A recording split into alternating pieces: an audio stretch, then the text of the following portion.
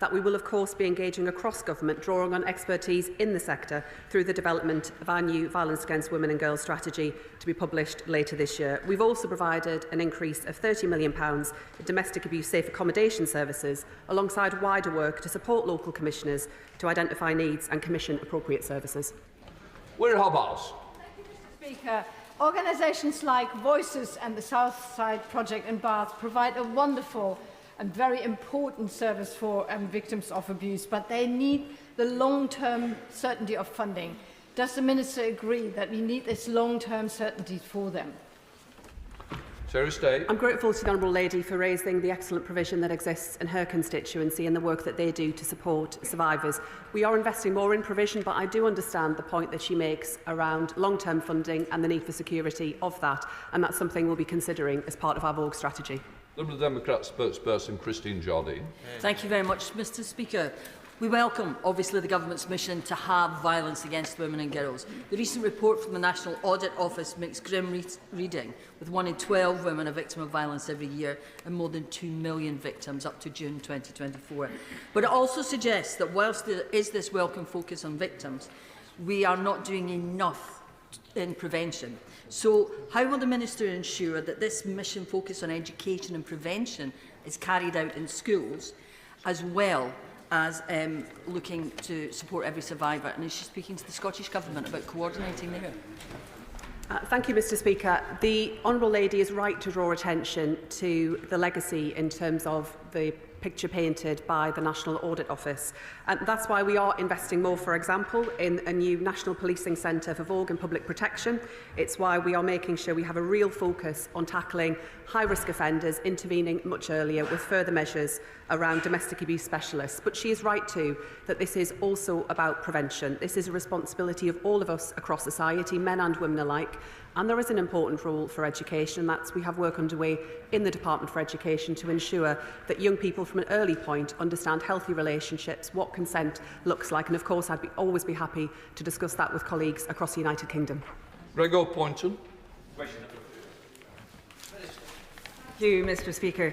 Women's equality and economic growth go hand in hand, but progress on closing the gender pay gap stalled under the previous government. That's why, as part of the Employment Rights Bill, we are requiring large employers to publish gender pay gap action plans alongside their figures to show what they're doing to tackle pay disparity. Gregor Poynton. I thank the Minister for that response. Does my honourable friend agree with me that while the Conservatives think that maternity pay has gone too far and the childcare rollout is a mistake, it is this UK Labour government that is supporting women right across the Livingston constituency and across the country, with bringing in better protections for pregnant women and mums on maternity leave? Minister. Yes, this government knows that supporting hard-working parents is fundamental for economic growth. Our enhanced dismissal protections for pregnant women and new mums will make it clear to women that the law is on their side. That's the right thing for women, and it's the right thing for our economy. Jim Shannon. Thank you, Mr Speaker. Can I thank the Minister for her answers? Always positive and reassure us as backbenchers. Thank you. What discussions have taken place with the Department for Education in encouraging young women to consider apprenticeships in mechanics, in joinery and a host of other trades which are equally well paid and which they can do every bit as well as men can, which are historically underrepresented by women? Thank you so much. Minister. Thank you, Mr Speaker. I'm very grateful indeed to the honourable gentleman for his kind words and for his passion around apprenticeship, something that this side of the House absolutely shares. I'm delighted that National Apprenticeship Week is going to be taking place next week. We're absolutely committed to ensuring that more girls see a future for themselves in science, technology, engineering and mathematics. Again, great for them and great for our economy. Shadow Minister Benavest ejected. Thank you, Mr Speaker. On Monday, a judge in an employment tribunal bought by the GMB union ruled that predominantly female Asda employees on the shop floor and predominantly male employees working Asda's warehouses in completely different roles and conditions were carrying out work of equal value. As a result, this ruling, similar to that which bankrupted Birmingham City Council, could cost Asda £1.2 billion in back pay and an annual wage bill increase of £400 million, an even bigger blow than the additional £100 million increase in their wage bill as a result of the Chancellor's budget. Does the Minister agree that private companies should be free to set different wages for completely different jobs, irrespective of the gender balance in those roles, without being overruled by the courts? Minister. Thank you, Mr. Speaker. I think the response of the House is very similar to the response of the general public and indeed the response of business. Business knows that having pay that is in line with skills, indeed equal pay for work of equal value, is incredibly important. Clearly matters that have been covered in employment tribunals are for those tribunals to determine, and I would not criticise the results of an employment tribunal from within this House if I were him. Question number 3, Mr. Speaker.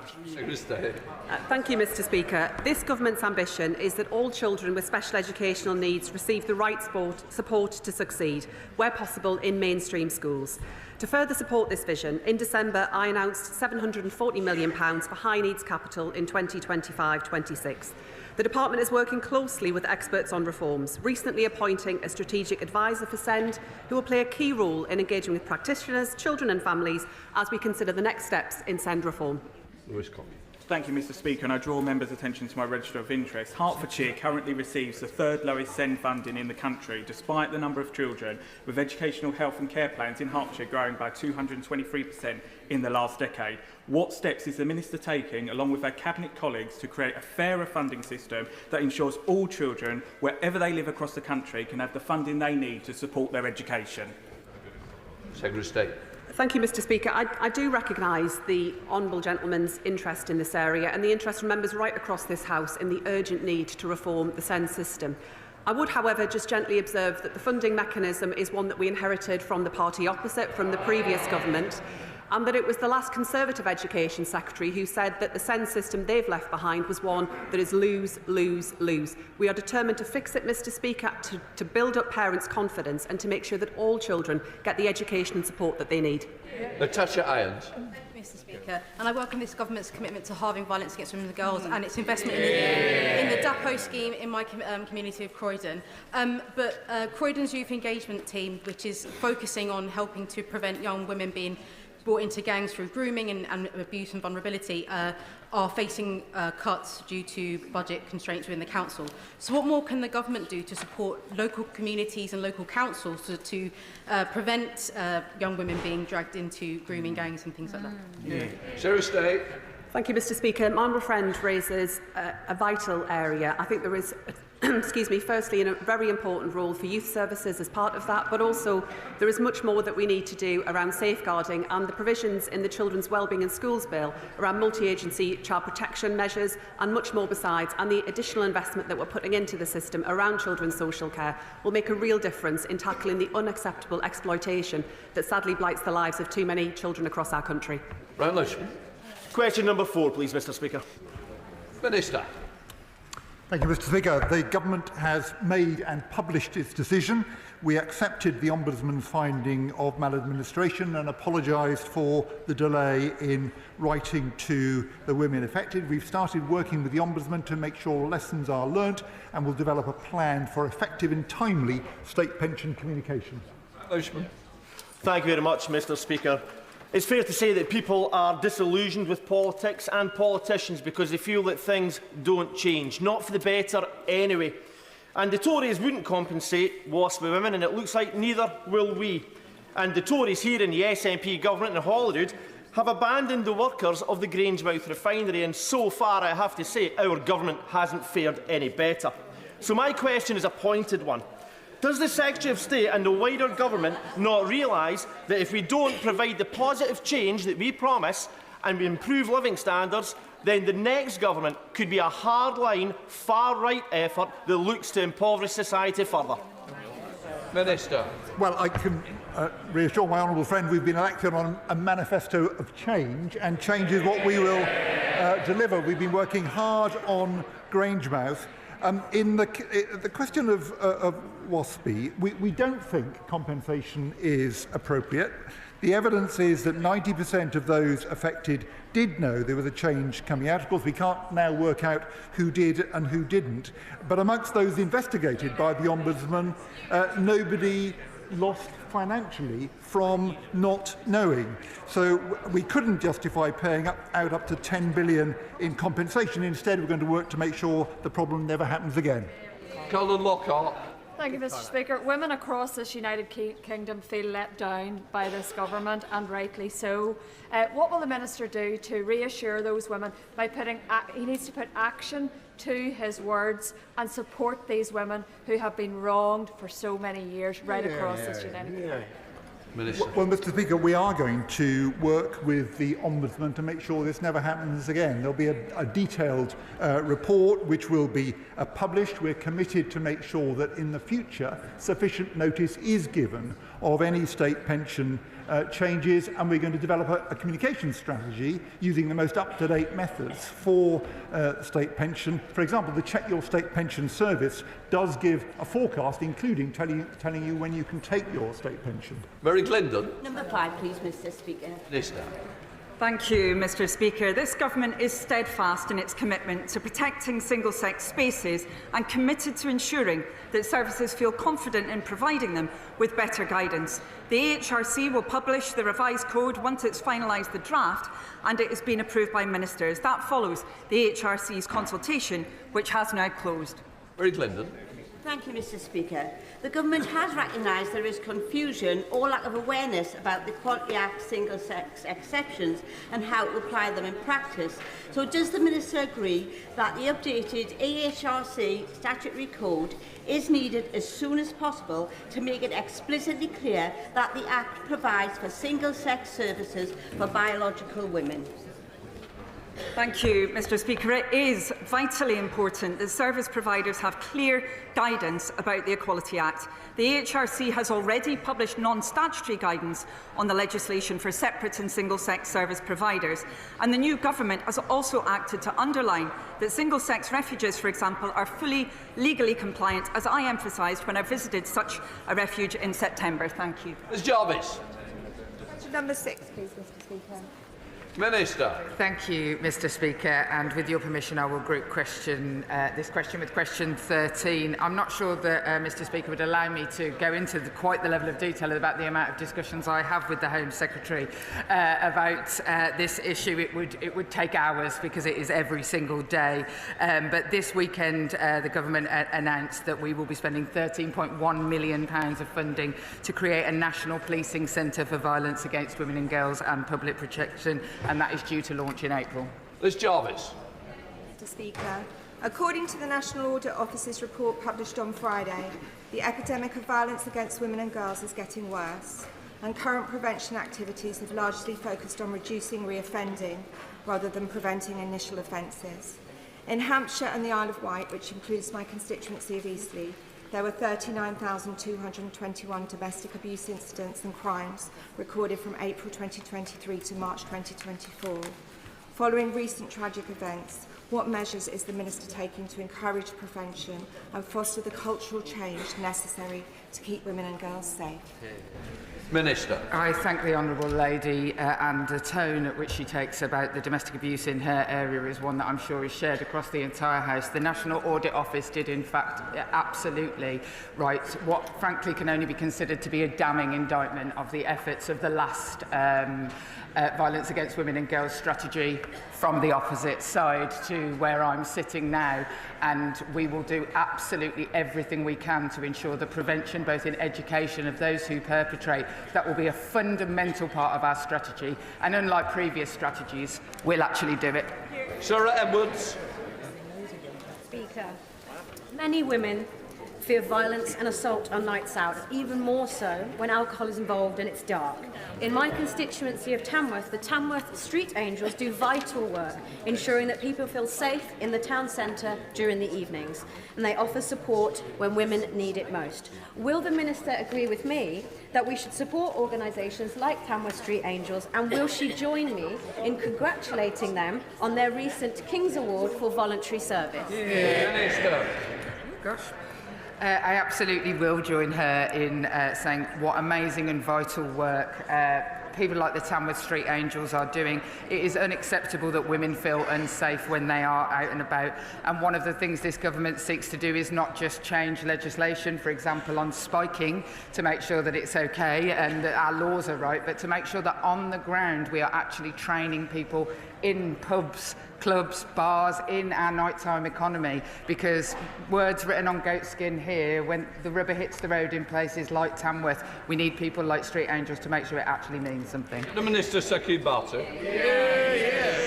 Thank you, Mr. Speaker. 3 weeks ago, the government announced 5 local inquiries into rape gangs, which crucially cannot compel witnesses to give evidence. We still don't know where all of them will be, and we don't know how those towns will be chosen.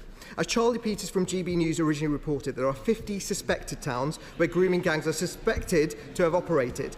Does the Minister recognise that the failure to announce a meaningful national statutory inquiry means women and girls from across the country who won't be from those 5 selected towns will be denied justice, a fair hearing? And if the victims want a national statutory inquiry, why doesn't she? Minister. I have spent time with the victims that he speaks about. In fact, I will be going to see some more of the victims from around the country. I speak to these victims every single week, week in, week out. Unlike, I have to say, many of the people sat opposite me. And what I would like to say on this particular issue is that absolutely nothing was done previously to try and get to the truth in some of these towns.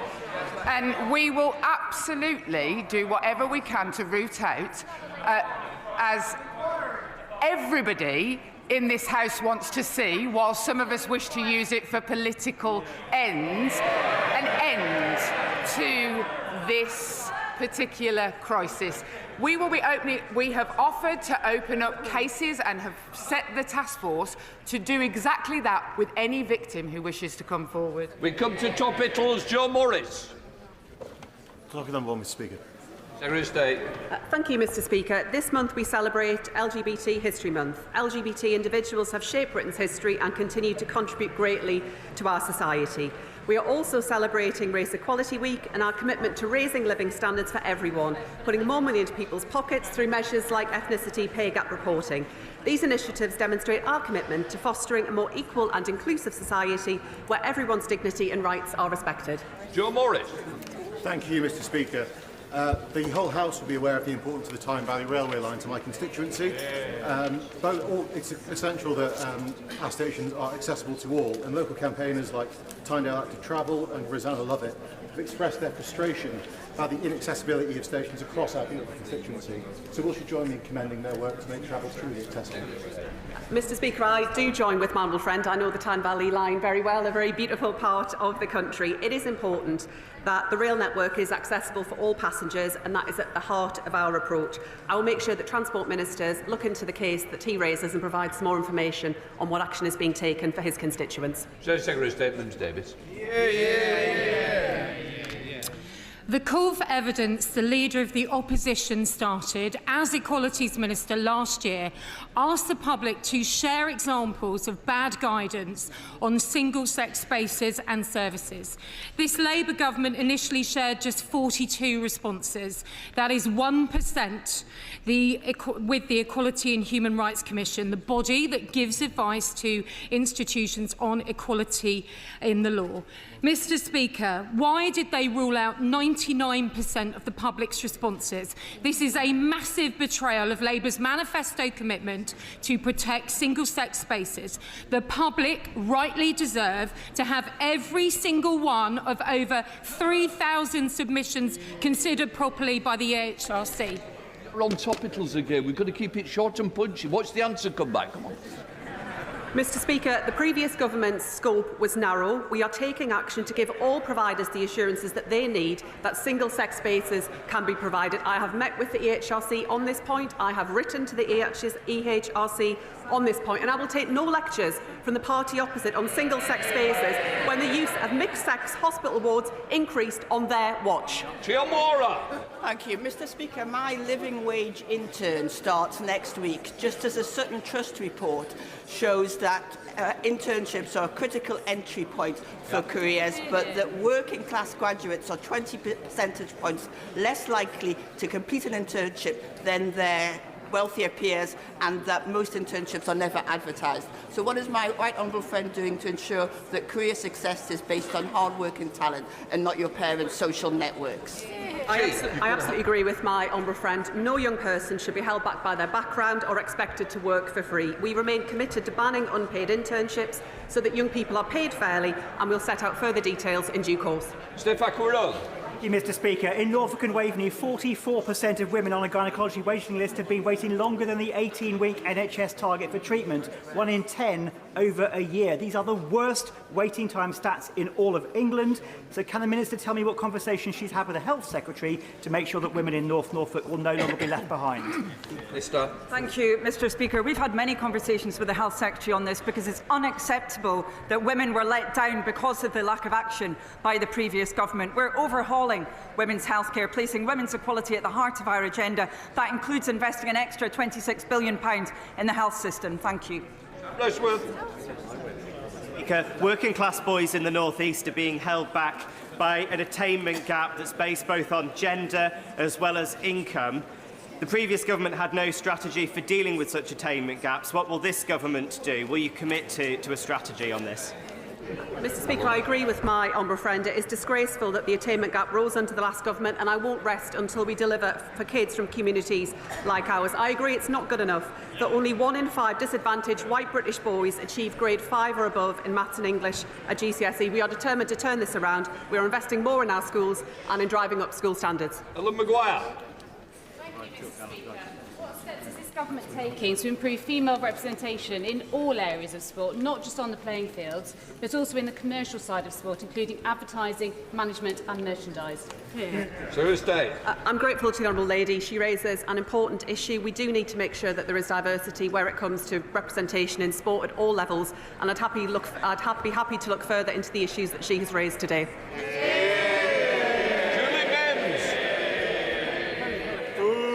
Too many disabled people reported being unable to vote at last year's general election. Will the Minister ensure that electoral administrators are reminded of their obligations under the equality law to ensure that disabled people can exercise their right to vote independently and in secret? I agree with, as to the importance of the issue that my honourable friend identifies. I will make sure that the relevant minister picks up on this point and ensures that electoral administrators are aware of their responsibilities. Rebecca Smith.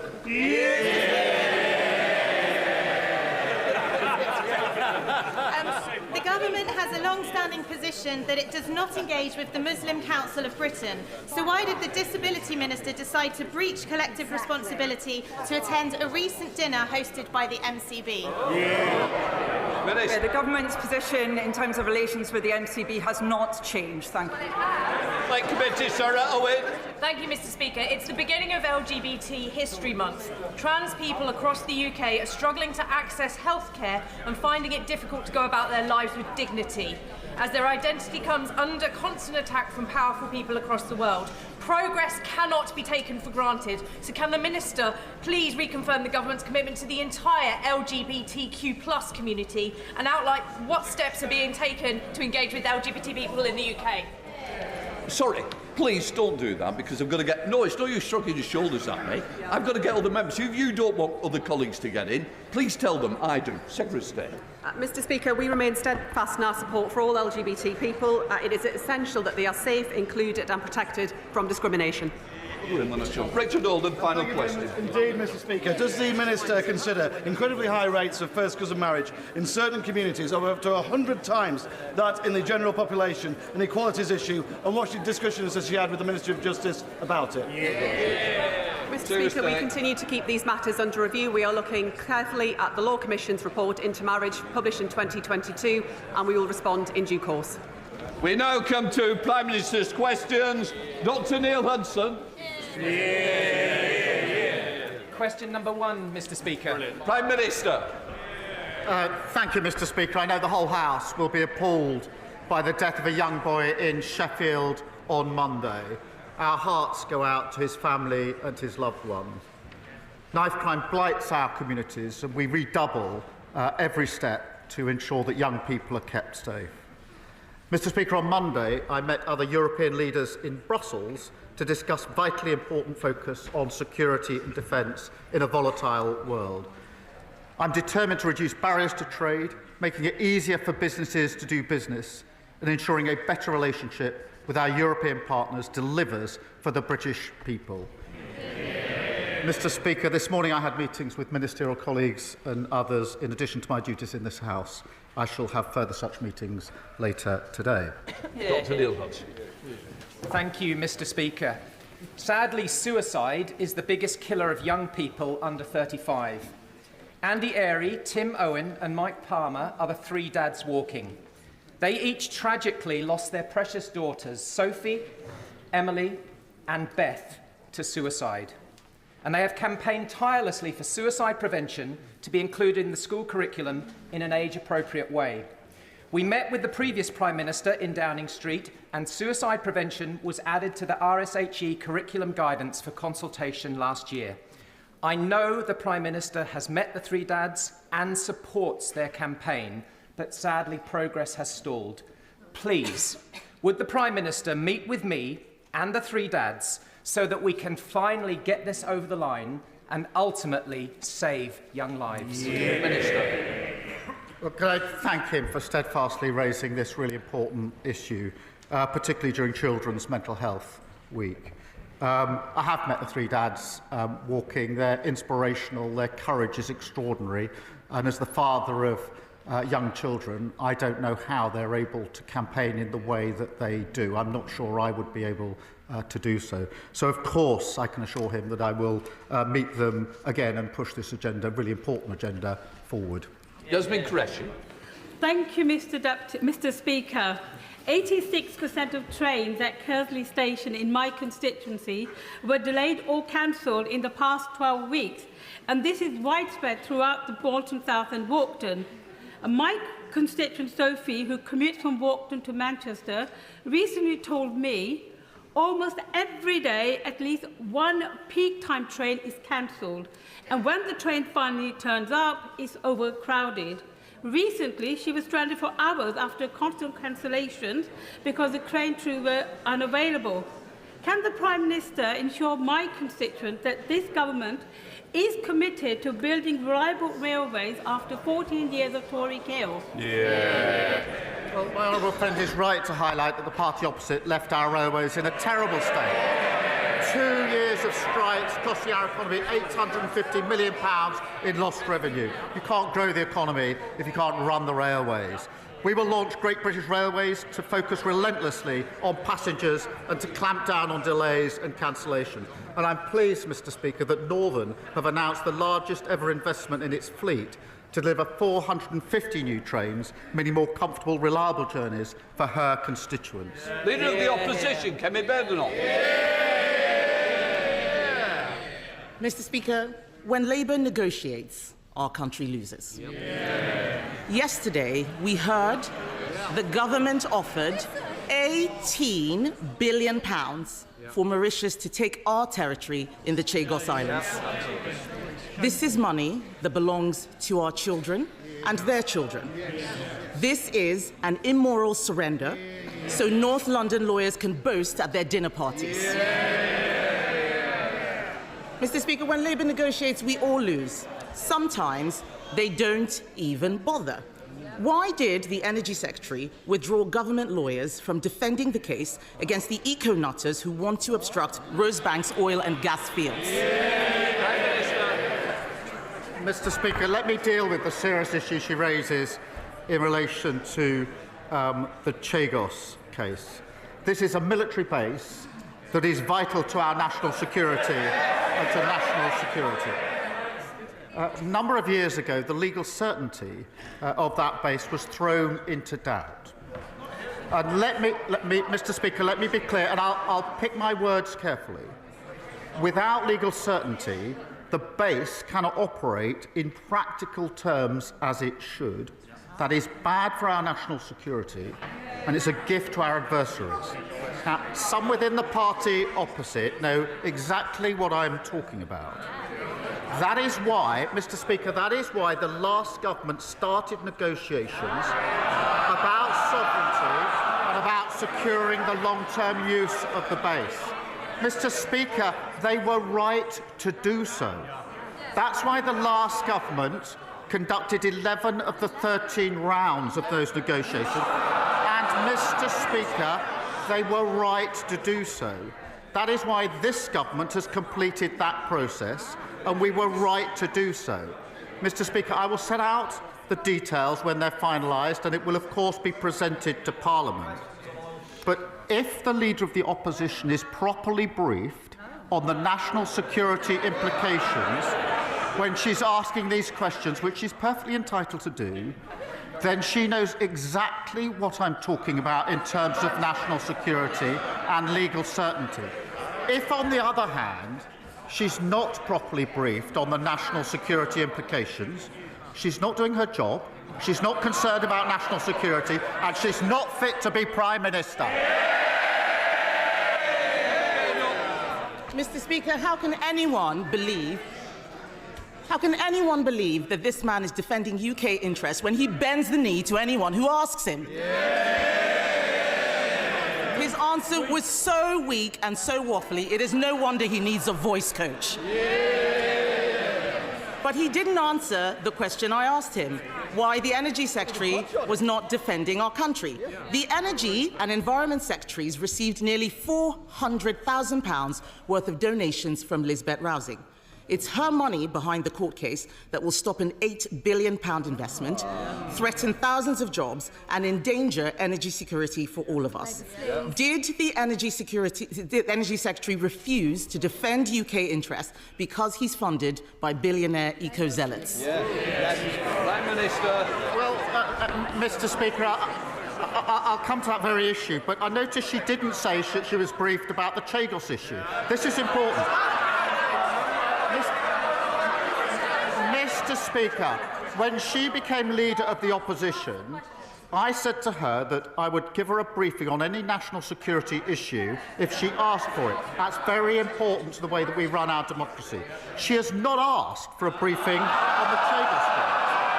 And that's because she's more interested in chasing reform than in national security. In relation to oil and gas, it'll be part of our energy supply for many years to come. We've been absolutely clear about that. But we are going through a transition. It's important because that transition to renewable energy will give us lower bills, energy security, take Putin's foot off our throat, and it's good for the national interest. Mr. Speaker, this is a weak answer because he doesn't know what is going on.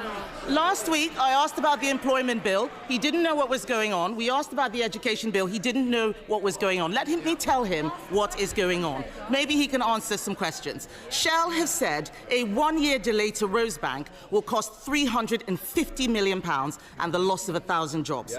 Equinor has said a two-year delay to Jackdaw will cost £800 million.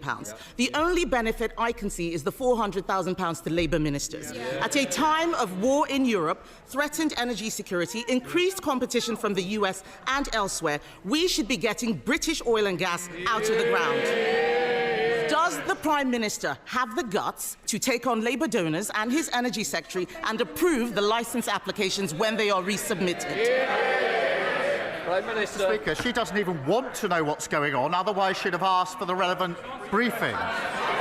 She knows the position on Rosebank. She knows the court case that has meant that the licence has got to be reviewed. There's a process that's got to be gone through in the proper way. She understands that, but yet again she's proving all she can do is student politics and playing party politics. Mr. Speaker, I am speaking on behalf of the people of this country. When Labour negotiates, our country loses. When Labour negotiates, our country loses. He's talking about bringing growth and investment. Last week, he lost a £450 million investment from AstraZeneca that we negotiated, Mr. Speaker, and which would have delivered growth immediately. That same day, he also lost the £8 billion oil field investment that would have delivered next year. Business is abandoning the North Sea because of his decisions. What signal does he think he is sending to investors? as she knows, AstraZeneca was a commercial decision. She must understand that. But, Mr. Speaker, all she does is come here every week, carping from the sidelines, talking our country down. We've got the highest investment for 19 years. PwC say the second best place to invest in the world. The IMF has upgraded growth. Wages are up. Inflation is down. There's more to do. Reforming planning and regulation. Building new homes. Supporting a runway, the third runway at Heathrow. What unites these? Championed by Labour, opposed by the Tories. Mr. Speaker, it's so hard to believe anything he says. This is a man who needed emergency voice coaching on Christmas Eve.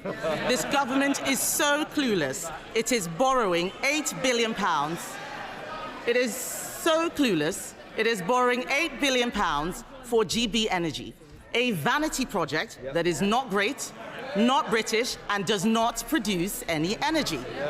Its own chairman, Mr. Speaker, admitted it will take 20 years to create just 1,000 jobs. Meanwhile, 200,000 jobs are at stake in our oil and gas sector right now. Does he think that 1,000 jobs in 20 years' time are worth more than the 200,000 jobs we have now? Prime Minister. Again, she clearly hasn't been briefed or doesn't want to be briefed. GB Energy, a publicly owned energy company that will drive the move to renewables. That is not about the number of jobs in HQ. It's about the thousands upon thousands of jobs they will generate to give us energy security, something we didn't have under the last government, take Putin's boot off our throat, something we didn't have under the last government. They lost control of the economy. We're getting it back. He can waffle as long as he likes, Mr. Speaker. But we know that Labour promised to bring energy bills down by £300. Instead, bills are going up. He's freezing pensioners while shoveling money to Mauritius. The Prime Minister isn't just managing decline, Mr. Speaker. He is creating decline. He has the power to grant these licenses, open these oil and gas fields, save British jobs, and bring down bills. Why does he find it so hard to do the right thing? Right. She really needs to look into how these licences are granted. Well, I appreciate that their reset seems to be having no policies apart from cutting pensions. And having no briefings on relevant issues. Let's just remind ourselves, they presided over the biggest drop in living standards on record. Mortgages went through the roof, and they left a £22 billion black hole. And we learned last weekend, Mr. Speaker, that under the last government, £35 billion was lost on benefit fraud and error. Who was at the Treasury at the time, you might ask, Mr. Speaker? The Shadow Business Secretary and the Leader of the Opposition. They want to give lectures. No thanks.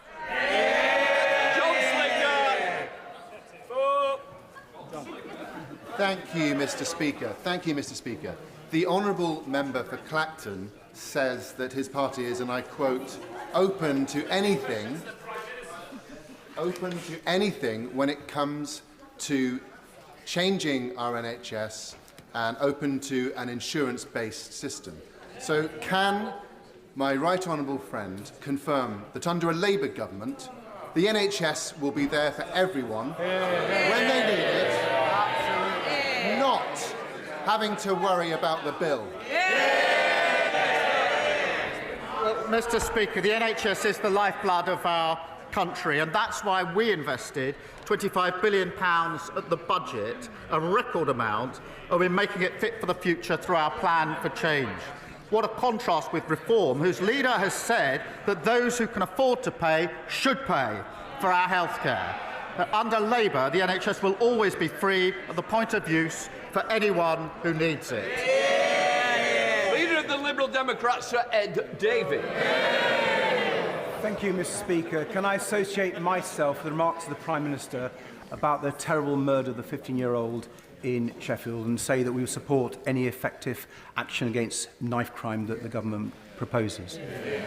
At his first Prime Minister's questions, I told the Prime Minister about my constituent Andrea, a full-time carer for her mother Andrea is one of thousands of carers caught up in the carers allowance scandal, hounded by the DWP for repayments. The Prime Minister accepted there was a problem and set up an independent review, and we welcomed that. But 2 months after the announcement of the review, Andrea received a letter summoning her to a tribunal next week. Her mother's health has been deteriorating. She's had to go in a care home. This is the last thing Andrea needs. So will the Prime Minister step in and do the right thing and cancel Andrea's tribunal and all proceedings against carers like Andrea, at least until the review is concluded? Prime Minister. Mr. Speaker, we set up the independent review, and I know he welcomes that and was the right thing to do. I don't know the details of Andrea's case, but I will certainly, if he provides them to me, make sure that we have the details and look into what's happened in her particular case. Sir Ed David. I'm grateful for that reply. The Secretary of State for DWP wrote to me and wasn't interested in engaging, so I hope the Prime Minister will. Mr. Speaker, turning to foreign policy now, last night many of us were alarmed to hear President Trump speak about forcibly displacing 1.8 million people from Gaza. The Prime Minister has spoken to the President on several occasions now.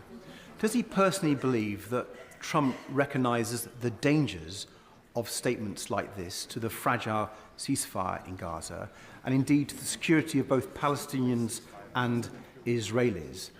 I'm glad that the Foreign Secretary has confirmed that the government's position is still a two-state solution. I think that has support on all sides of the House. But will he reassure the House that this position and our concerns on these dangerous statements from the President will be communicated to the White House directly and firmly? Prime Minister. Well, Mr. Speaker, you raise a very important issue. The most important issue on the ceasefire is obviously it's sustained. We see it through the phases, and that means that the remaining hostages come out and the aid that's desperately needed gets into Gaza at speed and at the volumes that are needed.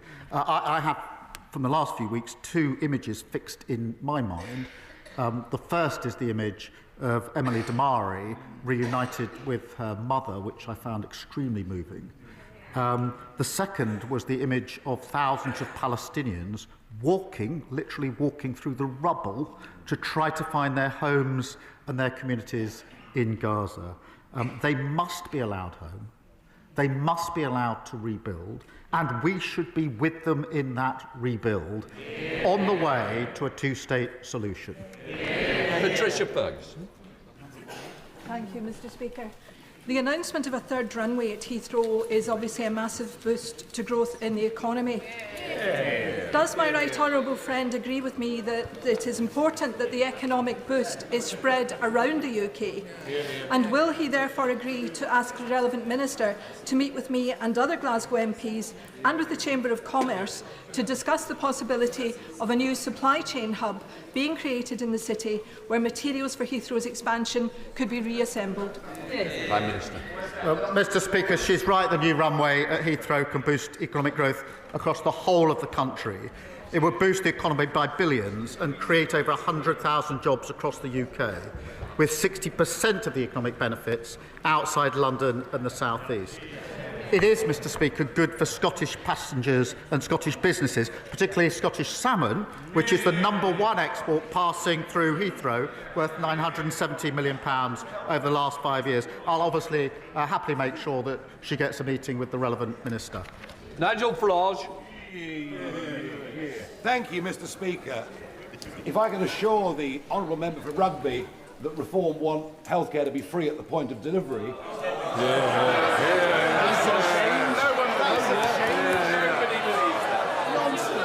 I'm sorry.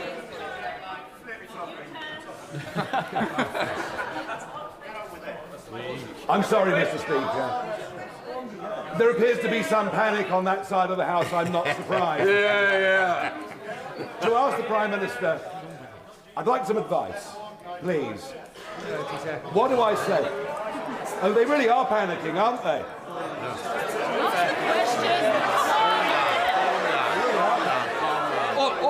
Order. I want to get this question over with. All you're doing is ensure it goes on forever. Quick question.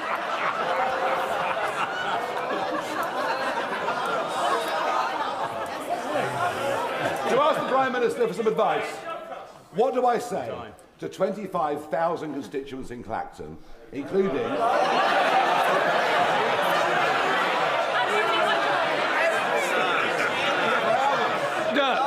Either get on. No, you've got to. No, we're not both standing at the same. Look, I need a quick question, then I can get you the answer. Come on. What do I say, Prime Minister, to 25,000 constituents in Clacton, including 99-year-old Jim O'Dwyer, who flew a full set of missions on Lancaster bombers as tail end Charlie, as they're losing their winter fuel allowance, feeling the pinch, whilst at the same time we're prepared to give away a military base and pay £18 billion for the privilege of doing so. Mr. Speaker, he talks of panic. The only panic is people using the NHS who know that under his policy he wants to charge them for using the NHS. And what he should say to the people of Clacton when he finally finds Clacton is that they should vote Labour because we're stabilising the economy and boosting the gems.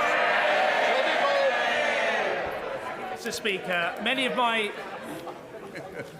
Thank you, Mr. Speaker. Many of my constituents in Folkestone and Hythe are expressing their frustration at the previous Tory government net migration figures, which quadrupled, increasing by nearly 1 million. But unbelievably, the Shadow Foreign Secretary has admitted that her party is proud of their open borders experiment on Britain. So will the Prime Minister explain what he is doing to bring these numbers back under control? Well, I'm grateful to him for raising this because we know that the Leader of the Opposition personally lobbied to remove annual limits on student and work visas. The Shadow Foreign Secretary still thinks they got a great record on immigration, forgetting that they quadrupled immigration, reaching almost 1 million a year. Our Borders Bill will give stronger powers than ever to tackle people smugglers. We've already removed 16,000 people with no right to be here. The question for the opposition is, will they walk into the lobby with us next week to secure our borders? Thank you, Mr. Speaker. After she was kidnapped and shot, Emily Damari was held in captivity by Hamas in UNRWA facilities, confirming many of our fears that UNRWA is riddled with Hamas sympathisers.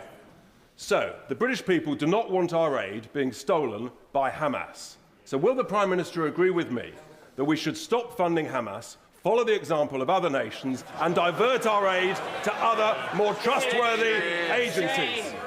Prime Minister. On the question of Emily Damari, I've spoken with Mandy on many occasions, including when she didn't know whether her daughter was alive or not. And just listening to her was to really understand the torture that she went through.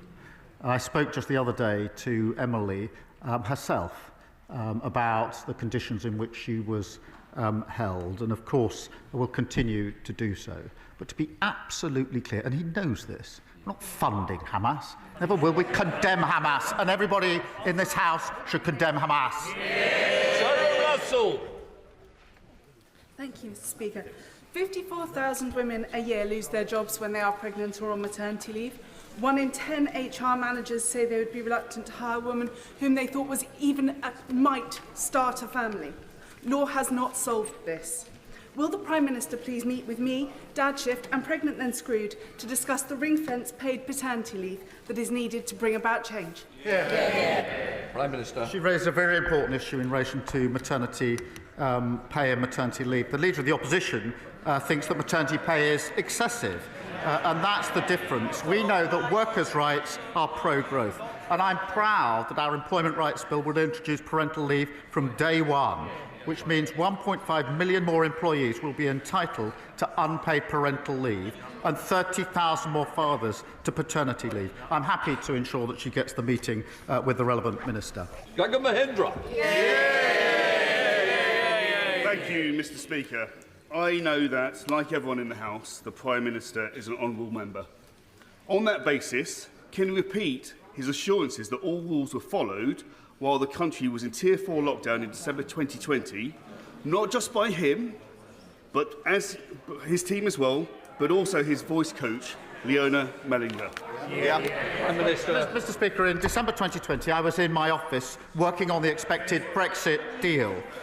With my team, we had to analyse the deal as it came in at speed, prepare and deliver a live statement at speed on one of the most important issues for our country in recent years. That's what I was doing. What were they doing?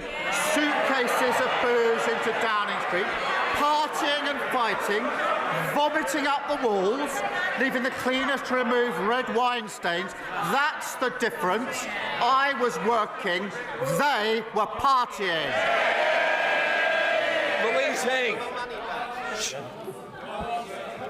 Thank you, Mr. Speaker. I know the whole House will support the Prime Minister's comments and send our thoughts to the family and all those who loved Harvey Wilgoose after his tragic and senseless death on Monday.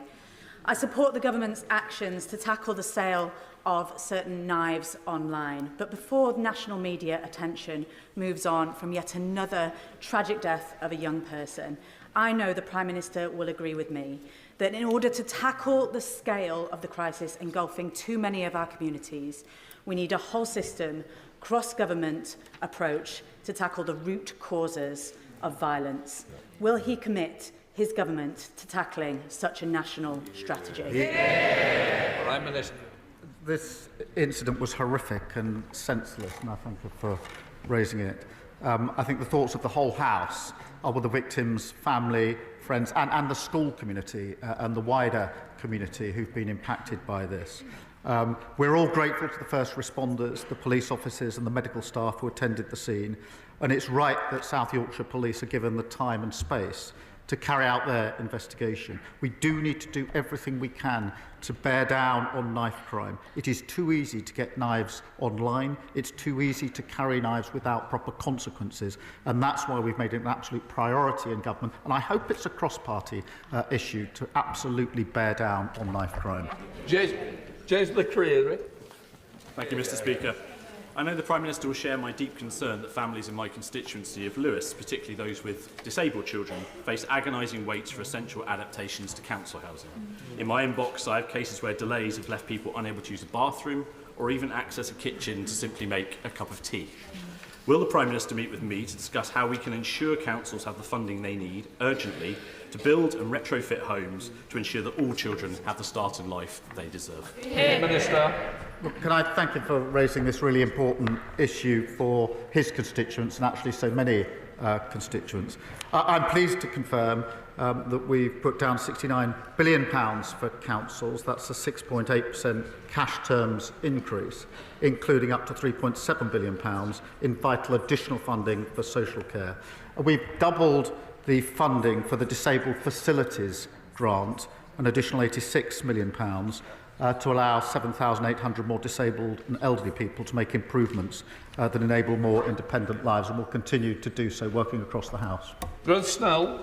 Thank you very much, Mr. Speaker. Mr. Speaker, 83 proud pottery workers woke up on Monday morning with no job following the collapse of the 200-year-old Royal Stafford pottery firm. It is a crisis in our ceramics industry. Escalating prices for energy and fake and foreign imports is causing a real problem. So could I ask the Prime Minister if he, through his offices, can arrange for the energy companies to meet with Ceramics UK and the GMB as the voice of the workforce so we can hammer out a new deal? And can he promote, through public procurement, buying British so that proud manufacturing jobs in Stoke can be protected? Minister. Well, I'm grateful to him for raising this really important issue, and it is obviously a question of jobs, but it's also a question of identity and a sense of place. And of course, we'll work with the energy companies, and of course, we'll have the relevant meetings, as he suggests. Colin Miller. Thank you, Mr. Speaker. Agnes lives in my Bicester and Woodstock constituency. In 2019, when she was 9, she was referred by her GP to Child and Adolescent Mental Health Services, CAMS. Agnes has had to wait over 9 years for an assessment for the neurodiversity that has caused her crushing mental health problems. Last year, when Agnes's dad, Jim, sought to accelerate her appointment, he was told that CAMS could not see her or prioritise her appointment, and I quote, unless Agnes is actively trying to kill herself. Jim asked me to raise this case today because he wants to ensure that no other child goes through the same experience as his daughter. Will the Prime Minister meet with Agnes, Jim and me to hear their story? Minister. Can I thank him for raising this issue in that way and pass on to Agnes and Jim just how impactful what he has said is and how important it is that he continues to raise this issue, because far too many children and young people are waiting far too long to receive the mental health support that they need, and we're determined to ensure more children and young people can access high-quality mental health support in a timely manner. Thank you, Mr. Speaker. Please. Llandudno is a beautiful seaside town, a wonderful place to visit, but businesses are struggling with the rise in shoplifting. In many cases, thieves are stealing a full view of staff because they just don't fear the consequences. The recent funding boost for neighbourhood policing is very welcome, but could the Prime Minister please tell my constituents what more this government is doing to tackle retail crime and deter repeat offenders? Prime Minister. Well, for far too long, crimes like shoplifting have been written off as low level. That's wrong, it's devastating, and the party opposite left us with rising crime and effectively told the police to ignore shoplifting under £200 worth of goods. We've got rid of that shoplifters charter and working hard to make sure that we take a grip where they lost control. William. Thank you, Mr. Speaker. Following my right honourable friend, the member for Kingston and Surbiton, I wanted to raise an equally troubling case. My constituent retired from the police force to care for his wife, working a part-time job to help pay the bills. As his earnings were not consistent, there were times he was above the carer's allowance threshold, causing later payments to be withheld. He's now owed thousands of pounds, and recently he's been diagnosed with grade 4 glioblastoma, which has made the situation even more serious. Will the Prime Minister agree to look at this situation and ensure the Department for Work and Pensions supports rather than penalises carers? Prime Minister. Again, we've obviously set up the independent review into exactly what happened in these cases, which was the right thing to do. We will look at individual circumstances. So again, if she's willing to pass the details to me, we'll look at them. Joanna Baxter. Mr. Speaker, Audit Scotland recently exposed the incredible funding crisis facing our councils in Scotland. £759 million of a funding gap. They also reported that the 12 councils that make up the Strathclyde Pension Fund are reducing their employer contributions from 19.3% to 6.5%. Does the Prime Minister agree with me that instead of taking money out of workers' pensions, that the Scottish Government appropriately fund our councils? She's absolutely right to point out the failure of the government in Scotland. They don't want to talk about that failure. They've got the powers, they've got the resources, they just haven't got any excuses left. Close question. Yep.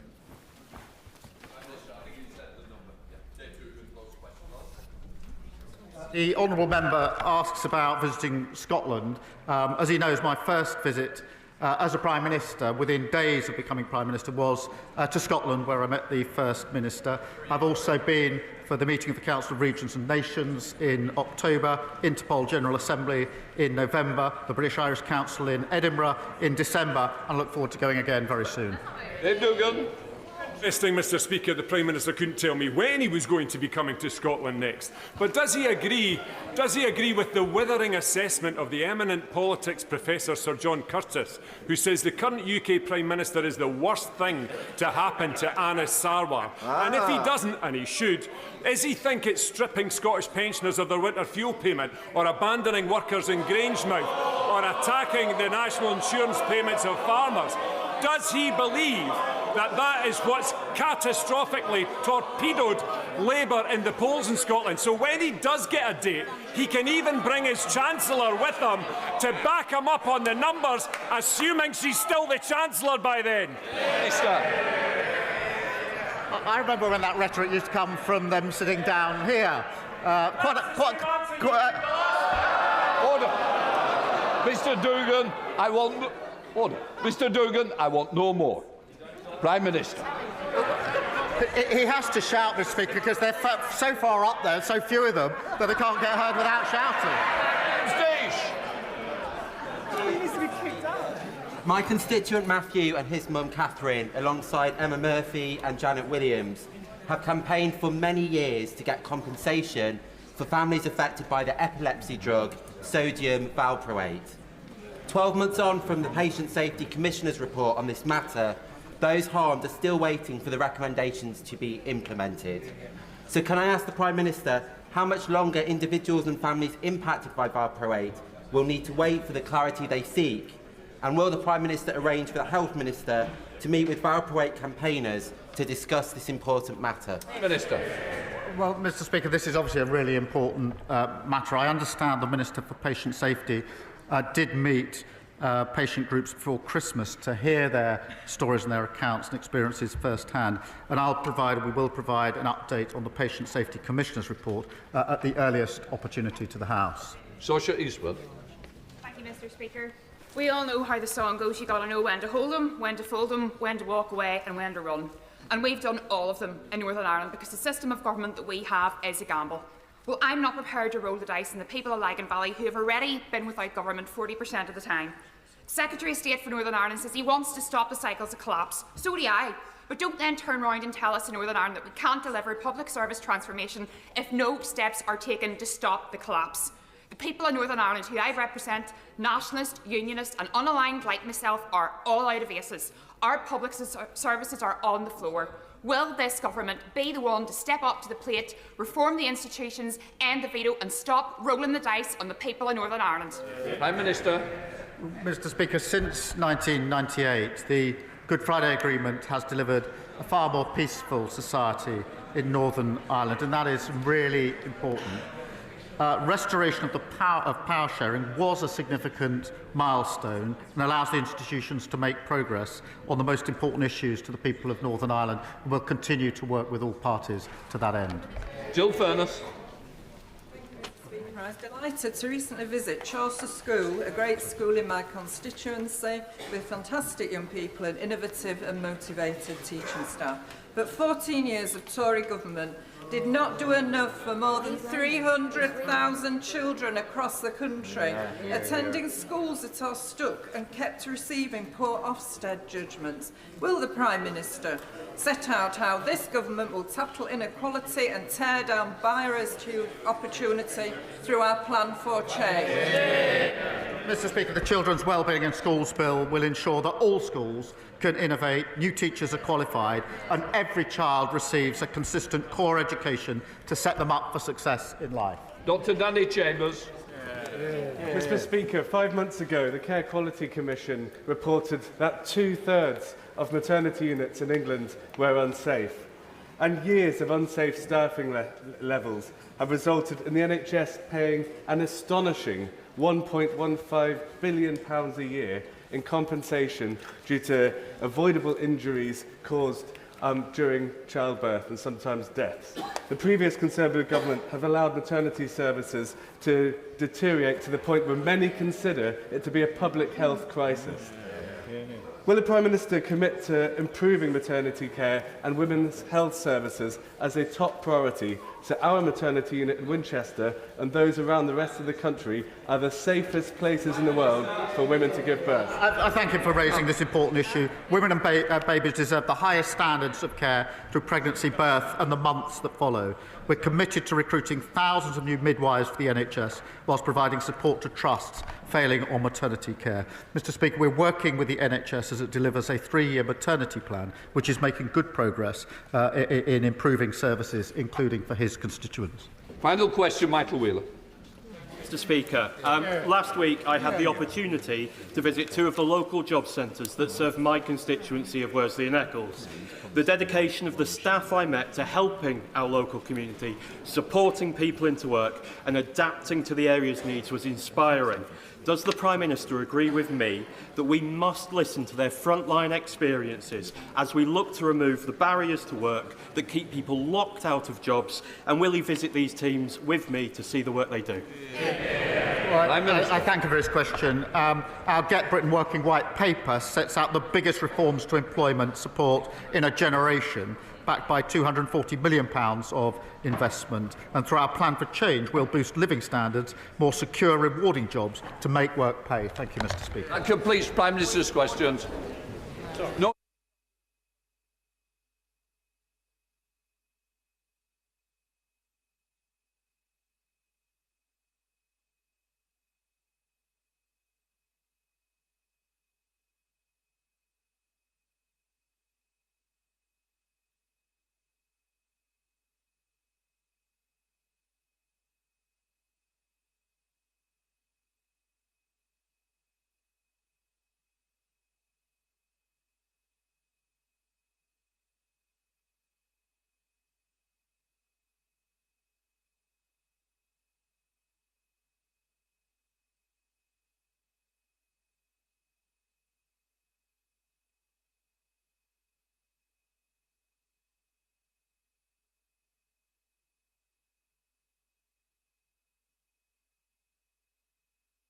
Right, we now come to the urgent question. Nigel Farage. Thank you, Mr. Speaker. To ask the Secretary of State for Foreign, Commonwealth and Development Affairs if he'll make a statement on the negotiations of the transfer of sovereignty of the Chagos Islands to Mauritius. Minister.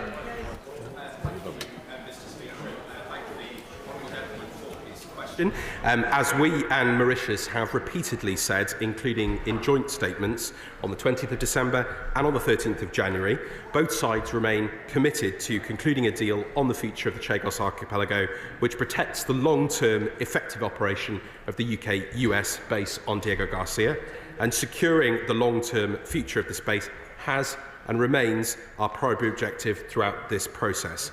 And following technical talks, Mr. Speaker, between the UK and Mauritius last month, we have made very good progress towards this deal. Both sides have agreed that, given the importance of the base to the United States, as well as ourselves, it is right that the new US administration has the chance to consider the full agreement properly, which I discussed with the honourable gentleman in the debate yesterday in Westminster Hall. We are closely engaging with the administration, including, of course, sharing the full details of the agreement, Mr. Speaker, and it would not be appropriate or usual for me to give a running commentary on the detail of those discussions or the agreement. Parliament will have the opportunity, as I've said on a number of occasions, Mr. Speaker, to scrutinise the deal in the usual way, and following signature, the Government will bring forward a bill to enable implementation of the treaty. I must reiterate, Mr. Speaker, that the Government inherited a situation where the long-term future of the military base, which is vital to UK and US security, as the members opposite know, was under threat. The previous Government recognised this, Mr. Speaker, and that is why they began negotiations in 2022 and held 11 rounds of negotiations. This Government has secured a deal that protects the base for at least the next 99 years, which can be extended, and this means the UK and the US will be able to operate the base unchanged well into the next century. There will be clear commitments, Mr. Speaker, in the treaty for robust security arrangements, including preventing the presence of foreign security forces on the outer islands and ensuring the base can continue to operate securely and effectively. And we would only agree a deal that we are confident protects our national security and that of our allies. Nigel Farage. Thank you, Mr. Speaker. Well, the Mauritian Parliament had the opportunity yesterday to debate this at length. It seems perhaps you were rather more reluctant to be here today. Jonathan Powell, our National Security Advisor, has been doing the rounds in Washington, and he's been telling everybody, including the new Cabinet members, that this is necessary, that we have to give away the sovereignty of the Chagos Islands, and that in those circumstances, a negotiated 99-year lease is the best option. But of course, that's just not true, is it? It just isn't true at all. It doesn't stand. There is no legal basis on which we have to give away the sovereignty of the Chagos Islands. An advisory judgment from the ICC has no force of legal power whatsoever. Indeed, America disregard it so much, they're not even members of it. And I am pretty convinced, and by the way, they've been fairly busy with foreign policy, the Americans, just lately, so perhaps no wonder that Diego Garcia has not been high on their agenda. But when the Americans wake up to the fact that this has been done wholly unnecessarily, I wouldn't be surprised if we find ourselves, together with the European Union, in their tariff regime. Can the Minister confirm there is no binding legal basis for this transfer of sovereignty whatsoever? Minister. Well, thank you, Mr. Speaker. I mean, the honourable gentleman goes over ground that he has gone over before and which I've answered in this House and indeed discussed in the debate yesterday. We've been very clear, as indeed the previous government was, that this base was not on a secure footing, and this has been done in full agreement with the US national security apparatus across the place. And he referred to the ICC. Of course, it was the ICJ which made that judgment. And we are very, very clear that that joint UK-US base on Diego Garcia plays a critical role in countering an array of threats to regional international security. And we will not scrimp on security. We will not scrimp on the security of that base, the solidity of the agreements around it, and ensuring that it is in operation well into the next century and that we're able to operate unimpeded as we do today. And that is exactly why the previous government recognised there was a problem and engaged in this process, and it's why we have brought that problem to a conclusion with a deal that protects our interests, protects the interests of the United States, and ensures the security of that base and its operation. As I've said, Mr. Speaker, once that treaty is signed, it will be put before the House for scrutiny, before ratification in the usual way. And Mr. Speaker, I do have to say that the chuntering from opposite, the opposition seems to have collective amnesia over this. They know fully the reasons behind this. Many of them were members of the previous government. You've heard what the Prime Minister just said in relation to the Leader of the Opposition's attacks. We are very clear this is about defending the UK's security, putting the base on a secure footing and securing that for the future for us and our allies. Toby Perkins. Thank you very much, Mr. Speaker. At the most recent Environmental Audit Committee, we heard about the importance of the Chagos Islands in terms of the marine environment. Can my honourable friend tell us any more about the specific reassurances that we've had about that crucial area in terms of biodiversity in the marine environment and how that will be protected after this deal? Any discussions that he's had? Minister. Well, Mr. Speaker, can I thank my honourable friend for his very important question. It was a delight to appear before his committee to discuss other matters just a few weeks ago. This treaty reflects both parties' shared commitment to uphold international environmental law, including high conservation standards across the archipelago. Mauritius has expressed dedication to marine conservation and has aligned its global initiatives to protect 30% of marine areas by 2030 and their commitments under the SDGs, and establishing a fit-for-purpose MPA is a crucial part of that, and we're going to work with them very closely on this. This was a very important part of the discussions, and I'm very glad that we've been able to make the agreements that we have. Secretary of State Dame Priti Patel. Let us be very clear. Labour's disastrous deal is one of the worst foreign policy failures in modern British history. Labour are surrendering an absolutely critical strategic defence asset which we operate together with our closest security partner, and now we're told we've got to pay billions for the privilege of doing so. When Labour negotiates, Britain loses, and loses big time. While this House has been kept in the dark about the details, our counterparts in Mauritius, Mr. Speaker, have not. They had a robust debate in Parliament, and many of us watched it on YouTube, which was just extraordinary, where the Mauritius Prime Minister gave his Parliament a detailed account and even a chronology, Mr. Speaker, of the deal and negotiations that led to it. The details Labour have repeatedly refused to disclose to this House, and the Prime Minister of Mauritius set out in no uncertain terms that nobody should be any doubt. So this week, hapless government has backed down, Mr. Speaker, and I think this House deserves answers today. Has the Minister given away our ability to unilaterally extend the period over which the UK can exercise sovereign rights on Diego Garcia? Because the Mauritius Prime Minister says he has. Has he given away our ability to exercise sovereign rights over Diego Garcia entirely? And if so, what is the cost? Is it 9 billion? Is it 18 billion? Is it to be inflation-proofed, as the Mauritian Prime Minister stated in Parliament yesterday? And if he is front-loading payments, What other services will be cut here in the United Kingdom in the immediate term to make room and pay for this? When Labour are imposing taxes on education, family farms and businesses and have cut winter fuel payments, Mr Speaker, for vulnerable pensioners, how can this be justified with this eye-watering amount of money to lease back a territory for which, guess what, we already own the freehold?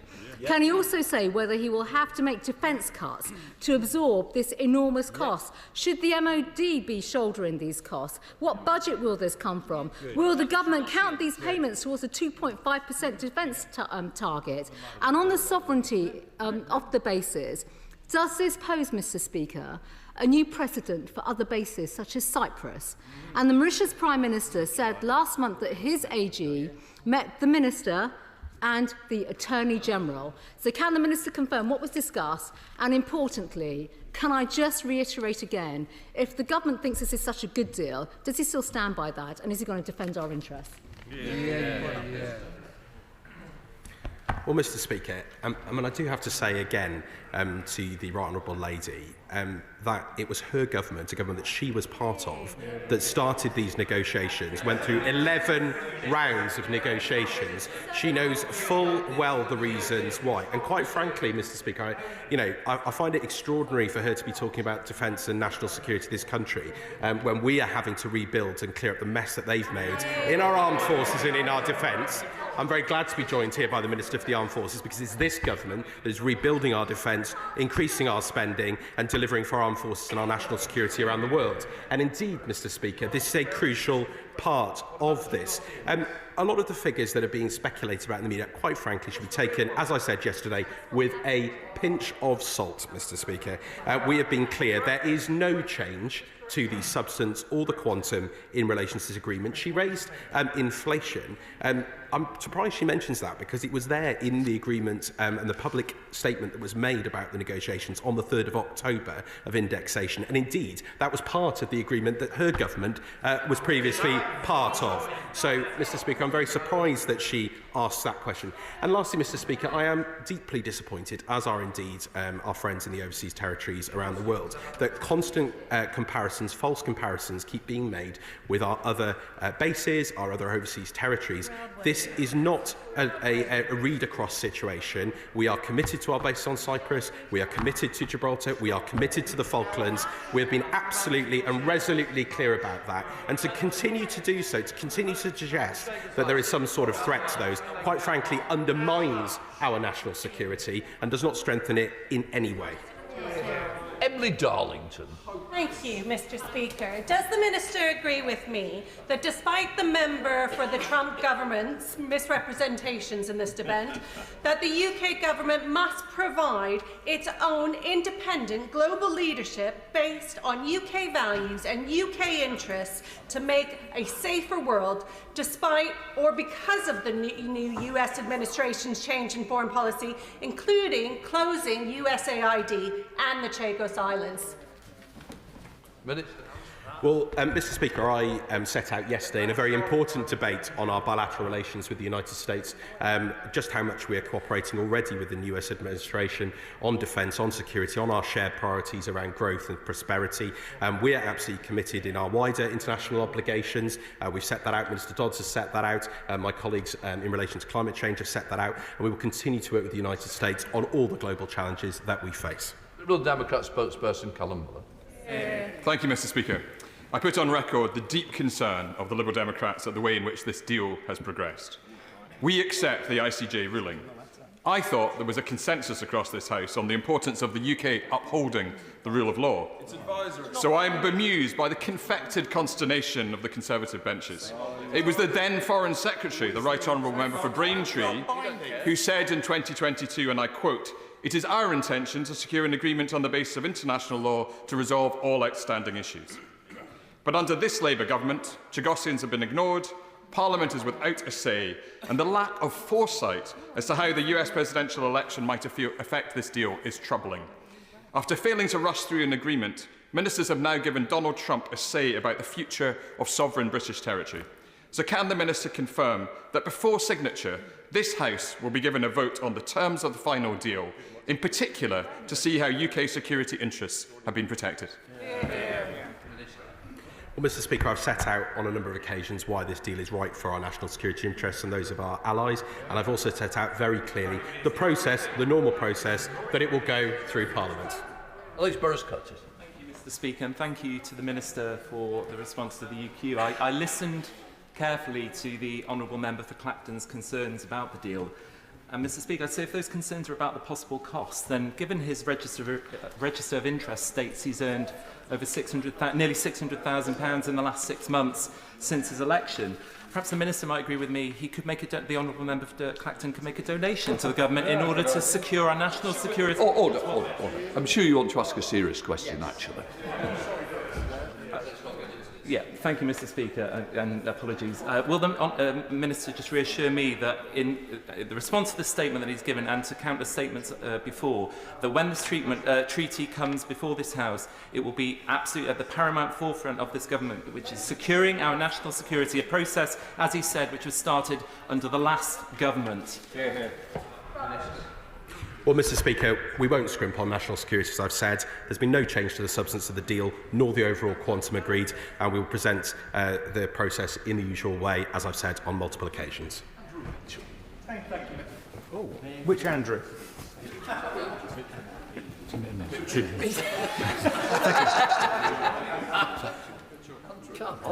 Thank you, Mr. Speaker. I want to try and be helpful to the Minister. I was the Deputy Foreign Secretary throughout much of these negotiations, and I am in a position to tell the House that neither my right honourable friend for Braintree nor his noble lordship Lord Cameron in the other place, as Foreign Secretary, would ever have done the deal that the government are now intent upon. And can I say that I think he must be praying every night for a get-out-of-jail-free card, that when the American administration do come to look at this deal, they will veto it and get the government off the hook. Mr. Speaker, I've set out very clearly the reasons for doing this deal. It's the right deal for our national security and that of our allies. He knows that because his government started the process, and we are absolutely engaged in constructive discussions with our US counterparts. It was absolutely right that they had the chance to consider this deal, and we will allay any concerns that have been raised and been raised in this House before in terms of the security provisions that are there. They are being provided the full detail of this agreement. Calvin Bentley. Thank you, Mr. Speaker. The honourable member opposite says that he wants to help with UK relationships with the US, but he has a very funny way of going about it. The members opposite state over and over again that they understand the desires and the psyche of the US military and of its people, and yet they ignore the fact that the ICJ rulings aside, the US, its present and previous administration, understand the language of business and agreements and not the gentlemen's agreements of the past that have marred discussions and negotiations about the stability and persistent military presence on the islands. It's for this reason that I asked the Minister if he will agree with me that the confirmation of the legal status of this base will cement our role in the Indo-Pacific and put us in a strong position to counter Chinese influence within the region. Well, he's absolutely right about protecting against malign interests, and that is exactly at the heart of this deal. He's also exactly right about the history of why this deal was needed, and that was, of course, recognised by the previous governments, why they started the negotiations. We wanted to put this base on a secure footing well into the next century, which was indeed what I assumed they were trying to do previously. They spent 11 rounds negotiating. We've come to a deal which is in our national interest, and most crucially, it is our national security and that of our allies which is at the heart of this. There are multiple safeguards in place in the treaty, and those will protect our national security and that of our allies. Desmond Swade.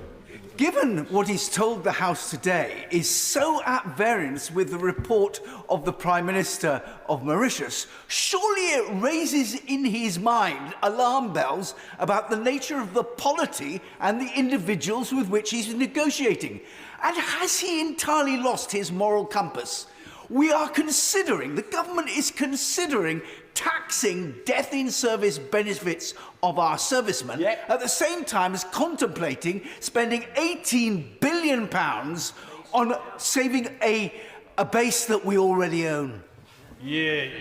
Well, Mr. Speaker, I'm not going to reflect on the appalling record of his previous government on defence and for our service people, and we're getting round to rebuilding our relationship with our armed forces and rebuilding our defences, given the global threats that we face. He asked about the Mauritian Prime Minister. The Mauritian Prime Minister, of course, is responsible for his own words. I certainly don't recognise some of the commentary that there's been over the last 48 hours. It's clear that there has been no change to the substance of the deal, nor the overall quantum agreed. Jacob Colley. Thank you, Mr. Speaker. The Minister has set out the conversations that he's had with American allies, but I wonder if he could update the House on the conversations he's had with the wider NATO partnership, given the consequences that this could have on them. Well, our NATO partnership is utterly crucial. We have a NATO-first strategy. The Prime Minister was with the Secretary-General just in the last 48 hours. I was with NATO colleagues at the North Atlantic Council just before Christmas, and we are absolutely clear in our commitment to our NATO allies. We're clear in our commitments to the United States. They form the bedrock of our security in a globally uncertain time, and that is also why we need to secure the base into the long term, into the future. Dr. Al Pinkerton. Mr. Speaker, a few weeks ago I had the privilege of meeting a large group of Chagosians who had come sometimes as far as France to speak to members of Parliament about their feelings towards this deal. They told us, and I was one of only 3 MPs who turned up to that meeting, and I have to say they were devastated by that turnout as a consequence. They told us that they have not been in any way meaningfully consulted about this deal. The Minister has a challenge on his hands. He told this House that meaningful negotiations, meaningful discussions had to take place. He has a choice today, I think, either to confirm precisely what those consultations and negotiations were, or to correct the record. Thank you. Mr. Speaker, I am rather confused by that question. I've been very clear about the engagements that I've had with the Chagosian communities, which have been twice, and I've set out the dates on which those took place. We continue to engage with Chagosian communities. In fact, actually, my officials will be meeting with Chagosian communities next week, and I look forward to meeting them again in due course. He will also respect, as I've said many times, Mr. Speaker, the range of views within the Chagosian community. And, for example, the Chagos Refugees Group, one of the largest Chagosian groups, has welcomed the agreement. So there are a range of views. I respect the differences of views that there are, and there are a range of Chagosian groups around the world, as he knows. We'll continue to engage with and listen to all of those views. But I can assure him that the interests of Chagosians are very much at the heart of this agreement. James Cleverly. Thank you, Mr. Speaker. The Minister, and indeed the Prime Minister before him, keeps implying that if members of this House were armed with the same information that they were armed with, that they would come to the same decision. Well, I was armed with the information that he has at his disposal, and I did not come to the same decision. And neither did my direct successor, Lord Cameron of Chipping Norton. Does he and the other ministers of the government and the officials that work on their behalf understand that the point of a negotiation is not to get any deal, but to get a good deal? And if you do not get a good deal, you should walk away from the table as we did. That's right. Well, Mr. Speaker, as I said before, he recognised there was a problem. He started a negotiating process. They went through 11 rounds, and this is a good deal, and that's why we've agreed it. Mr. Speaker, the international rules-based system has been the cornerstone of both our economic prosperity, as the hundreds of billions wasted on a pointless Brexit have illustrated, and our security for years. China doesn't get that. Russia doesn't get that. The current occupant of the White House doesn't seem to get that. Does the government get that? Well, we are absolutely clear that national security is our top priority. We need to maintain our security in all parts of the world. We're in very dangerous geopolitical circumstances, which I think all members of the House would recognise, and that's exactly why we're investing in our defence, in our NATO partnership, in our relationships with the United States, with our European counterparts and many others, and we will always put the national security of our citizens and our country first. Jeremy Wright. Thank you very much, Mr. Speaker. I've asked the Minister this question before, but if he'll forgive me for saying so, his answer could have benefited from additional clarity. So, with your permission, Mr. Speaker, I'm going to ask it again. The Minister's been very clear, as have his fellow ministers, that the urgency and necessity of action here is based on the imminence of an adverse court judgment against the UK. He knows that the International Court of Justice is not the court we must be thinking of here, because the UK is not subject to the compulsory jurisdiction of the ICJ when it involves disputes involving members or former members of the Commonwealth. Correct. So it cannot be an ICJ judgment the Minister is worried about, can it? So if not, what is it? Well, I've set out on a number of occasions, and his previous government knew the reasons why it was necessary to move forward with the deal to secure the future operation of the base. That was very, very clear, and why our allies wanted us to secure the future operation of that base. I'll just give them another example. Of course, currently we have unrestricted and sole access to the electromagnetic spectrum, which is used to communicate with satellites. Spectrum, of course, is guaranteed and governed by the International Telecommunications Union, which is a UN body based in Geneva.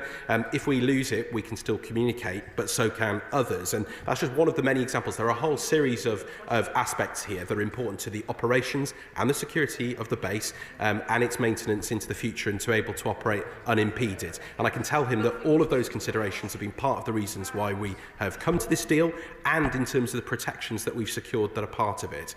We would not have agreed a deal that didn't secure the operation of the base into the future unimpeded, but also left it continually under risk, which is what it is at present. Sammy Wilson. Speaker, we haven't been able to get any facts from the government as far as the cost is concerned, because of course the deal is inflation linked and we don't know what inflation in the future will be. But we do know three facts. First of all, that this is a crucial base for our national interests. Secondly, that China is seeking to expand its influence across the Indian Ocean and Africa. And thirdly, that the Mauritian government will have clear, unambiguous sovereignty of the islands. So how can he anticipate that our interests are safeguarded if he doesn't know what relationship future Mauritius governments will have with China? Mr. Speaker, I have answered this question on a number of occasions before. Mauritius is one of the few African countries not to join the Belt and Road Initiative. Their alliances with India. We have clear guarantees in this treaty to set out the protections against malign interest on the outer islands and indeed in the area around it. That's, of course, why the whole of the United States security apparatus agreed to this. We would not have agreed a deal that did not protect. And I'll give you some examples, Mr. Speaker. Full UK control over Diego Garcia, including control over the electromagnetic spectrum and unrestricted access to and from the base, the buffer zone around Diego Garcia, in which nothing can be built or put in place without UK consent, and of course various different robust mechanisms and review process to ensure that no activity in the outer islands or around can impinge on the base operations. He can absolutely be assured that we would not have agreed a deal that would allow any malign force, wherever that might be, from around the world to be able to use the space around the islands or to interfere with our operations. This is about putting the base on a secure footing into the future for our national security and that of our allies. Sir John Whittingdale. Both the Prime Minister and the Minister just now have stressed the strategic importance of the military base at Diego Garcia. Can he therefore make clear that there will be no restrictions in the lease as to what the base can be used for or what might be stored there, and that the UK will have the right to extend that lease when it comes to its expiry? Right. Mr. Speaker, I can absolutely confirm there will be no change to the operations of the base. That's the base on which this agreement is founded, and all the provisions and protections within it. It's for a 99-year lease with the possibility of extension at the end of it. I've set that out in my answers previously. Jeremy Corbyn. Thank you, Mr. Speaker. Can the Minister assure us he's not going to be dragged down the road of rebuilding the empire as he's been invited to by the member for Clacton? And will he confirm that in international law the Chagos Islands in their entirety have become part of Mauritius, and that we should be concentrating on the right of return of all Chagosians to the islands, which they've been campaigning for ever since the 1980s, when they were so disgracefully removed. This is an issue of decolonisation and their right of return. I'd be grateful if he could confirm that any agreement with Mauritius will include the automatic right of return to the archipelago, and at least the rights of visits and residence briefly, if necessary, on Diego Garcia itself. They've suffered too long, too hard, and been treated so brutally that they deserve justice. Well, Mr. Speaker, I must say, of course, the primary purpose here is national security and ensuring the functioning of the base. But he is absolutely right to raise the issue of the Chagosians and their treatment in the past, which we all agree was wrong. Our interests have been absolutely at the heart of this. This agreement will, for the first time, mean, A, we can resume visits to all the islands, including Diego Garcia, with the appropriate protections in place. Hopefully, settlement to those outer islands. That's part of our discussions with Mauritius around the treaty. And, of course, Chagosians can actually, of course, subject to the relevant security clearances, work on Diego Garcia as well.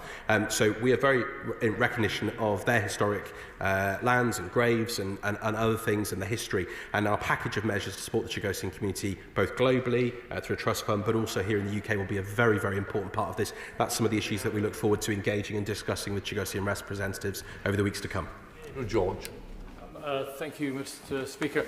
As the US has the most substantial interest in Diego Garcia, which is, after all, the fulcrum of what we're discussing today, and whilst I understand that the Minister cannot disclose the detail of the compensatory package which is being negotiated, is it reasonable to assume that the US will be making a substantial contribution to that compensatory package?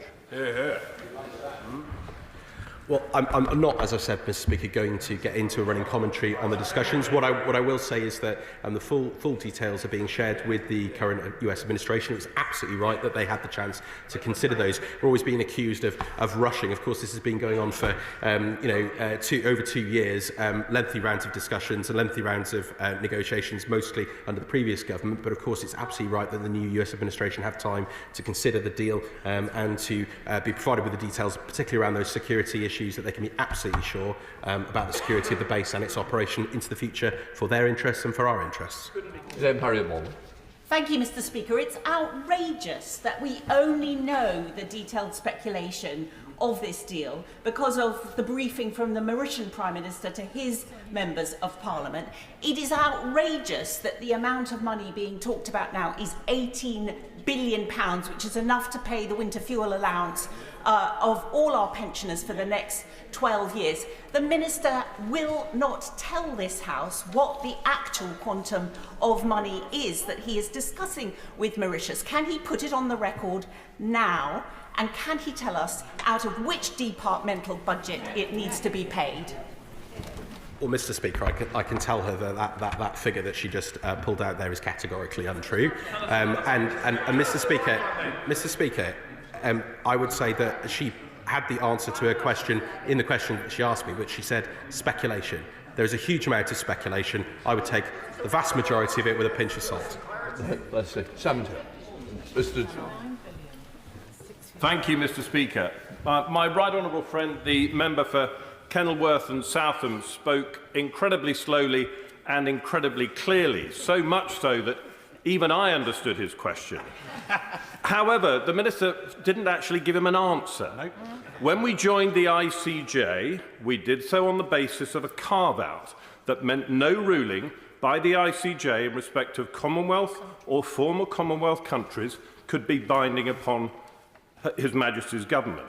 So is it the ICJ that he is concerned about or another court? Well done. Mr. Speaker, as we've said repeatedly, the base was not on a sustainable footing. This deal puts it on a sustainable footing. Yeah.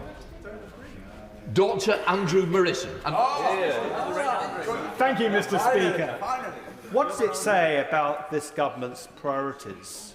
That it will deny pensioners the winter fuel payment, it'll leave WASPy women with nothing, that it will fail to support jobs on Merseyside by supporting AstraZeneca at Speak, and that it should be contemplating an emergency budget to raise taxes more on hard-working British people while spaffing £9 billion on Mauritius.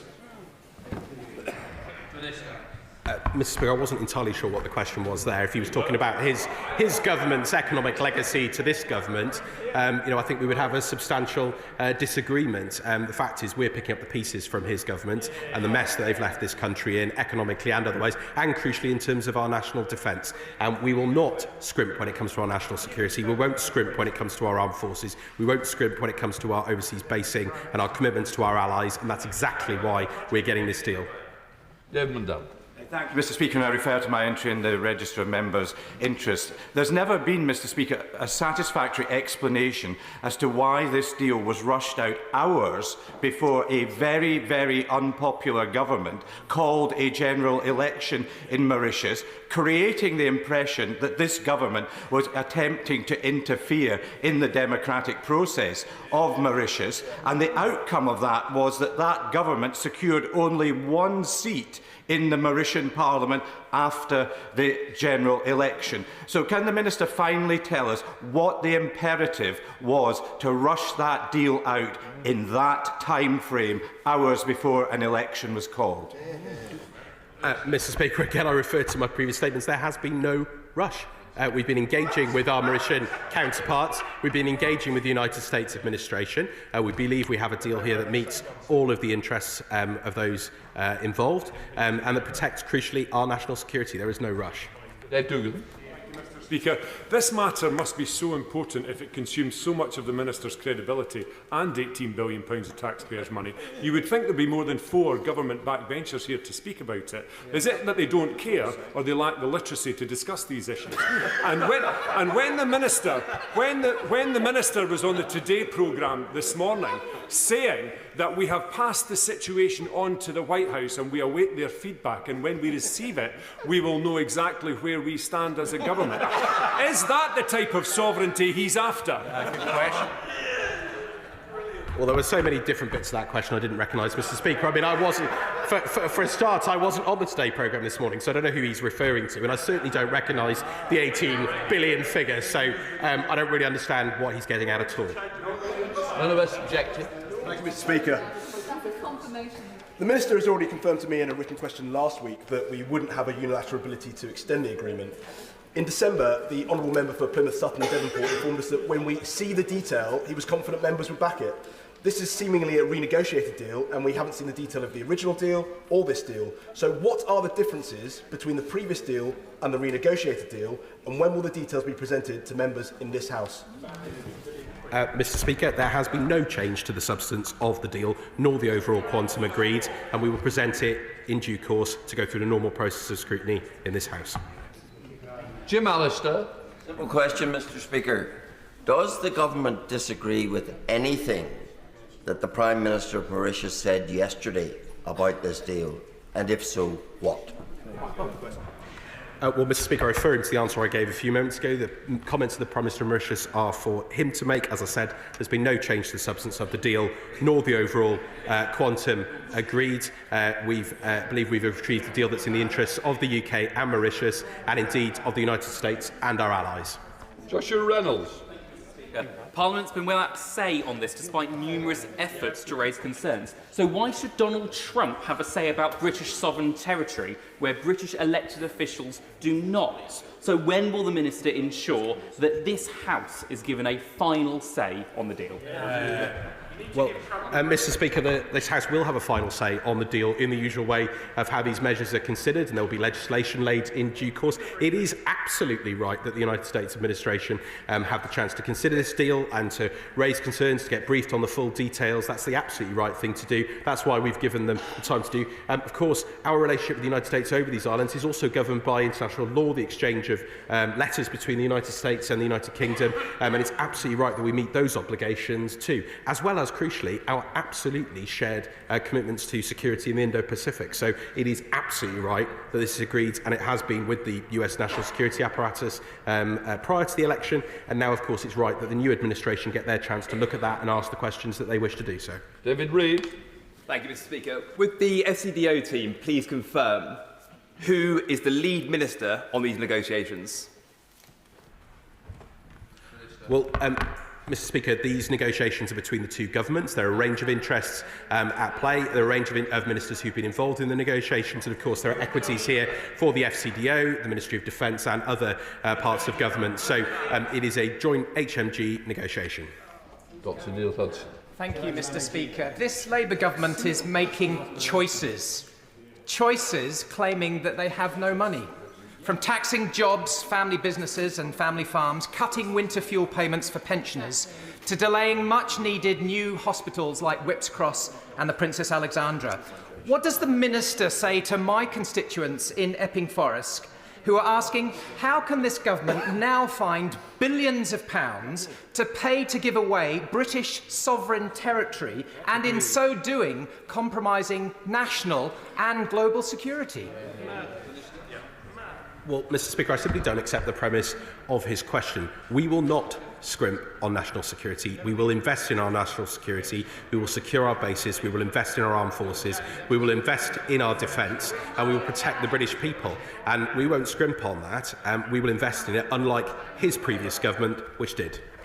Jim Shannon. Thank you, Mr. Speaker. Minister, I always like try. I know I might have a different opinion.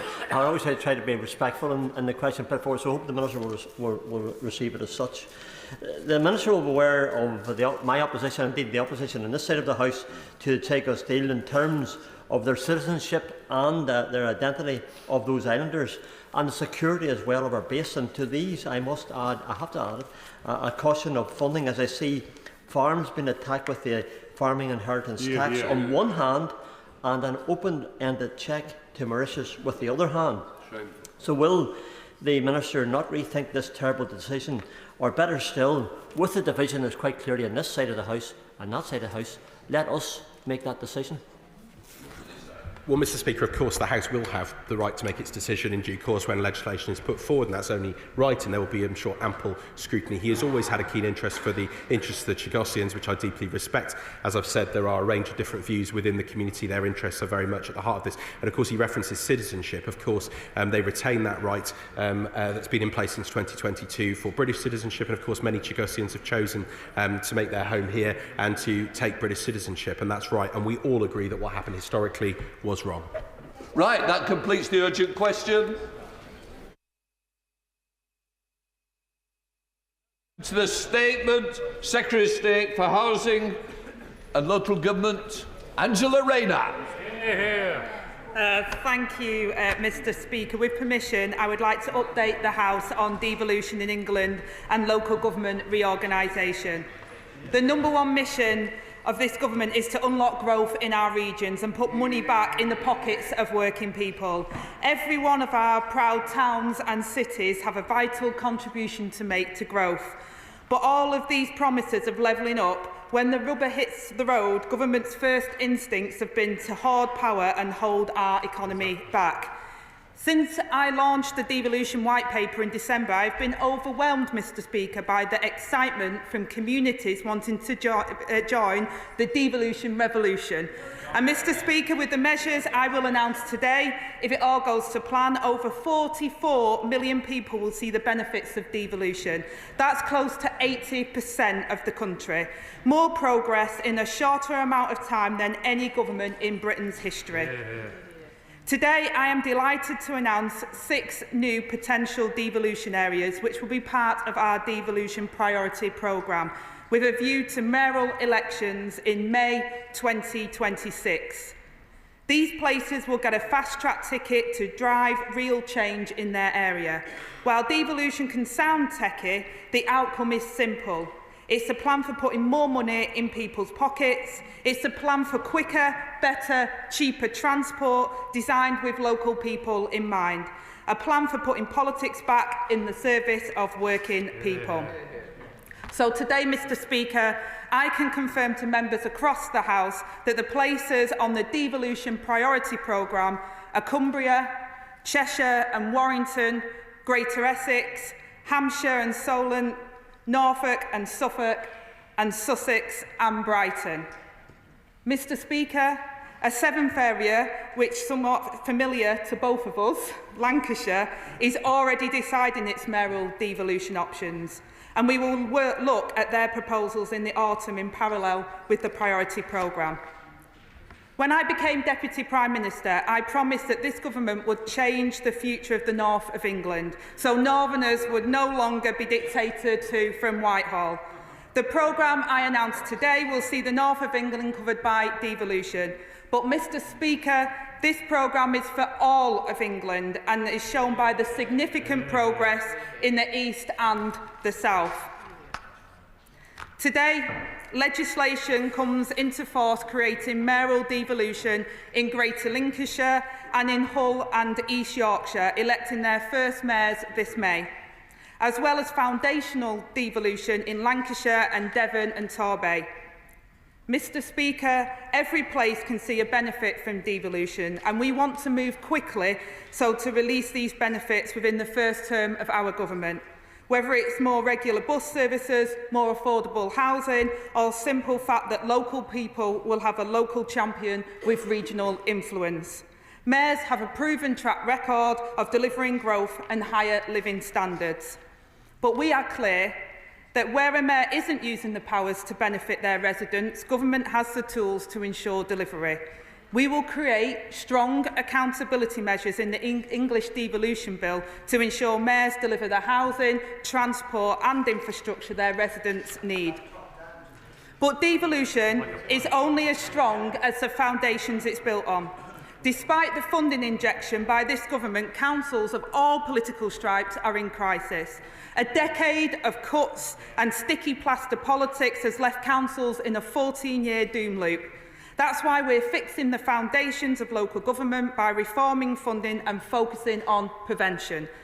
I know how vital local government is for achieving our government missions. I also know that reforming local government means tough choices.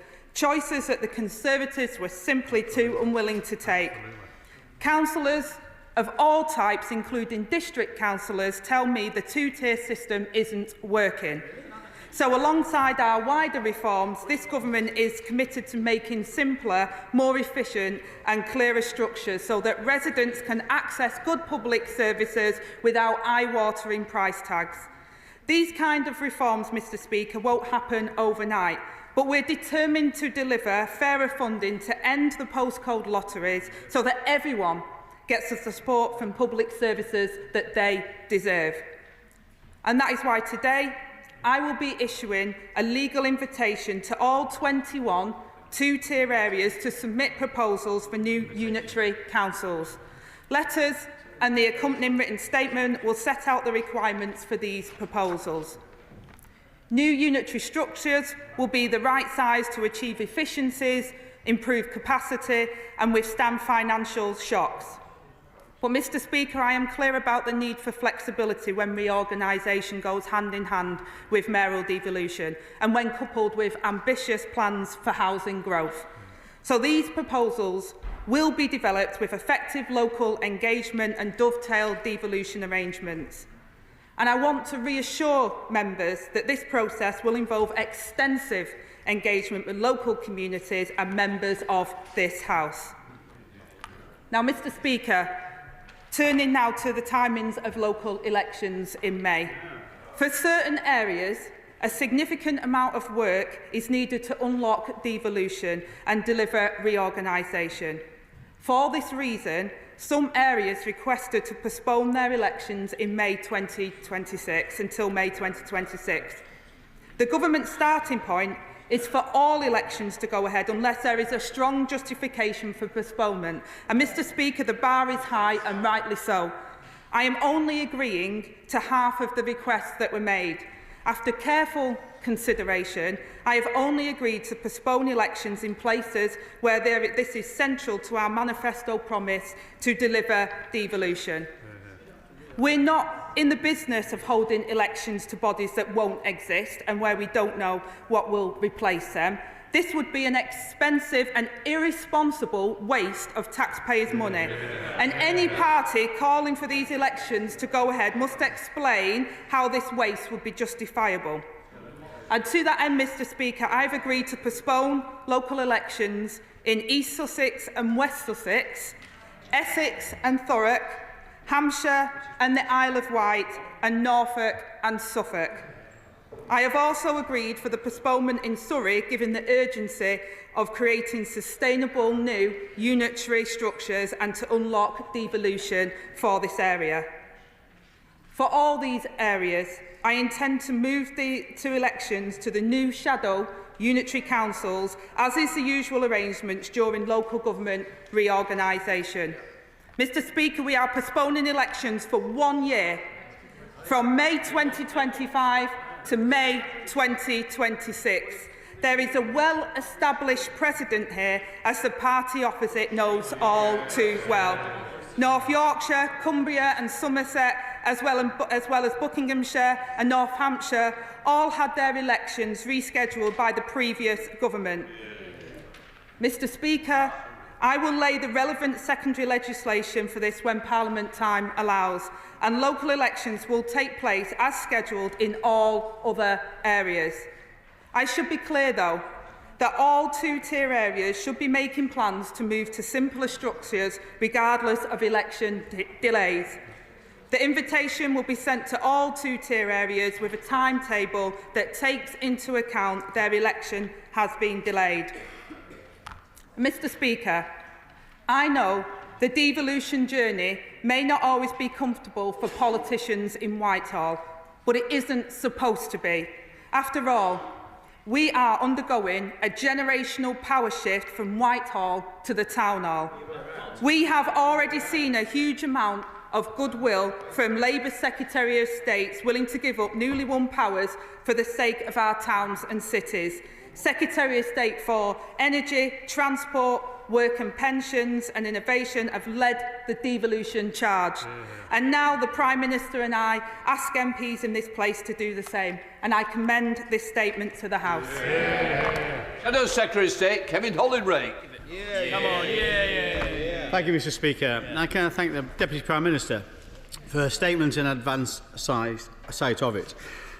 Although supportive of the principle of devolving power to local areas, we are totally against her plans to abolish every county council and every district council in England, and the unprecedented mass postponement of local elections for at least 1 year. Today is a very worrying day for democracy in this country. She is making local government less accountable to the people and more accountable to her. Contrary to the Deputy Prime Minister's statement, she is not doing away with a two-tier system.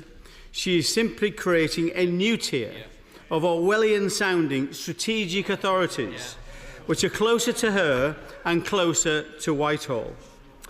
And these are for her to use as a pawn to implement this government's deeply unpopular socialist agenda.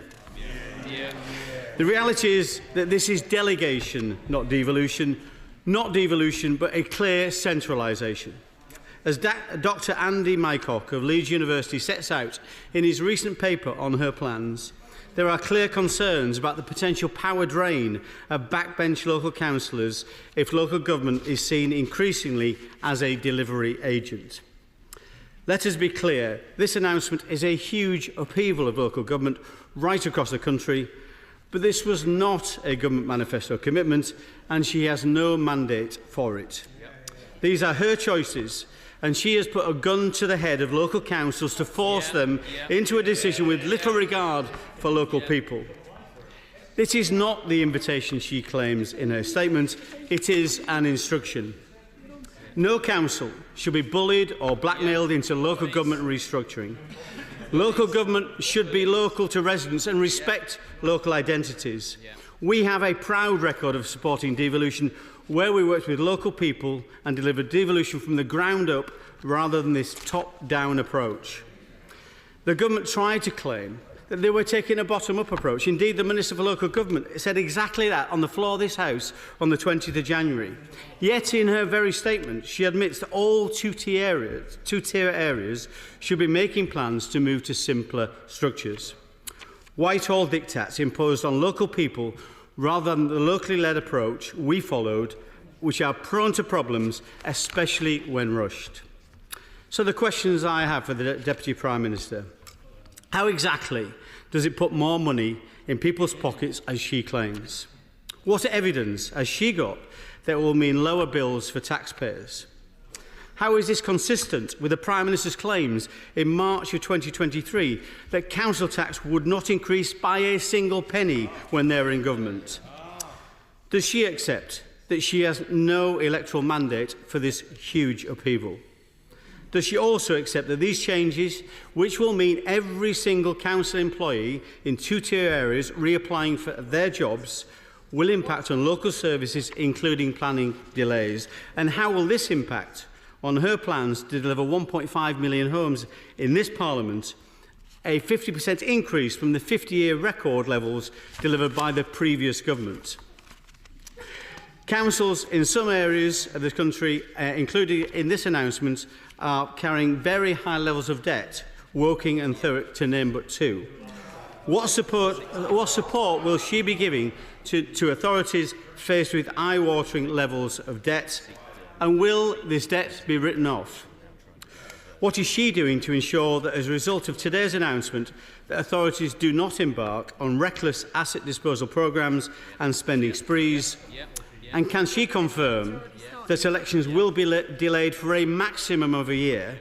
Or is it the case, as we have heard, that elections could be delayed by up to 3 years? Thank you, Madam Deputy Speaker. Well, I've been very clear that Labour is embarking on a once-in-a-generation project to unlock growth in our regions and shift power out of Westminster and into local communities. I'm not quite sure where the benches opposite are. I can't quite figure out whether the Conservatives agree with it or whether they don't agree with it by that response, Madam Deputy Speaker. But what I will say in response to the Right Honourable Gentleman's questions was, first of all, it will unlock billions of pounds of money so that we can spend on frontline services. And that's why councils have come forward and want to work with us to ensure that we deliver. And all local government reform applications to the priority programme and all applications to the statutory invitation for all two-tier areas will be for local areas to decide and apply. But we've made no bones about the fact that we want to see reorganisation, so money and funding goes into public services where they need it the most. Secondly, Madam Deputy Speaker, he talked about money. We've put £69 billion, a real 6.8% cash terms increase into local authorities. In contrast, Madam Deputy Speaker, 23% cut in the last decade under the Conservatives. So when he talks about council debt, it's his government that has pushed councils to the brink. And he talked about impact on local services. We are working with councils to inject the money and resources so that they can deliver for local people. It's his government that brought them to the brink. He talked about housing targets. I can't believe, Madam Deputy Speaker, he wants to talk about housing targets because his government failed to meet their housing targets every single year and has left us with a housing crisis. The former minister should be apologising for his government's record on housing.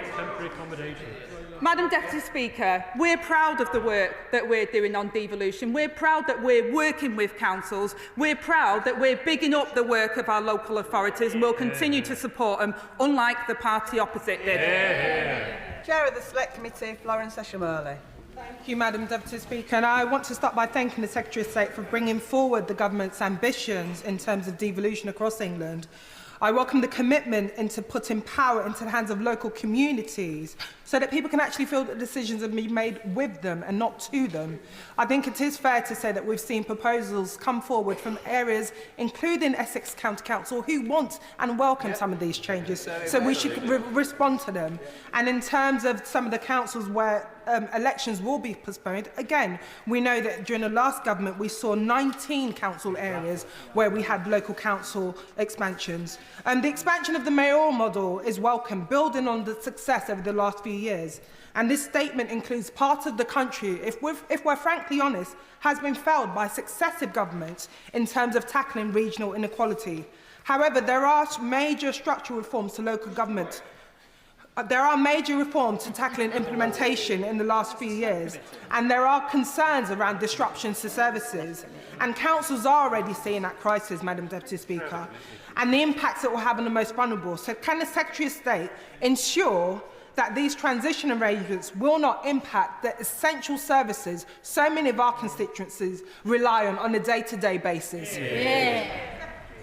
Well, I thank the Chair of the Select Committee for recognising that actually local councils and areas have come forward and this government is responding to their requests and working with them. I promised them when I became Secretary of State that there will be a different tone set by this government, that we will work with local authorities, we will respect them regardless of political colours, and that we will deliver for local people. I also welcome her comments on the mayoral model as well. We've seen how this has affected areas for positive change and dealing with local areas' concerns. And I also acknowledge the concerns that are raised around capacity and local services. We are making sure that we're working with local authorities to increase the support for them, to ensure that this is an exercise that will deliver better public local services for people, not a detriment. Liberal Democrat spokesperson Vicky Slade. Thank you, Madam Deputy Speaker. I thank the Secretary of State for advance sight of her speech, but I am disappointed that we read the list of the cancelled elections on social media well before the list was made available to Parliament, and I would be interested to know how that was allowed to happen.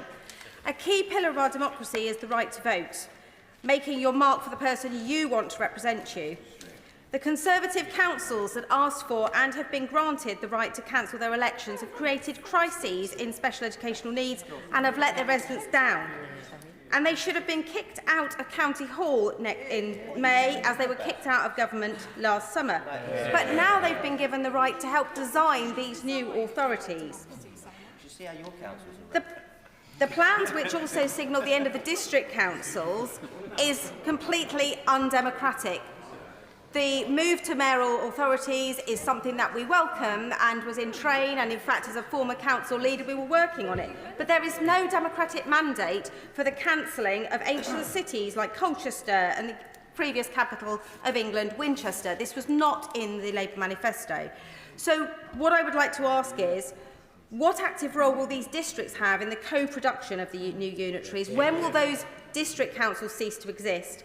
For the priority areas like Surrey and Hampshire, what assurance can she give that these elections will not go beyond May 2026?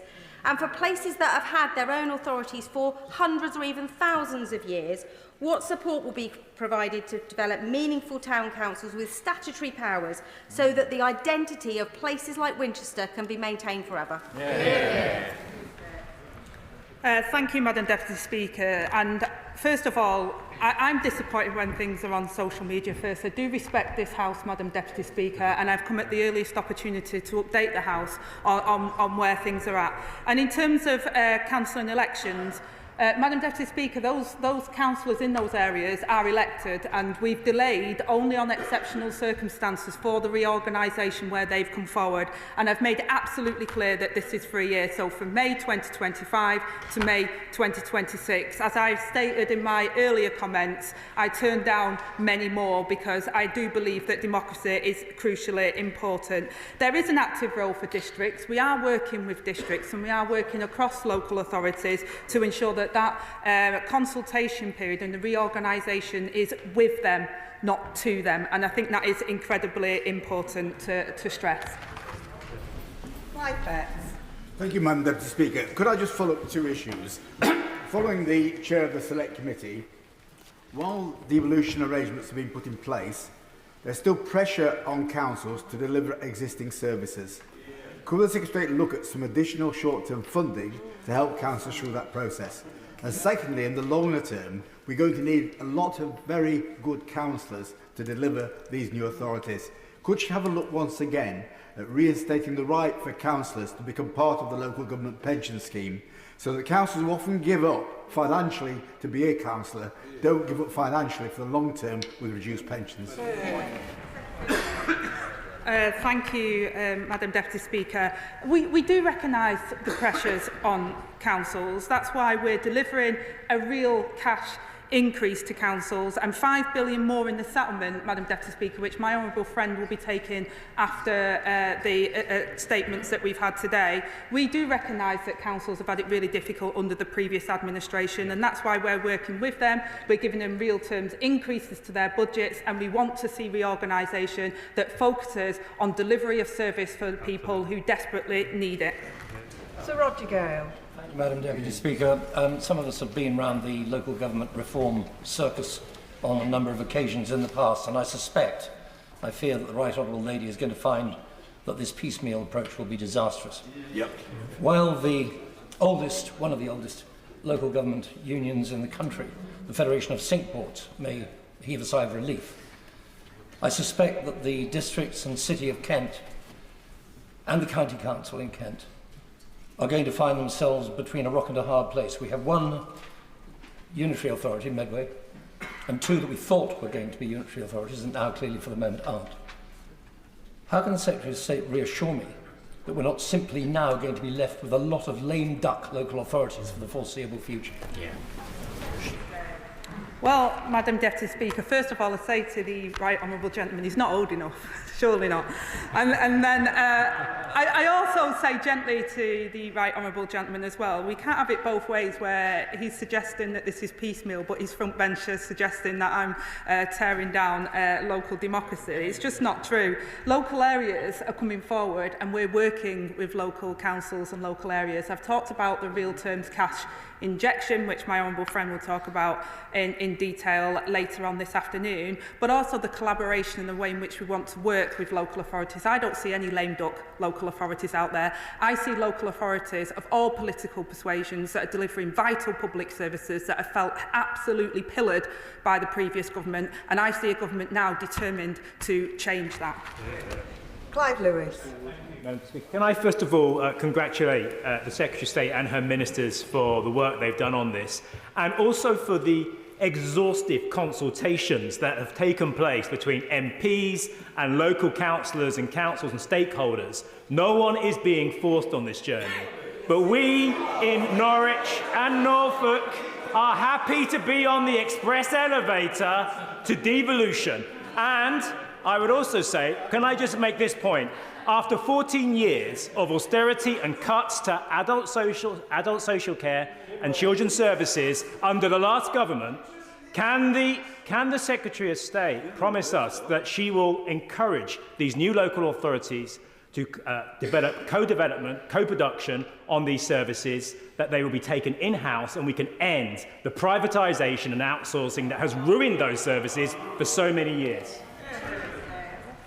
Well, I thank my honourable friend for his recognition of my honourable friend the Minister's countless rounds of consultation, and dare I say his door is still always open to all honourable members to discuss devolution. I once at the Local Government Association conference called him Devo Man, Madam Deputy Speaker. I stand by those words. And in terms of adult and children's services in local government, they have seen significant pressures, and I think members across this House have recognised that in questions to the Prime Minister in other debates that we've had. And I do encourage local authorities and local services to see where they can co-design services and support people in their local areas. And this has to be, Madam Deputy Speaker, not about party politics, not about what happens there in Westminster. It has to be about delivery of these vital services that critically many people day in, day out rely on. Sir John Whittingdale. The Secretary of State is proposing to abolish Malden District Council covering my constituency and absorb it within a local authority which is going to be based miles away and where Malden's councillors are going to be massively outnumbered by councillors from areas with no connection with the district at all. How does that enhance local decision making? Well, I say to the Right Honourable Gentleman is that we're working with local areas. This is a bottom-up approach to how we deliver better public services. I also say to the Right Honourable Gentleman it's his party that has pushed local authorities and local government to the brink, and he should be apologising and talking to his front bench and getting on board and supporting devolution, supporting local government reorganisation where it delivers for his constituents. David Burton-Sampson. Thank you, Deputy Speaker, and can I thank the Deputy Prime Minister for her statement. I am excited that Essex, including Southend, will be part of this priority programme. I am also keen to see that local areas keep their local identity, and I'm sure the Deputy Prime Minister can give us some assurances of that. But I just want to address this issue of people being against local reorganisation, devolution and postponing the elections. The Tories on Essex County Council are fully supportive of our programme. Very good leader. Can the Deputy Prime Minister therefore give me some assurances that this delay of elections is right for democracy and also is right for the taxpayer, saving funds where local authorities will not exist in several months' time. Thank you. Well, my honourable friend is absolutely right, Madam Deputy Speaker. There is no point in having elections to a body that isn't going to exist within 12 months. And it will cost the taxpayers huge sums of money, which, quite frankly, is not warranted. And he's absolutely right also to recognise that it was the Conservatives in Essex that have come forward, and I commend them for that, that they want to reorganise and they want to see better services for their local area and power put into their local area. And on the member's point, my honourable friend's point about local identity, I say to him that absolutely, I mean, I'm a Mancunian, but I'm also from Tameside, Madam Deputy Speaker. Having a mayor, being part of the combined authority hasn't stopped Tamesiders being proud of our local area. Sarah Dyke. Deputy Speaker, disappointingly, the Heart of Wessex devolution deal was not included in the priority programme, despite the region being well placed to support the government's growth objectives and national resilience in clean energy, defence, digital technologies and food security. So could the Secretary of State confirm the options available for regions that are not in the priority programme but wish to move at pace to enable them to benefit by and deliver devolution? Well, I thank the honourable member for first recognising the positivity that devolution can unlock for local areas. And it wasn't included in this round because it wasn't developed enough. But, Madam Deputy Speaker, I urge members and those local areas to continue to work with this government because we want to deliver for them, and we'll continue to make sure that we can deliver devolution across the whole of England. Imran Hussain. Thank you, Madam Deputy Speaker. And you will, of course, know that councils like Bradford have been cut to the bone. We've lost £350 million, 60% of our funding since 2010, forcing impossible cuts to social care, homelessness support and SEND services. And the reality is 14 years of Tory failures have resulted in our communities being devastated and our services being decimated. While additional council tax flexibility has been granted to places like Bradford, this is not a long-term solution. Frankly, not fair on residents to pick up the tab for 14 years of Tory failure. So will my honourable friend, the Deputy Prime Minister, confirm how this government will deliver a long-term sustainable settlement to put councils on a stable financial footing which must reflect real need? Well, my honourable friend is right to categorise what the Conservatives have done to local authorities, and it's not a party political thing to say that. Many councils of all different political persuasions will say the way in which the previous government went about local government was very much not to respect them and not to fund them. The vital public services that local government delivers, we recognise that. We recognise what they do, and the Minister will be setting out the plans that we have to give sustainable funding for local government into the future, because we recognise they're vitally important and we consider the work that they do critical to this government's mission. Sir Bernard Jenkins. Thank you, Madam Deputy Speaker. Can I invite the Secretary of State to publish the evidence that these local government reorganisations will actually, in the long run, save money, because there is none unless she can publish hard evidence. And can I also ask her to heed the warnings of the Chair of the Select Committee on her own side and the former Chair of the Select Committee on her own side, who are warning about the disruption of local government and by abolishing two-tier local government, that it will be a mess, that she will have to fund that mess out of central government funding. Otherwise, there will be more cuts in public services to pay for this reorganisation. Which is it to be? Well, Madam Deputy Speaker, I say he should speak to his colleagues in Dorset, because they have made savings. They understand what local government reorganisation can deliver. And we've seen this up and down the country. His party used to believe in devolution, and we've seen how that can deliver for local areas. And we can save money. But this isn't just about saving money. This is about creating devolution, pushing power out of Whitehall into the town halls so that mayors and local authorities can deliver public services that are responsive to local areas' needs, and that's what we're trying to deliver from the bottom up, working with local authorities. He should get on board. Chris Curtis. Thank you, Madam Deputy Speaker. Can I just take a moment to thank the many council leaders and council staff from across my area who have worked tirelessly to move the barriers and blocks out of the way in order to get a deal for Bedford, Luton, Milton Keynes and Central Bedfordshire. Unfortunately, what they've come in contact with, possibly proving the argument for why we need devolution more than any other, is a government department that has not tried to move barriers out the way, but has put barriers in the way of achieving the devolution deal that we want and we know is needed for our region. So let me be perfectly clear. We know this government wants to build 1.5 million homes. In a place that's building more homes than almost anywhere else in the country, we could have contributed to that. This is going to put some barriers in the way of that. In one of the places with one of the most incredible economies in the country, we could have contributed to that, but are not able to do so. So can the Secretary of State please let us know whether she will have a look again at whether the BLMK offer can move forward so that we can get the deal in place by 2026. Well, I thank my honourable friend for his contribution, and I also welcome and want to reiterate his comments to thank the council leaders who have come forward and for working with us, and we will continue to work with them. The proposals needed further development, Madam Deputy Speaker, but we will work to achieve devolution across the whole of England, and the Minister will be quite happy to continue to meet with himself and council leaders to develop their proposals going forward. Speaker, under the proposals, Hampshire County Council will be scrapped, as well as Fareham Borough Council.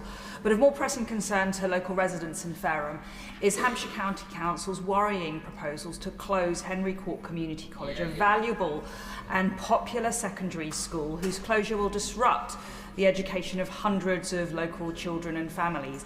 Given the significant reorganisation now to Hampshire County Council, isn't it right, Madam Deputy Speaker, that these proposals should be stopped so that local communities and local parents' views are properly fed into the process? Well, Madam Deputy Speaker, in terms of the close of the community college locally, that is nothing to do with local government reorganisation or the work that we're setting out today. But what I would kindly remind the right honourable member about is that the previous 14 years of her government took a sledgehammer to local government, and they've been hit hard by the cuts that her government, 23% cut in the last decade, Madam Deputy Speaker, whereas we've given a 6.8% cash terms increase to local authorities, which will hopefully help to turn the tide against the devastation they faced under her previous government. Shankar. Thank you, Madam Deputy Speaker. I wholeheartedly welcome these reforms and, importantly, the funding injection, which will help councils to rebuild after 14 years of disastrous Tory austerity. Can the Deputy Prime Minister confirm that her department will move to longer-term funding settlements for local authorities as soon as possible, giving financial certainty and help deliver local services for local people? Madam Deputy Speaker, in short, absolutely yes. And I'm really pleased that my honourable friend does welcome the cash injection to councils, but I also recognise, and I'll say it in the House today, that councils are facing unprecedented pressures on their services. Demand is up, and councils have had 14 years of devastation under the Conservatives. That's why we want to work with councils. We recognise the pressures that they're under. We want to see longer-term funding settlements and to put them on sustainable footing for the future. That's the difference between this Labour government that will work with councils and the Tories that cut them. Sir Geoffrey Clifton-Brown. Thank you, Madam Deputy Speaker. Can I also thank the Deputy Prime Minister for ending the uncertainty that the elections in Gloucestershire County Council will take place this May. Bearing in mind, will she today set out a clear timetable for those two-tier counties like Gloucestershire as to when they are expected to provide proposals on any wish to change? And can she also confirm that the County Council elected in May this year will serve a full-year term of office? When? Well, I thank the honourable gentleman for his comments and for the certainty that he was requesting and local leaders have been requesting.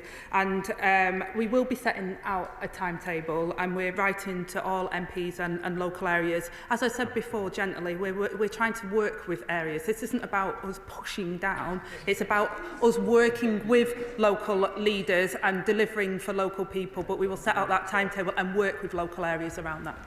Helen Dolimar.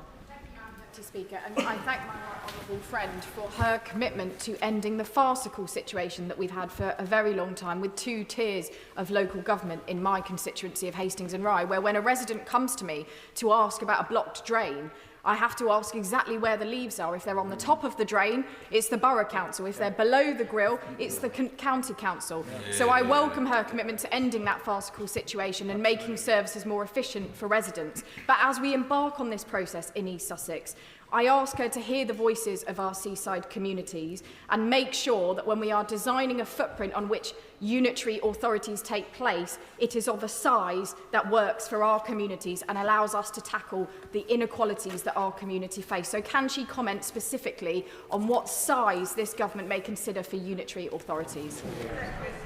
Well, first of all, I thank my honourable friend for her comments and also for her contribution about what it's like for people in Hastings and Rye at a local level when they have a two-tier system in place. And I want to also recognise and reassure my honourable friend that what we're trying to do in terms of the size of a unitary authority is work. It's not a hard target, Madam Deputy Speaker. We do recognise that certain areas may have different needs within that. It is a way of progressing, and we will work with local areas to look at what their needs are and adapt to work with them on it. It isn't a set in stone, it must be this. It's about trying to give an idea of what size we generally think would be a ballpark, but obviously this will be with local areas working with us. Josh Babarende. Madam Deputy Speaker, it's disgraceful that Eastbourne Conservative councillors have voted for the cancellation of local elections in my town and in Sussex this May with no consultation, no democracy and no mandate from the people of Eastbourne. They've secured themselves an extra year to squat in County Hall, to press ahead with cuts to Linden Court Day Centre for people with learning disabilities, Milton Grange for people with dementia and much more. People who rely on those services would consider the protection of them as an exceptional circumstance to justify the continuation of these elections, not the cancellation. Does the Secretary of State not agree? Well, I kindly say to the honourable member that the people of Eastbourne voted, whether we like it or not, for those councillors. What we have said is that we will facilitate a 1-year delay for reorganisation that will deliver for the people of Eastbourne. So I don't see this as an opportunity for people to swat or whatever else the honourable member quotes. They were elected, they are doing a job for their local areas, and we will continue to deliver the biggest wave of real terms cash increase, 6.8% cash terms increase, 69 billion to local authorities to help them deliver services and turn the tide on the years of cuts and failure from the Conservatives. Amanda Martin. Thank you, Madam Deputy Speaker. I firstly want to thank the Government for additional monies to my council, which have gone some way to the horrendous cuts from the last government. Madam Deputy Speaker, I love my city and the people in it, but it has been failed by governments and councils before it, leaving inadequate housing, job opportunities, transport, education and public services across my city. The council's decision and hard work to apply and now be on the priority list of devolution is a positive and tangible opportunity for Portsmouth people, especially in what I believe has been the neglected northern part of my city. I'm not denying hard work, Madam Deputy Speaker. Collaboration and cooperation will be needed across councils and parties, and that strong leadership, communication and transparency will be vital to ensure the success. We know that local government is at its best when decisions are made by local people, and we have seen the positive changes of devolution. I will do what I can to support my city, but Madam Deputy Speaker, can the Minister confirm that Portsmouth, in moving to devolution, will have a financial and government support to enable my city to progress and meet timelines? Well, I congratulate my honourable friend for always championing her city of Portsmouth in this place, and she's been a valuable contribution since the general election. And I will confirm to her as well that we will be giving financial and logistical support to local authorities as we move towards supporting them in delivering good local services. Before I call the next member, can I just ask members to keep their questions short? Steph Acklerone. Deputy Speaker, I refer members to my register of interest as a Norfolk County Councillor. The Conservatives leading Norfolk County Council have nearly bankrupted our county, failed children with SEND, penalised those with disabilities, blown £50 million on 4 miles of never-to-be-built road, broken our transport system, taxed and complicated our recycling centres and left our roads pockmarked with potholes.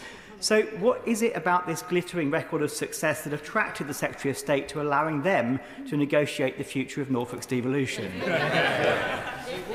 Well, Madam Deputy Speaker, I'm not as close to what's happening in the Right Honourable Gentleman's area as he is, but what I will say is that obviously that local people have elected their local councillors, and it's for them to do that. What we are trying to achieve here, Madam Deputy Speaker, is to push power out of Whitehall into local areas and to have local government reform so that we can build better public services for local people, and I hope the Honourable Gentleman will work with us to deliver that for his constituents. Sean Davies.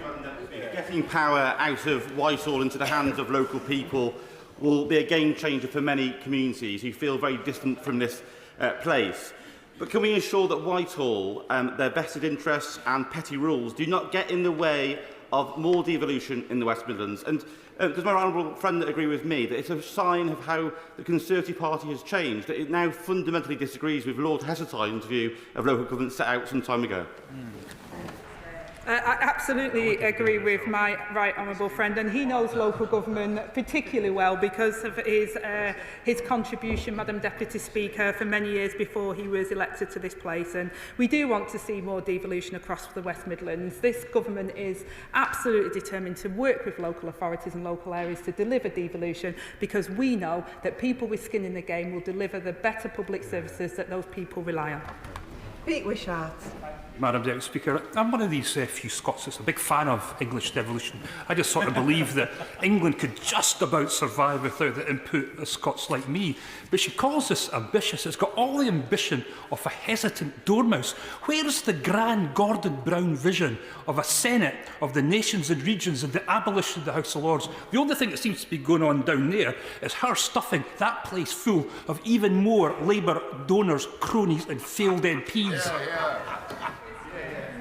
Well, Madam Deputy Speaker, it was the last Labour government that delivered devolution for Scotland, and we're really proud of our history. And I don't see the timidness in which this government. I think that's an unfair characterisation. I've never been considered timid in the way that I do my politics, Madam Deputy Speaker. And as I set out in my statement, 80% of England will be covered by devolution under these plans, and I think that's a fantastic step forward for all parts of England. And I look forward to continuing to work with Scotland as well as they've got their devolution that we delivered for them.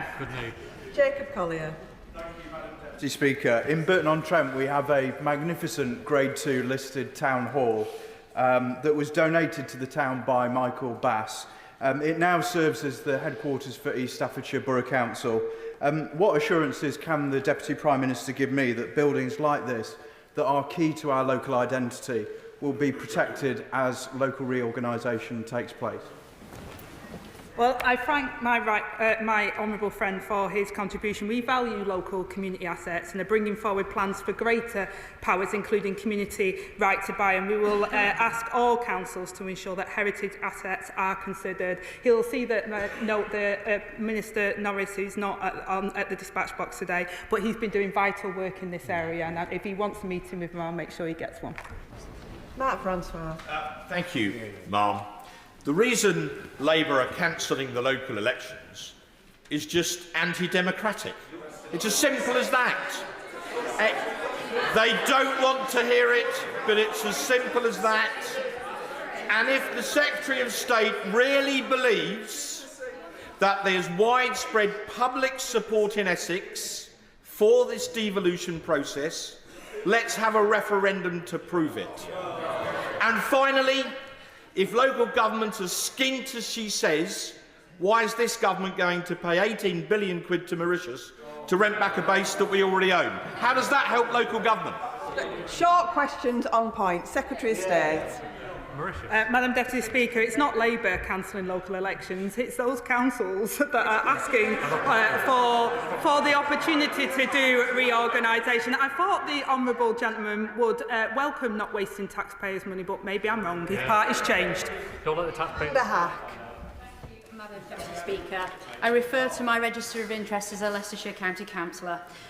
I thank the Secretary of State for her statement on local government reorganisation.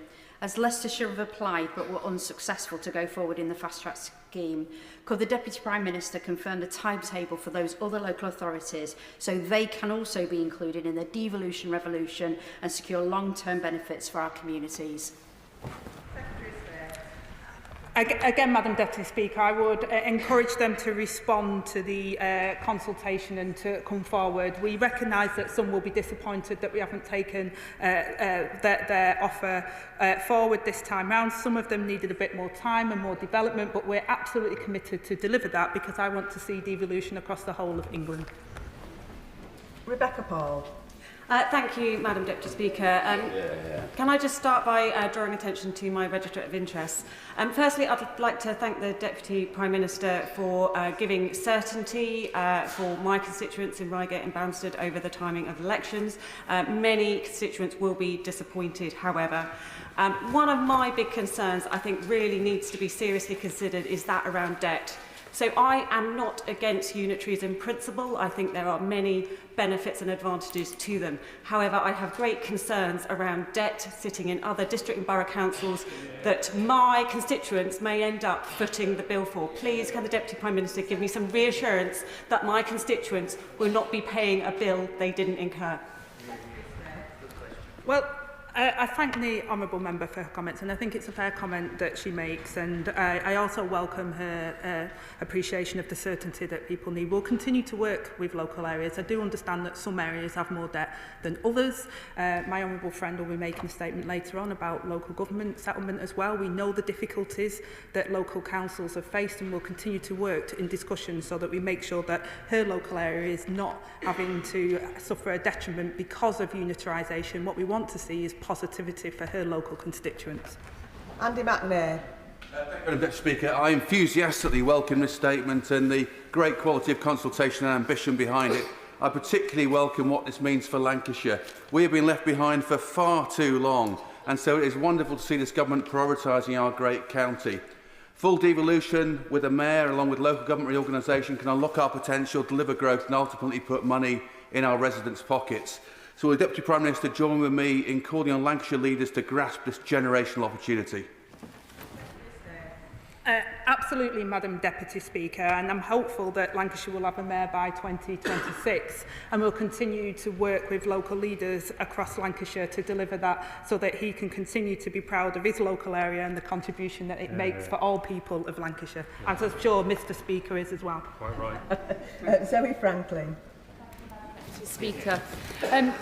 My residents, as I speak to them across Guildford, have raised again and again the fear of the impact of debt and the problems we have, particularly in Surrey, around finance. And local organisations have again and again raised their worries about how it will affect their bottom line on the funds they need to serve residents when councils no longer provide services. So will the Minister agree to meet with all of the Surrey MPs to discuss how the government is going to address the issues of Surrey's finances, because so far we have not been involved in those conversations? Thank you. Yeah. Again, Madam Deputy Speaker, we understand and are aware of the impact of debt on Surrey, and that's why it's within the priority programme. I'm happy for my Minister to meet with herself and others on this issue. We do recognise the difficulty within Surrey, and we want to make sure that people can benefit from reorganisation across the whole of England, including her constituents. Adam Thompson. Thank you, Madam Deputy Speaker. Special educational needs and disabilities families in Erewash and across Derbyshire have been broadly let down by Conservative-run Derbyshire County Council, as very profoundly shown in their recent Ofsted report. While I firmly believe that reorganisation of our local services is going to improve SEND services, news of the devolution plans has caused some worry for families in my area, concerned that reorganisation might mean further disruption to services. Can the Secretary of State reassure me and the many SEND families in Erewash that measures will be taken to ensure a smooth handover between the old authorities and the new?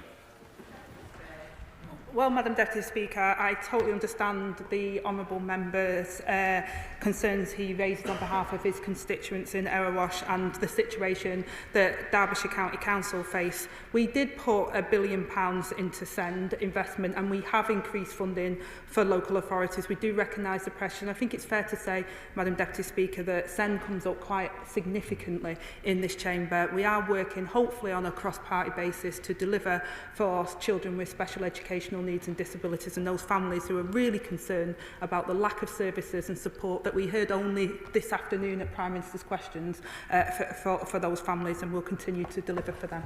David Reid. Thank you, Madam Deputy Speaker. I thank the Secretary of State for finally giving confirmation that elections will go ahead in Devon. However, we've been told that if we weren't selected this time round, that devolution would be imposed on us. So would the Secretary of State please give an explanation to my constituents in Exmouth and Exeter East what that imposition looks like? Well, I say to the honourable member that we've just signed the devolution deed for Devon just this week, and we're working to go forward, and I welcome his comments on the certainty that we're delivering. But I will say to him, this is a start of a process. We will continue to work with local leaders, including members of Parliament from across this House, where they have interest in their local area, to deliver better public services and push power down from Westminster into his local areas so that they can unleash opportunities around transport, for example, skills that we want to and determined to deliver for the people of Devon. Alex McIntyre. Thank you, Madam Deputy Speaker.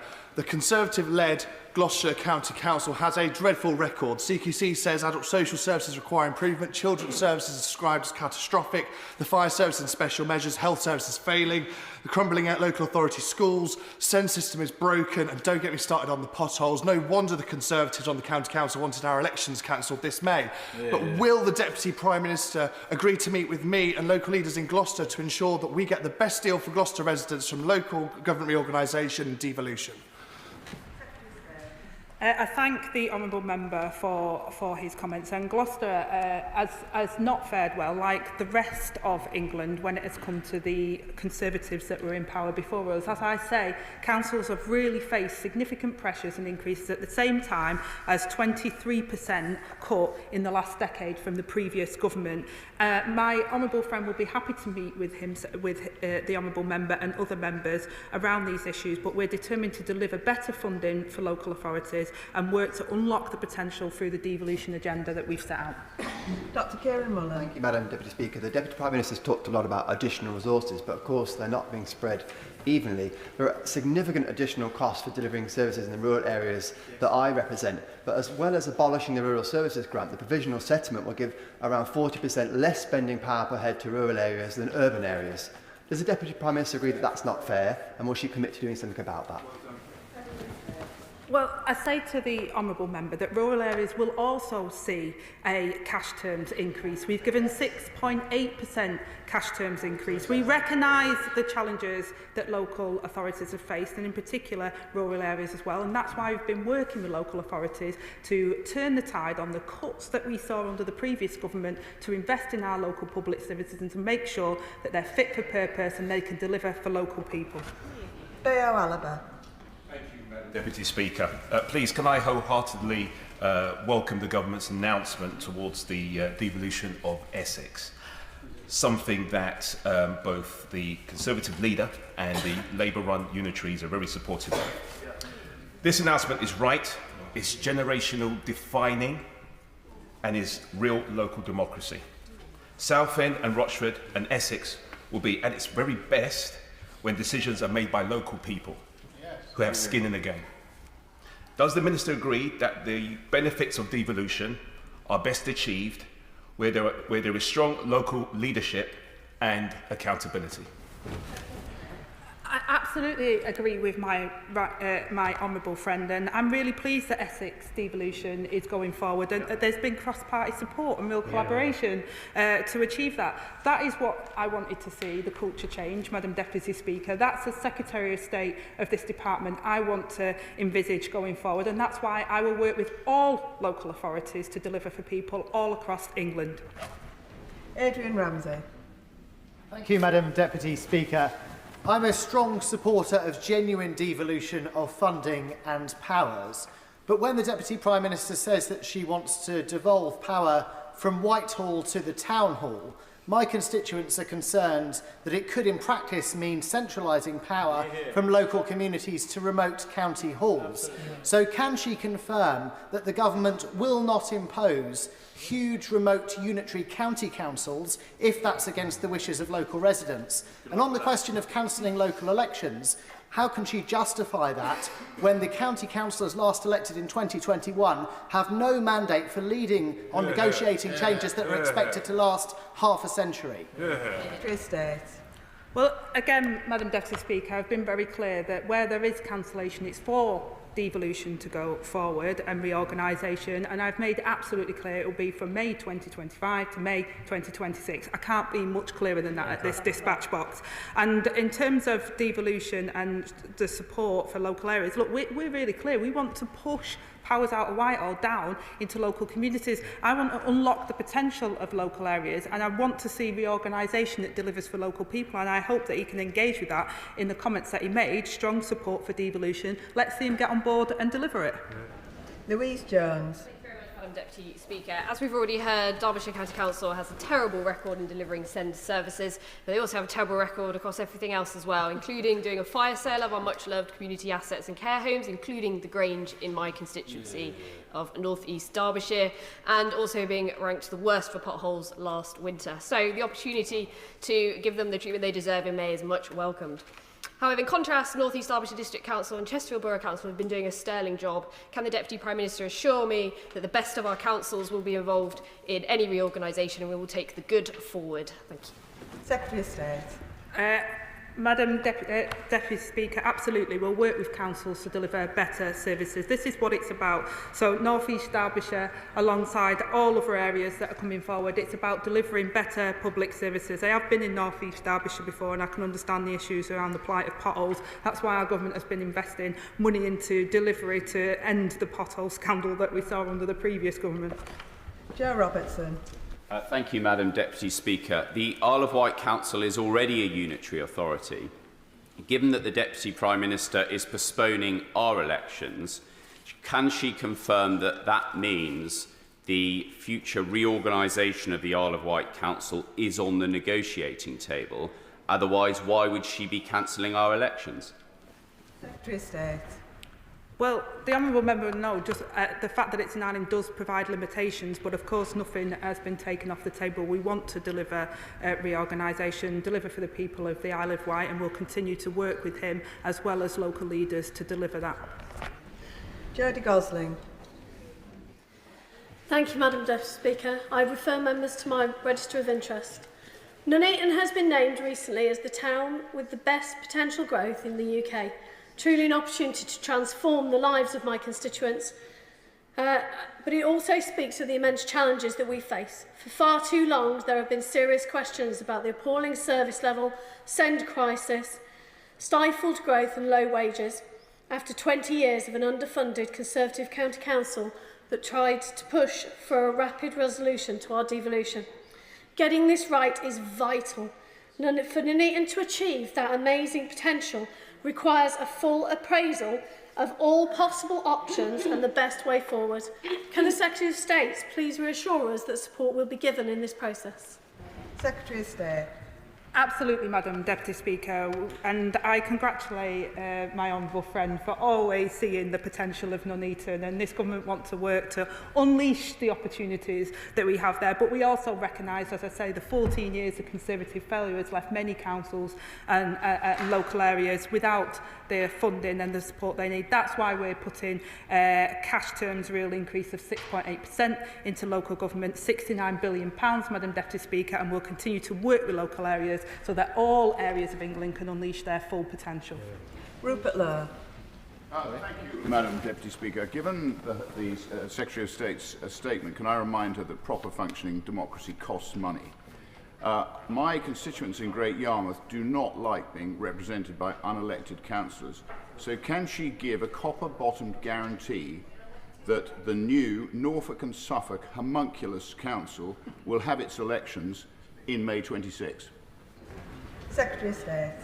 Well, I say to the honourable member, Madam Deputy Speaker, I've been really consistently clear around the elections, and elections do cost money, Madam Deputy Speaker, but how can we justify having an election to then have another election within 12 months, which will cost huge sums of money for taxpayers? And I'd say gently to the honourable member that councillors were elected and that we're working with local councillors to deliver for local people. Tom Hayes. Thank you, Madam Deputy Speaker. As a councillor for nearly 10 years, I welcome the devolution proposals. As Bournemouth East MP, I backed BCP Council becoming part of the Hampshire proposal. So did the BCP Labour Group. And frankly, we have closer economic ties and geographic similarities with Hampshire. BCP Council voted for a Wessex deal late in the day, and I'm disappointed that BCP will not be prioritised for devolution of skills where they could have been under a Hampshire proposal.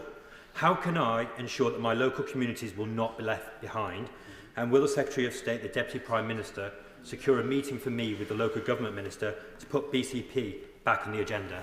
Secretary of State. Madam Deputy Speaker, I'm happy to facilitate a meeting, and as said before, the Minister for Local Government is happy to meet with local areas. We do want to see more devolution. I appreciate his disappointment on skills. We want to push forward with devolution, unlocking the potential, pushing power down from Whitehall into his areas, and I'm sure his meeting with the Minister will be fruitful. James McCleary. Thank you, Madam Deputy Speaker, and I refer members to my register of interests. As Member of Parliament for Lewis, I'd like to put on record my outrage and the outrage of many people who have written to me locally on the subject at the cancellation of elections in East Sussex this May. As a county councillor, I was present in the chamber last month when we debated this, and every single non-Conservative member, including the Labour members, voted against it. So to suggest this has widespread support in East Sussex is just not true. I would ask the Secretary of State what justification she gives for giving a mandate to a Conservative administration that has lost its overall majority and hangs on by the Chair's casting vote to negotiate a generationally defining deal on behalf of the residents of East Sussex against their will. Well, again, Madam Deputy Speaker, we're working with local areas to deliver devolution. This is about pushing power down into local areas, and it's also about the reorganisation. And we're working with local areas to deliver for their local area. I've been really clear on the terms to which there was a 12-month delay in those elections to facilitate the reorganisation and devolution in those areas. This is not a new phenomenon. It happened under the previous government. We're delivering turbocharging devolution so that we can deliver for local areas. Rachel Taylor. Thank you, Madam Deputy Speaker, and I'd like to welcome the statement made by my right honourable friend today. I'd also draw members to my register of interests. In North Warwickshire and Bedworth, my constituents can see the benefits of devolution just over the boundary in the West Midlands Combined Authority, and I'm sure that they want to see those benefits for themselves. But I would like to ask her if she agrees with me. Why did Warwickshire County Council, which is Conservative run ask to have their elections postponed? Was it because they wanted to avoid public scrutiny on their appalling record on SEND education, on fixing our rural roads and on rural transport? And does she agree with me that it is better that districts and counties work together to come up with the best solution for residents in devolution? And will she set out the timetable for the second stage of that devolution so that I can tell my constituents when they can feel the benefits of investment, growth and better transport? Secretary of State. Well, as I've said, Madam Deputy Speaker, we'll work with all local authorities to deliver devolution. I understand that some areas will be disappointed that we didn't take it forward in this priority scheme, but we continue to be committed and the Minister is happy to take that forward. We will, as I said, write out to local authorities and to continue to work with them so Warwickshire and her constituents can benefit from that. I would be remiss to comment, as I said over then, Madam Deputy Speaker, that there was a lot more areas that came forward to ask for delays in their elections. I'm not speculating on those reasons other than to say that I am very clear that I've been very narrow and a very high bar for cancellation of those elections with a very short period of time. I think that's the right thing to do, to go forward and deliver for those local areas. Dr Luke Evans. Thank you, Madam Deputy Speaker. And what a mess this whole consultation has been. Let's face it, the councils were going to have to jump or be pushed. And it's in her own statement. Her words say, I will issue a legal invitation to all 21 two-tier authorities. So in the spirit of working with local leaders, would she accept my legal invitation to meet with all the borough leaders cross-party, the MPs and the Leicestershire County Council leadership to discuss what our shape would look like when it comes to devolution? Well, I've said time and time again, Madam Deputy Speaker, that we're happy to meet with local leaders and we'll continue that consultation exercise and we'll meet with the local MPs. The Minister who sat with me here for local government is always open to those conversations. This is not about a top-down telling people what to do. This is about the direction of travel, which we've made absolutely clear. It's a direction of travel that his government were taking. We've seen the benefits in other areas and parts of England. We want to expand that, working with local leaders and with the members for their areas, and we're happy to meet on that basis. Julie Means. Deputy Speaker, as the MP for England's most northerly city and one of 5 MPs representing the area, the most northern area selected for devolution, can I warmly welcome today's announcement. I very keenly look forward to the elections for the Mayor of Cumbria. However, my excitement is eclipsed entirely by the fevered speculation and contest that has been underway amongst the Cumbria Conservative Association members for several months now. Given one of the rumoured members of the Conservative Association was formerly a member of this House and during his tenure here racked up hundreds of hours in a second job, will she assure us that the democratic accountability she desires for mayors will include a ban on second jobs? Secretary of State. Well, Madam Deputy Speaker, this government's direction of travel towards second jobs has been absolutely clear. But what I would say to my honourable friend as well is she knows that I've visited Cumbria and I know what a fantastic place it is. But as a northerner, I can absolutely attest that it is actually even more northern. Will Forster. Madam Deputy Speaker, in her statement, the Secretary of State states that local elections in Surrey will be cancelled, I quote, given the urgency of creating sustainable new unitary structures. Does the Secretary of State find it perverse that due to financial mismanagement by the Conservatives in Surrey, my constituents in Woking will lose their democratic right to vote and remove those Conservatives who caused the mess in the first place from power? Secretary of State. Well, again, Madam Deputy Speaker, I do recognise the situation in Surrey and we have said that we want to work with Surrey to deliver. That's why we're bringing it forward and it is, again, like I say, Madam Deputy Speaker, it is a short-term delay. Democracy comes to all of us eventually. Jonathan Brash. Thank you, Madam Deputy Speaker. Mayors can make a huge difference to local communities. Indeed, we've seen in Greater Manchester the public control of bus services making a massive difference to residents there. I want public control of bus services in Hartlepool where services aren't good enough. Does my right friend share my disappointment then that the Conservative Mayor of Tees Valley has ruled out public control of buses? And where mayors don't use their powers, what can we do to force them? Secretary of State. Well, Madam Deputy Speaker, I obviously welcome what Greater Manchester Buses has delivered for my constituents in Tameside as well, which is better services all round. And we want the same for Hartlepool. And I gently encourage all members in the Teesside area to work with the Mayor to unleash all of the powers, as I stated in my statement, to deliver better transport and connectivity, because actually that's how we'll unlock growth in all of our regional areas, which is what we want to see across Hartlepool, across Teesside and across the whole of England. Andrew Snowden. Thank you very much, Madam Deputy Speaker. The Deputy Prime Minister has said that this isn't about a top-down approach. You don't start non-top-down approaches by issuing legal invitations. A legal invitation sounds like the kind of invitation my wife gives me to do something round the house. It's not an invitation, it's an instruction, and you don't disobey it.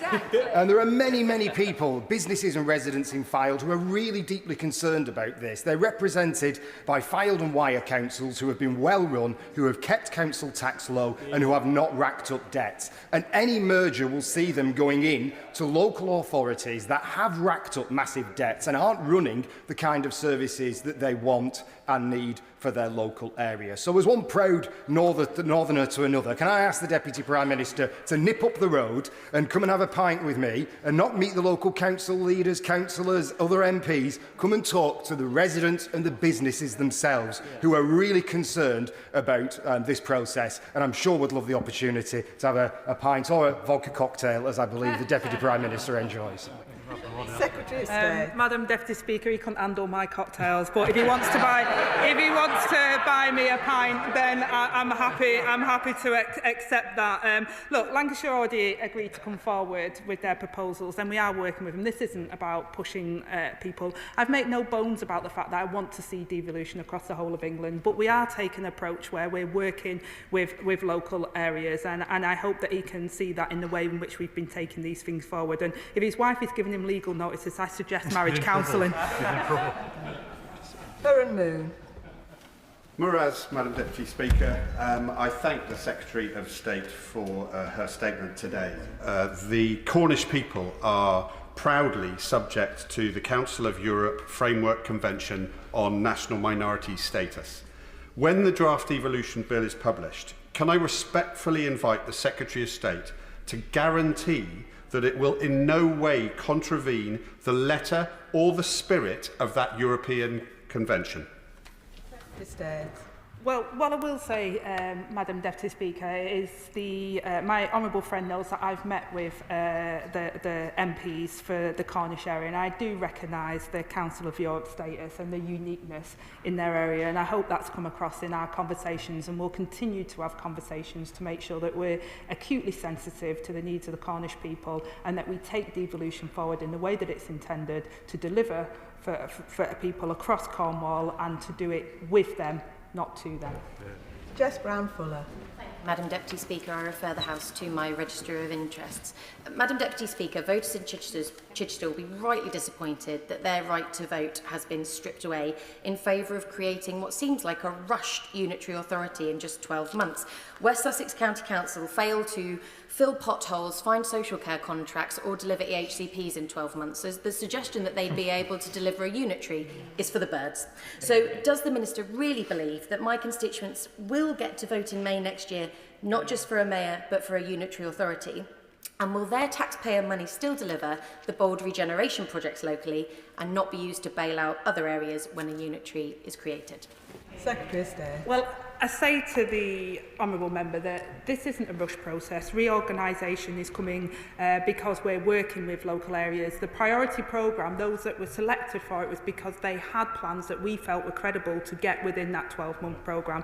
We will continue to support, we'll give financial as well as logistical support to make sure that people across her constituency see the benefit of reorganisation, and that after 14 years of local services being hammered by the Conservatives, you've got a Labour government that is delivering for local people. Alice MacDonald. Thank you very much, Madam Deputy Speaker. This is very good news for Norwich and Norfolk and will allow us to fulfil our potential. Many of my colleagues from Norfolk have spoken, and I would urge them, whatever they think, to work cross-party now to get the best possible outcomes for our residents. Can I ask her specifically about growth? Norwich already contributes £3 billion annually to the economy, but we could contribute so much more. So can she outline the powers that mayors will have in this area, and will she reassure us that cities like Norwich, which are key drivers of growth, will have their voices heard in this process? Secretary of State. Well, I welcome my honourable friend's comments and how they talk up what's happening across Norwich and the £3 billion of growth that is already being delivered there. What we want to see is local growth plans working centrally with government to deliver opportunities across skills, transport, housing, infrastructure, so that we can deliver for people across Norwich. And I welcome the spirit in which my honourable friend has talked about cross-party working on this. She puts the people of Norwich first. That's why she's elected to represent them. Joshua Reynolds. Thank you, Madam Deputy Speaker. The Deputy Prime Minister has said that new unitary authorities need to be the right size to withstand financial shocks. So could she explain to me how merging councils that are in severe financial difficulty and just hoping they'll get on with it will provide the security that we actually need? Secretary of State. Well, as I said before, we're working with local areas so that we can deliver local government reorganisation. I've also said that the 500,000 is a guide for efficiency, but we also recognise that there might be a variable within that. We also recognise the financial constraints that councils have faced after 14 years of the Conservatives. That's why we've put a cash terms increase of 6.8% into councils. That's why we're looking at how we can give it long-term funding settlements, which the Minister will outline, and will continue to support that devolution agenda, and the Minister will continue to work with himself. Noah Law. Thank you, Madam Deputy Speaker. This government has unlocked £2 billion of funding settlement for local services across the country, and despite whatever you might hear from the Conservatives in Lucerno about £5 million here or there, or grumblings about burning the Prime Minister's turkey dinner, that is a very, very welcome boost to Cornwall. But what steps is the Secretary of State taking to ensure that we end that postcode lottery forever and get local people the services that they deserve? Secretary of State. Well, Madam Deputy Speaker, this is one part of a package that we're trying to reverse the decline and decay that we saw under the previous Conservative government. As I say, 23% cuts in a decade, whereas we've created a cash terms increase for local authorities. Devolution is part of that agenda. We want to see Cornwall continue to thrive. I'm glad my honourable friend is in his place, and will continue to work with him to deliver for the people of Cornwall. Martin Wrigley. Thank you, Madam Deputy Speaker. May I refer the House to my register of interests? May I thank the Deputy Prime Minister for allowing the people of my constituency to be able to vote for the Devon County Council elections this year, and congratulate her on seeing through the tired Tory administration who are seeking to avoid the voters' verdict. May I ask her for an assurance that when she sends out her invitation to the two-tier areas, that will include district councils as well as the county council, so that we do get a representative view across the entire area. Well, I thank the honourable member for welcoming the clarity that we've delivered today. And as I set out in my speech, we will be writing out to two-tier areas. We do want to engage with all tiers in those areas, and the Minister will continue that. And if he wants to meet with the Minister at a future date, I'm sure the Minister here will be happy to meet with him.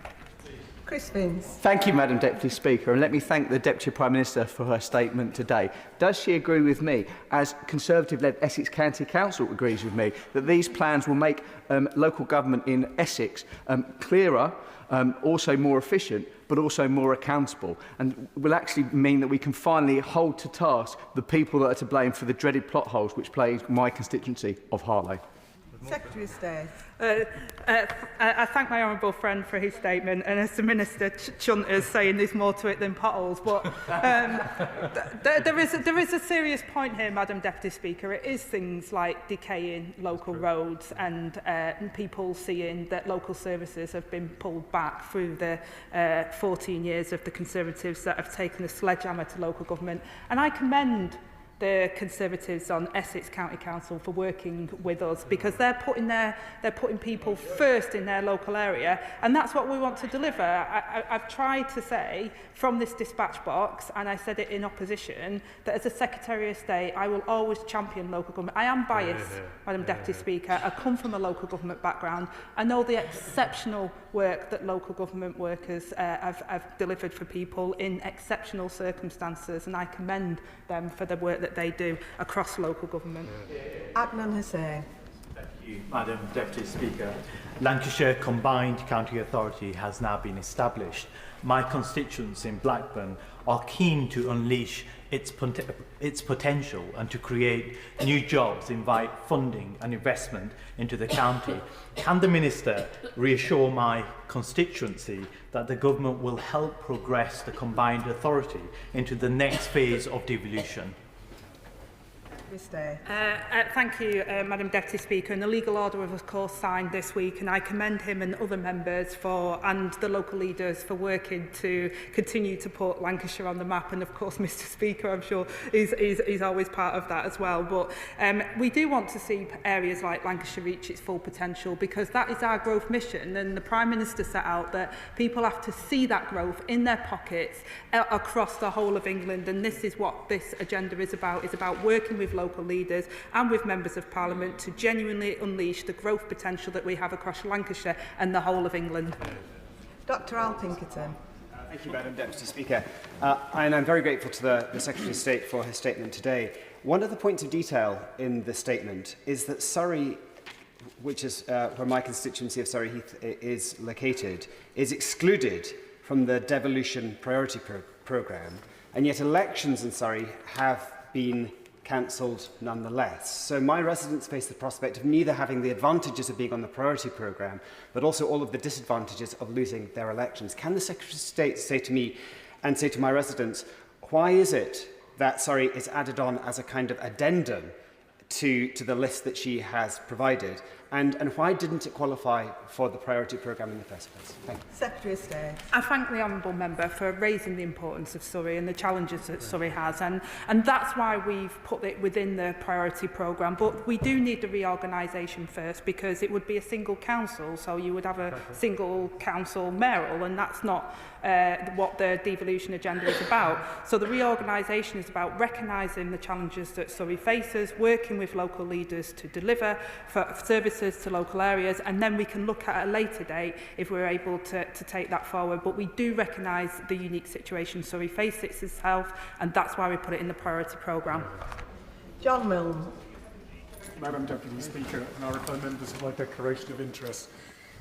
In my constituency of Horsham, we're lucky enough to have a district council which is very well run and very well funded. For that reason, we've been able to preserve, for example, a council-run and owned theatre, which would surely have been lost if it had been exposed to the bottomless pit of SEN budgets and adult social care. I am concerned that the loss of a two-tier system means that such wonderful institutions will be at risk unless they receive some kind of protection. Is there anything she can offer for the future when we become unitary? Secretary of State. Well, as I've said, Madam Deputy Speaker, this is about supporting local areas, and local government reform is about making sure that local areas can deliver good public services. I recognise that areas have faced significant cuts, and it has been a challenge for areas to keep local heritage and as I said in a previous answer, for local community assets. That's why we're bringing forward other legislation and support to protect them as well. But we'll continue to engage engage with local areas to make sure that local government reform delivers better services for his local constituents. James McMurdo. Madam Deputy Speaker.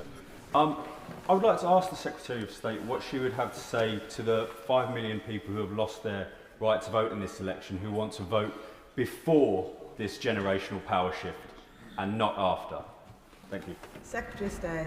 Well, I say to the honourable member, they haven't lost their right to vote. Their right to vote will be there. But voting in an election of something that isn't going to be there, that will cost their taxpayers huge sums of money, is not efficient. It's not a way forward. We're working with locally democratically elected councillors to deliver better local services after the 14 years of decay and destruction under the Conservatives. Lee Dillon. Madam Deputy Speaker, and I refer members to my register of interest. I want to welcome the statement from the Deputy Prime Minister today, but pull out a few points of procedural process that we'll be going through over the next 12 months.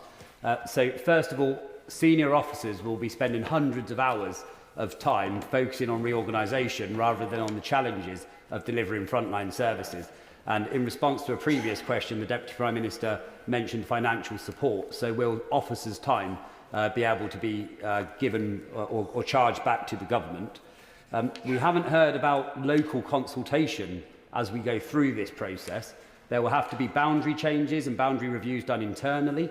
Having been on a council where I've done that myself, that alone took over 12 months to achieve and had statutory provisions for consultation within that. Also, if we have an election in May 26, actually organisations, political parties, need to know what those wards are at an early basis so that they can do their selections, so they can do their approvals.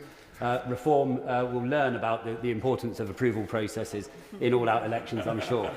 And then finally, if there are delays within the processes, what mechanism does the Secretary of State have for then bringing forward elections even without the body to be elected to, if the Deputy Prime Minister is good to her word that elections will happen next May? And then finally, how will she keep the House updated on that progress? Secretary of State.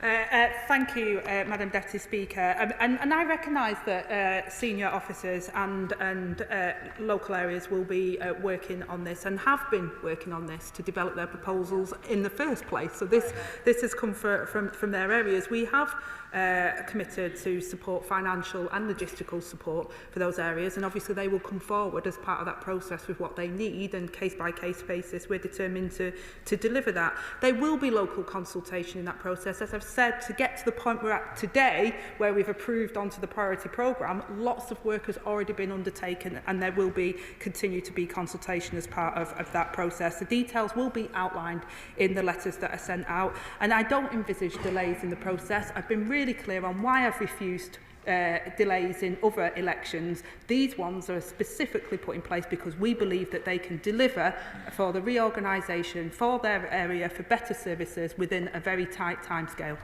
Richard Tice. Thank you, Madam Deputy Speaker. Dictators cancel elections, not democracy. Dictators.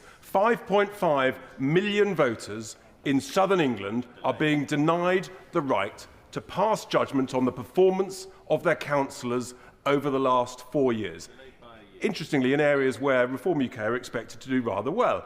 In cancelling these elections, Secretary of State, in cancelling them, you've admitted, the Secretary of State has admitted she doesn't know what will replace them. So it seems to me there is a serious risk, as previously mentioned, of not being ready in 12 months' time, in which case, can the Secretary of State be crystal clear what happens? Are they delayed a further year, or will they go ahead in May 2026?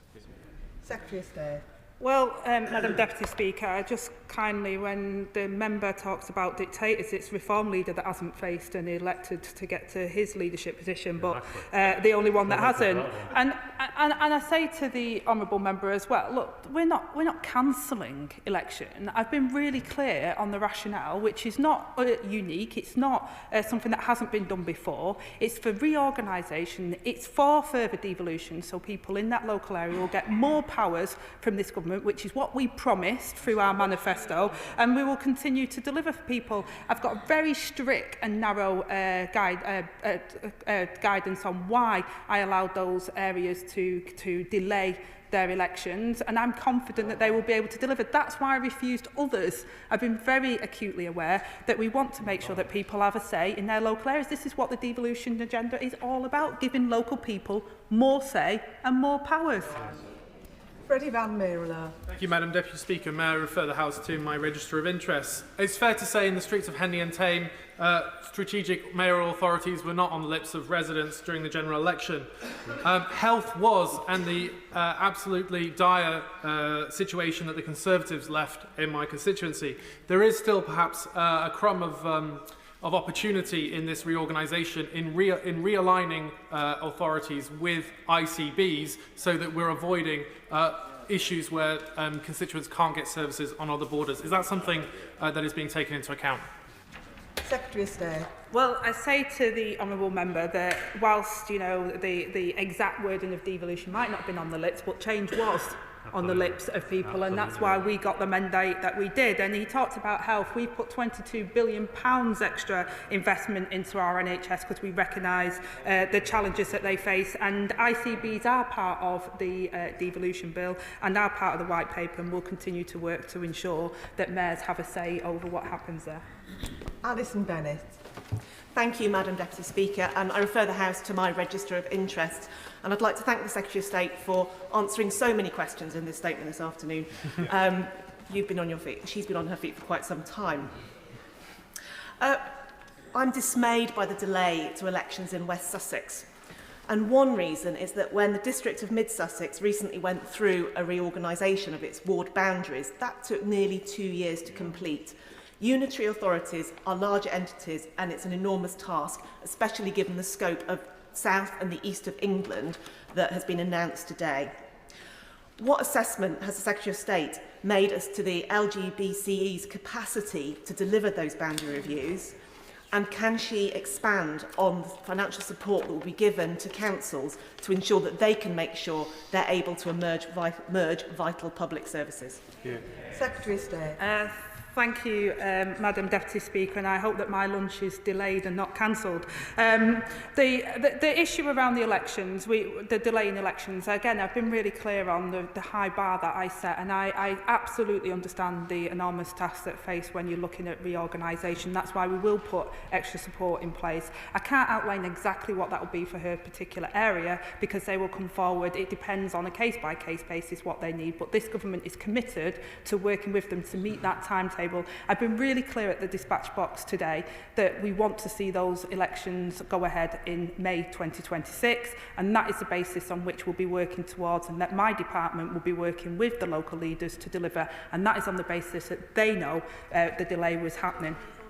The final question, Caroline Burden. Yeah. Thank you, Madam Deputy Speaker.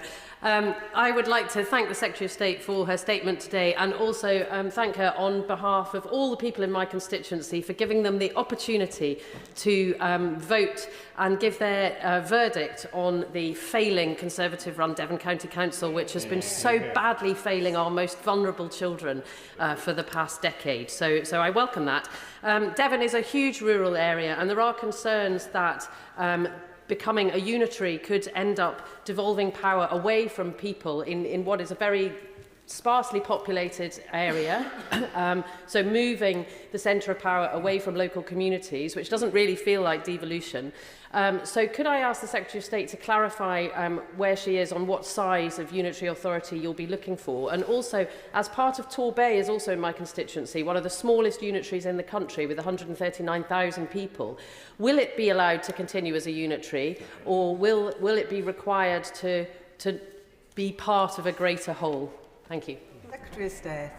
Well, again, I do recognise that Devon is a huge rural area, and I hope in the comments that I've made previously in the debate that we've had on this statement, Madam Deputy Speaker, that we have issued a guide for unitary. It is a guide, though. I've said it's not set in stone, and I do recognise that Torbay, the unitary that it is now, but there are also the challenges that are faced there. So therefore, I want to work with local leaders. If they want to expand, we want to facilitate that. We want to deliver, and our our guiding principle is better public services that are responsive to local people's needs. And I believe that members across this House want to deliver the same. So therefore, hopefully working with us, we can give investment that public services have not had for the last 14 years, and we can deliver it in the right way, in the right place, that people feel it's responsive to their local needs.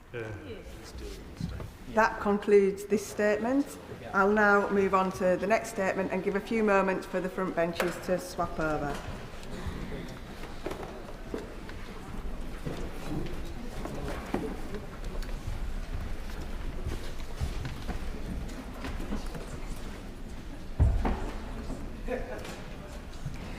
Statement, Minister Dan Jarvis. With permission, Madam Deputy Speaker, I will make a statement updating the House on the Government's response to the Southport murders.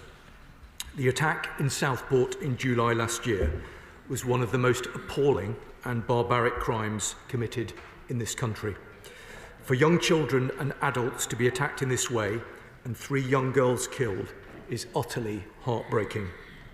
Home Secretary and I would like to thank those people who showed great bravery in attempting to stop the attack.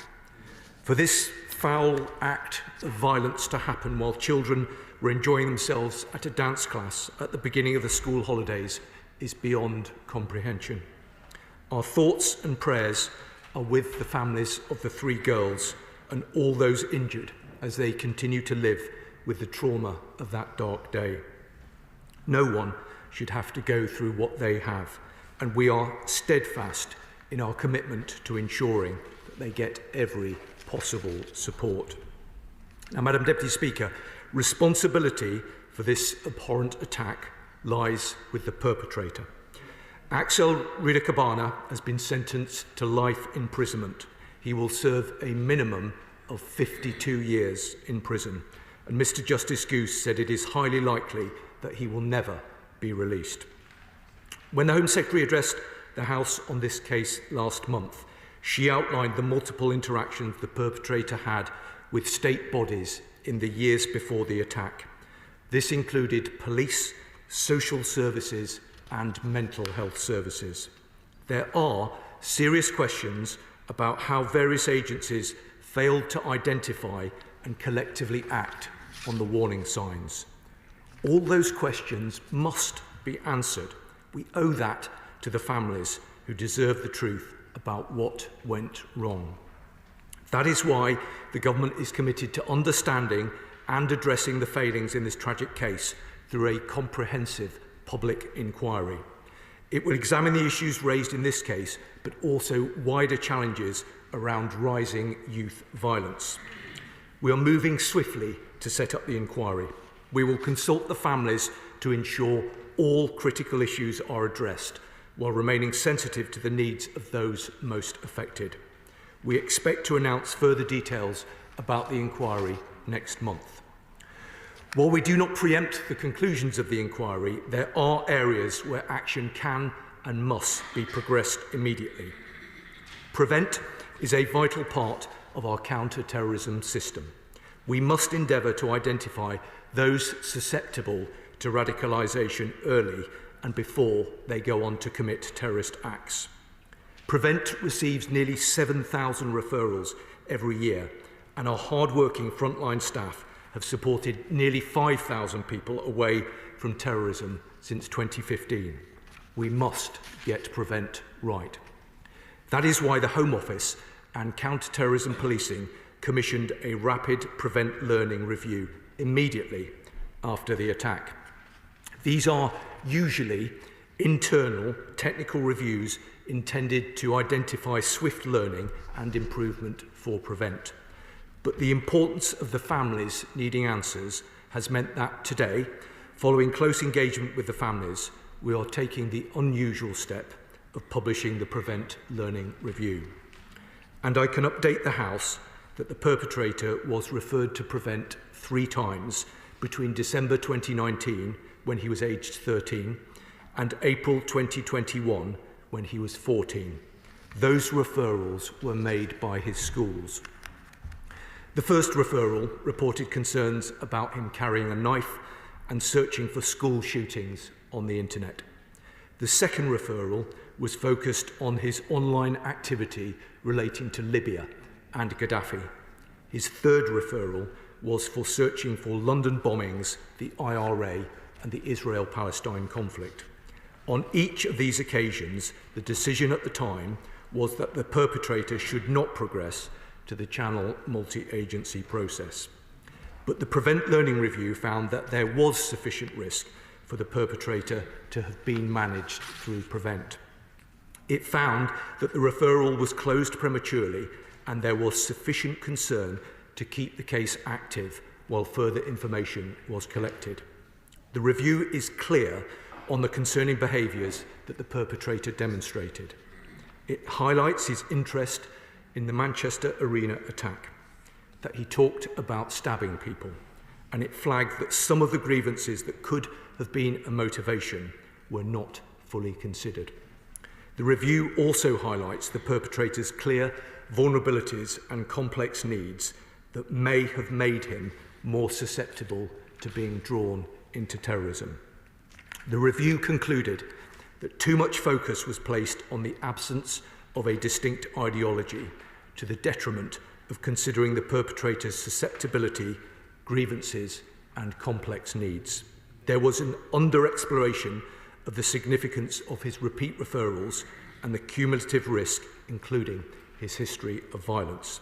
There were potentially incomplete lines of inquiry, and that at the time the perpetrator could have fallen into a mixed, unclear or unstable category for Channel due to his potential interest in mass violence. Indeed, the overall conclusion of the review is that he should have been case managed through the Channel multi-agency process rather than closed to Prevent. This would have enabled coordinated multi-agency risk management and support. Madam Deputy Speaker, the Prevent Learning Review made 14 recommendations for improvements to Prevent. We have accepted these findings and rapid action has been taken to implement the recommendations. Counter-terrorism policing have conducted in-depth assurance visits to every region to determine whether the issues identified in this case have been resolved by operational improvements made since 2021. Urgent work is underway to address the findings. The Prevent Assessment Framework was launched in September and is now in place across all regions. It was developed by experts and is being used to triage and risk assess all Prevent referrals. It will improve decision-making at all stages of the Prevent system. Rollout of this tool has been accompanied by rigorous mandatory training.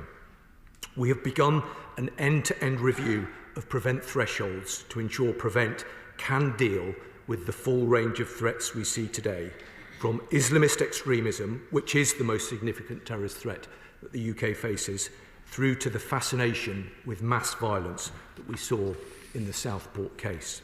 This internal review will complete in April and further strengthen the approach to repeat referrals and ensure that clear policy guidance and training is in place. We have completed the first stage of a policy review into how Prevent supports referrals who have mental ill health or are neurodivergent.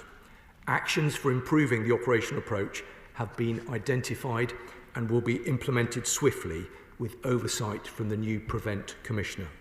We are also strengthening our approach to the oversight of referrals that do not meet Prevent thresholds to make sure that people receive the right support.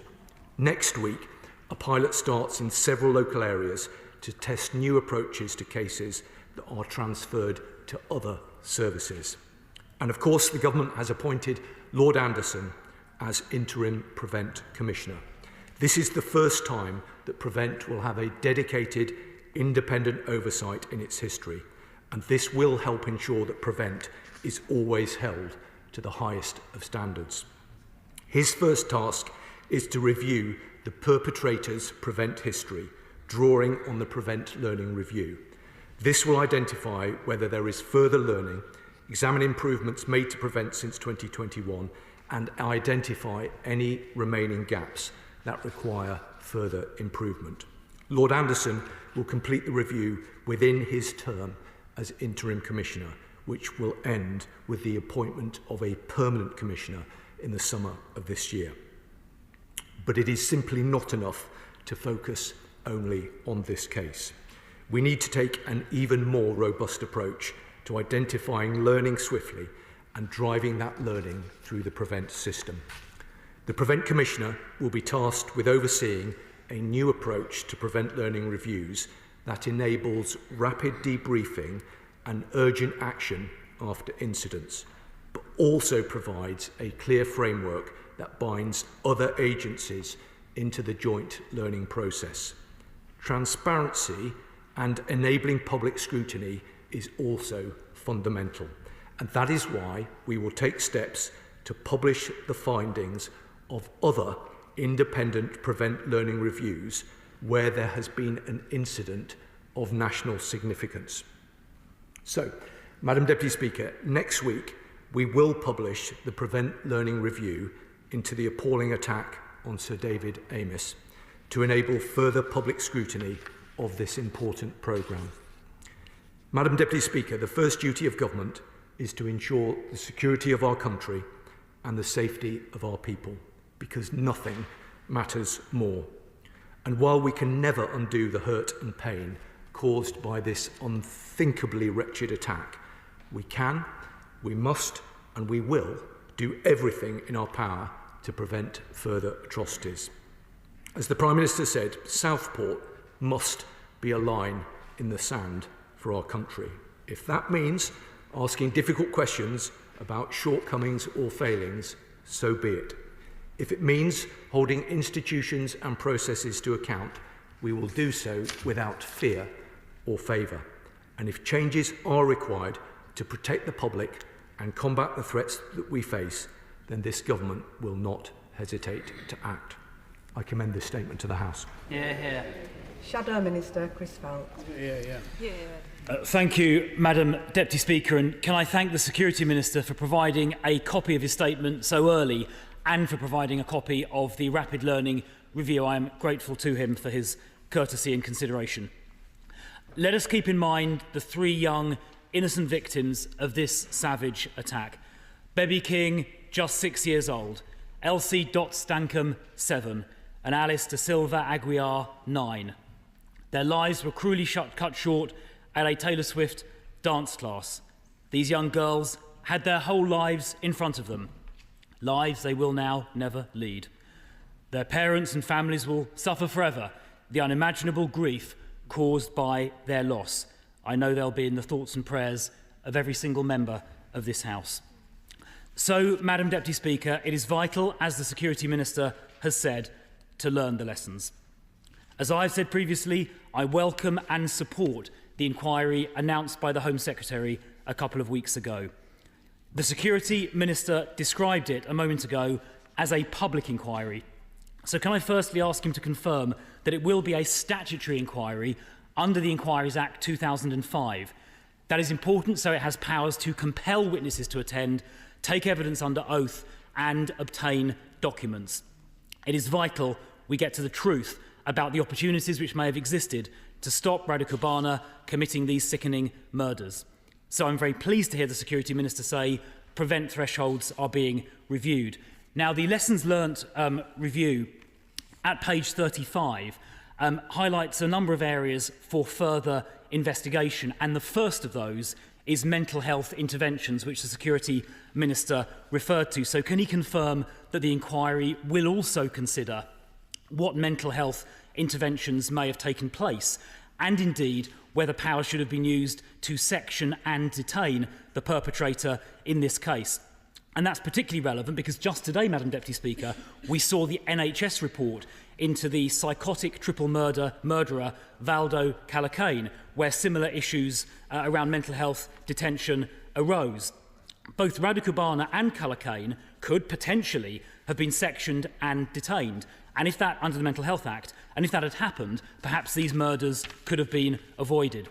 Now, there is one issue I'd like to raise, which is that in the King's speech, the government announced a new mental health bill, and in the notes accompanying that, on pages 83 to 85, It said that the government has plans to increase the threshold for detention under the Mental Health Act, that is to say, make it harder to detain people. And it goes on to note concerns about black people being more likely to be detained under mental health powers.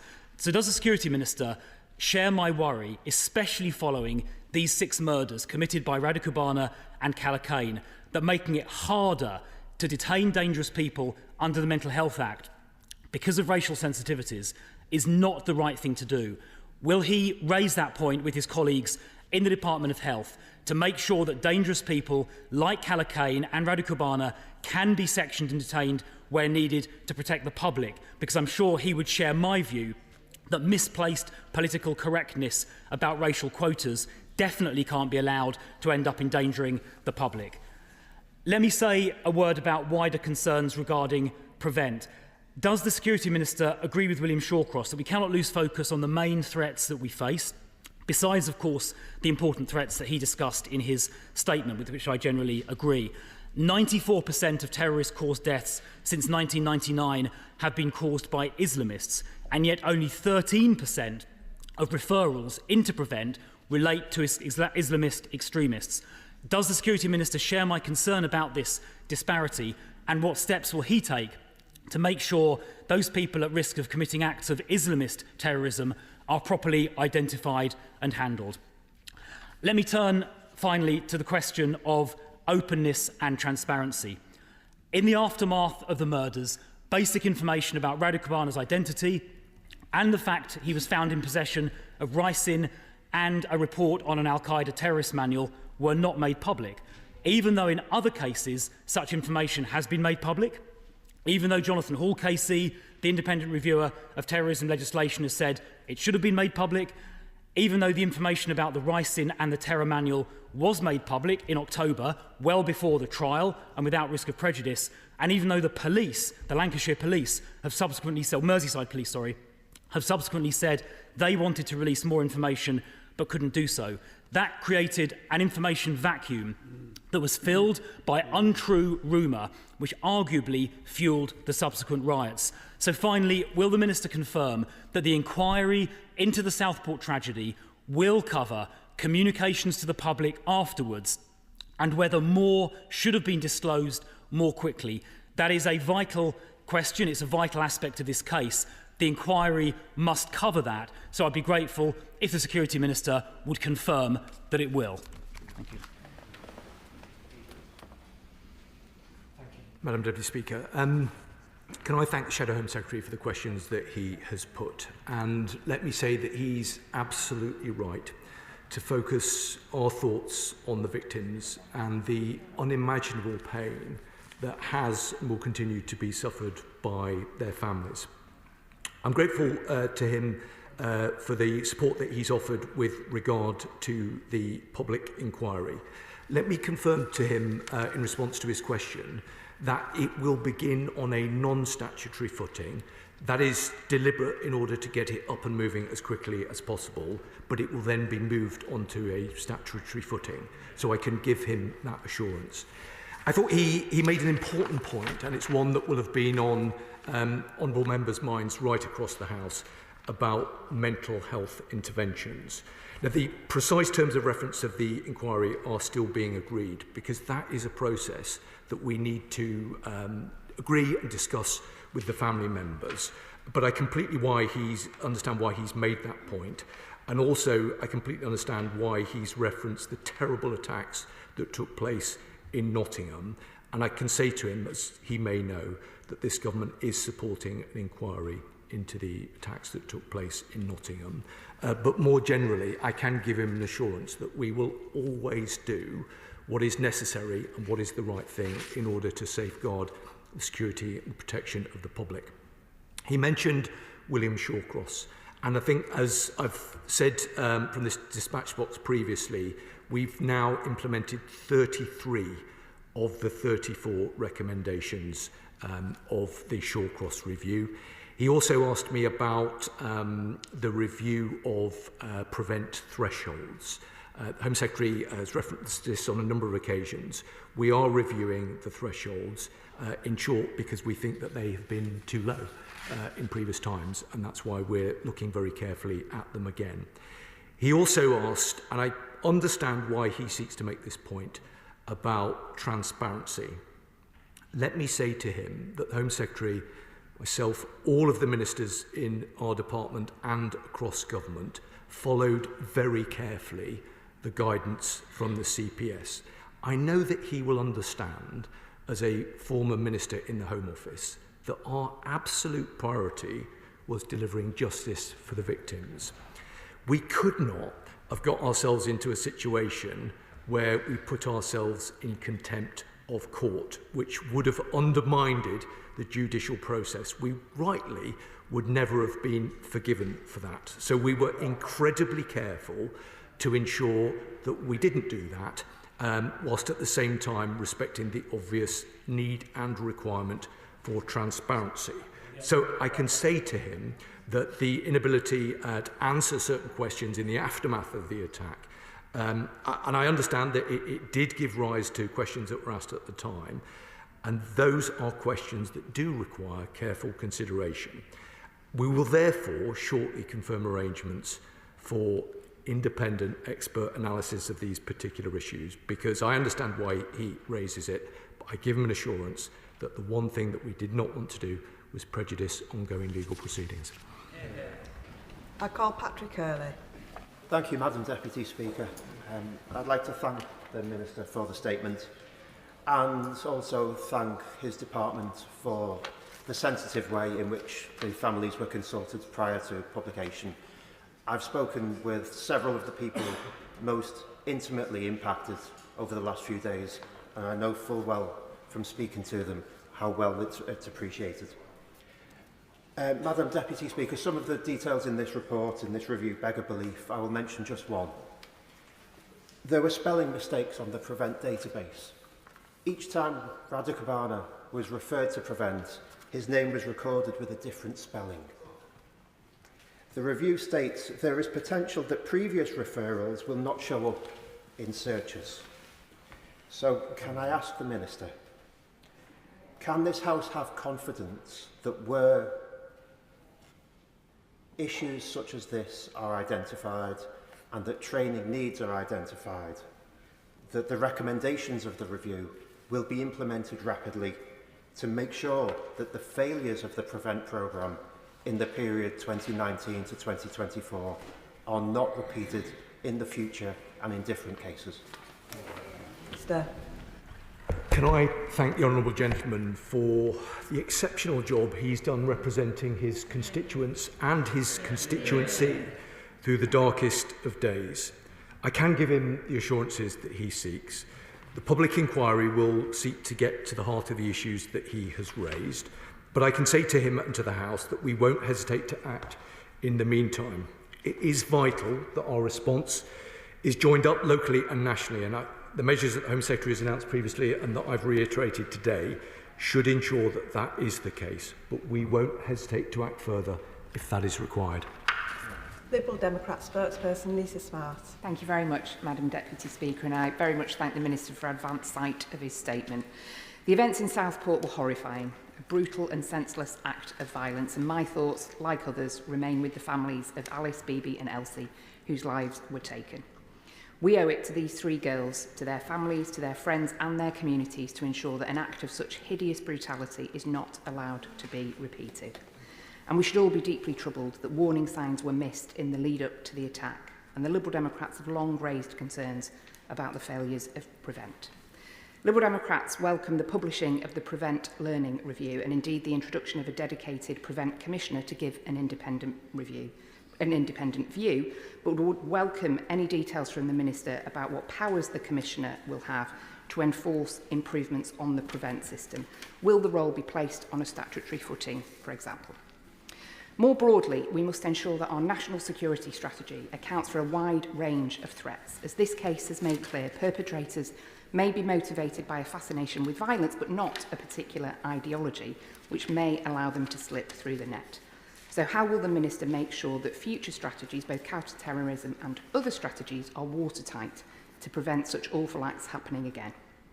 Protecting communities must be at the centre of this approach. So what is being done to reassure the public that they remain safe from these threats? And what will be done to ensure that incidents of this type are not exploited by extremist groups? The Minister is right to say this must be a line in the sand, but it must also be a turning point. We owe it to the victims and their families to ensure that the failures that led to this tragedy are not repeated. Thank you, Madam Deputy Speaker. I'm grateful to her for the constructive tone that she's made her remarks. She asked about the Independent Prevent Commissioner. We've appointed Lord Anderson on an interim basis ahead of a permanent appointment in the summer of this year. And we will work closely with him to establish the role. I am confident that he is someone with unique experience, someone who's hugely respected across this House and in the other place. And I'm confident that he will do what needs to be done in order to provide the assurances that honourable members are looking for. She made an interesting point, I think, about seeking to ensure that the national security apparatus that keeps the public safe is watertight. I mean, the assurance that I can give her, and I hope that this provides some reassurance to the public, which was her next point, is that we are fortunate in this country to have extraordinary men and women serving in our national security agencies, our operational partners, the police, and across government who work tirelessly to keep the public safe. I think that she, and I hope the whole House, can seek some reassurance from the commitment of this government and from all of those who work tirelessly to keep the public safe. It is our number one priority, and we will use every tool at our disposal to ensure that we keep the public safe. Paula Barker. Thank you, Madam Deputy Speaker, and may I thank the Minister for his statement. Madam Deputy Speaker, it makes me angry, deeply angry, to listen to this litany of errors by different agencies across the public sector, not just in failing to realise the level of threat that Rujabakana posed in each instance when they encountered him, but failing to join the dots between those agencies and realise the common pattern they were all seeing. Not least because in 2020, my constituents, Jan and Gary Furlong, lost their wonderful son, James, in the Forbury Gardens attack. Like the Southport attack, Madam Deputy Speaker, there were systematic failings in the system. The perpetrator had 4 prevent referrals. He had issues with mental health services, and nobody joined the dots. So will the Security Minister ensure that whatever else the inquiry into these tragic and preventable deaths examines, it looks closely at the issue of agencies and how they talk to each other and assess threats together, because agencies and departments can no longer be allowed to work in silos. And may I also take the opportunity, given the Minister's statement, of saying they will take steps to publish the findings of other independent prevent learning reviews where there's been an incident of national significance. May I ask if that will be extended to the Forbury Gardens attack? Thank you. Thank you, Madam Deputy Speaker. The Honourable Lady has been a tireless champion for her constituents. It was humbling to meet with her recently, Gary and Jan Furlong. They are incredible people, and their decency was inspiring. And as she knows, the terrible Forbury Gardens incident occurred before the formalisation of the learning review process. However, thorough scrutiny was given to the prevent case management of the perpetrator through the coronial process. The government is committed, though, to learning from these previous failings and to learn from the experience of Gary and Jan Furlong. The Home Secretary has written to the Furlongs and has written to the other families of the victims of the terrible Forbury Gardens attacks. And I know that the Home Secretary will want to meet with them soon, and I recommend that Lord Anderson does as well, so that collectively as a government we can learn everything that we possibly can from that terrible attack. Father of the House, Sir Edward Lee. May I press the Minister further on the issue of transparency? The Minister says that Ministers did not wish to prejudice the trial, but the murderous possession of the ricin, the terror manual, was revealed before the trial. There is a suspicion that the reason why this information was not released within days is that there was a feeling in government that this might inflame racial tensions. But unfortunately, this lack of transparency simply fed conspiracy theories. So will the Minister confirm that ministers did take a conscious decision not to reveal this information, and have they learnt the lesson in the future? Can we be completely transparent when such an outrage occurs, which we all hope will never happen again? I can certainly give him the assurance that ministers did everything mindful of the absolute need to avoid contempt of court and interfering with ongoing legal proceedings. He specifically mentioned the issue of ricin. The Home Secretary and I were close to this investigation throughout, and the Home Secretary was informed about this on the 2nd of August. I can say to him that police investigations are fast-moving, and it's important that facts are established as they relate to the prosecution of an individual. And it isn't for ministers to provide a running commentary on any or every aspect of an investigation. But I can say to him that we take these matters incredibly seriously. We are thinking about how these terrible incidents can be managed in the future with regard to the passage of information. But I give him an assurance that we acted in the best interests of securing justice for the victims throughout. Juliet Sadiq. Minister for his important update, and as an aside, I hope that he will keep the definition of extremism under review. But turning to the case today, I'm sure the Minister will agree with me that we have a collective responsibility to ensure that young people do not develop a worldview that leads them into a life of violent extremism. And we know that a lot of the grooming of young people starts online. And we know that the perpetrator today, in this case, viewed harmful content online, which stayed online for months on end. So could I ask the Minister, what conversations has he had with these social media companies that have to take some responsibility from the content that is generated and then amplified on their platforms? Absolutely. I think the Honourable Member makes a very important point, and the Government are crystal clear that content which is illegal must be taken down by the tech companies, and we have the power to compel companies that fail to cooperate with such content. I think it's not a controversial thing to say that the tech companies have an absolute responsibility, both legal and moral, to keep their users safe, and that particularly applies in the context of younger people.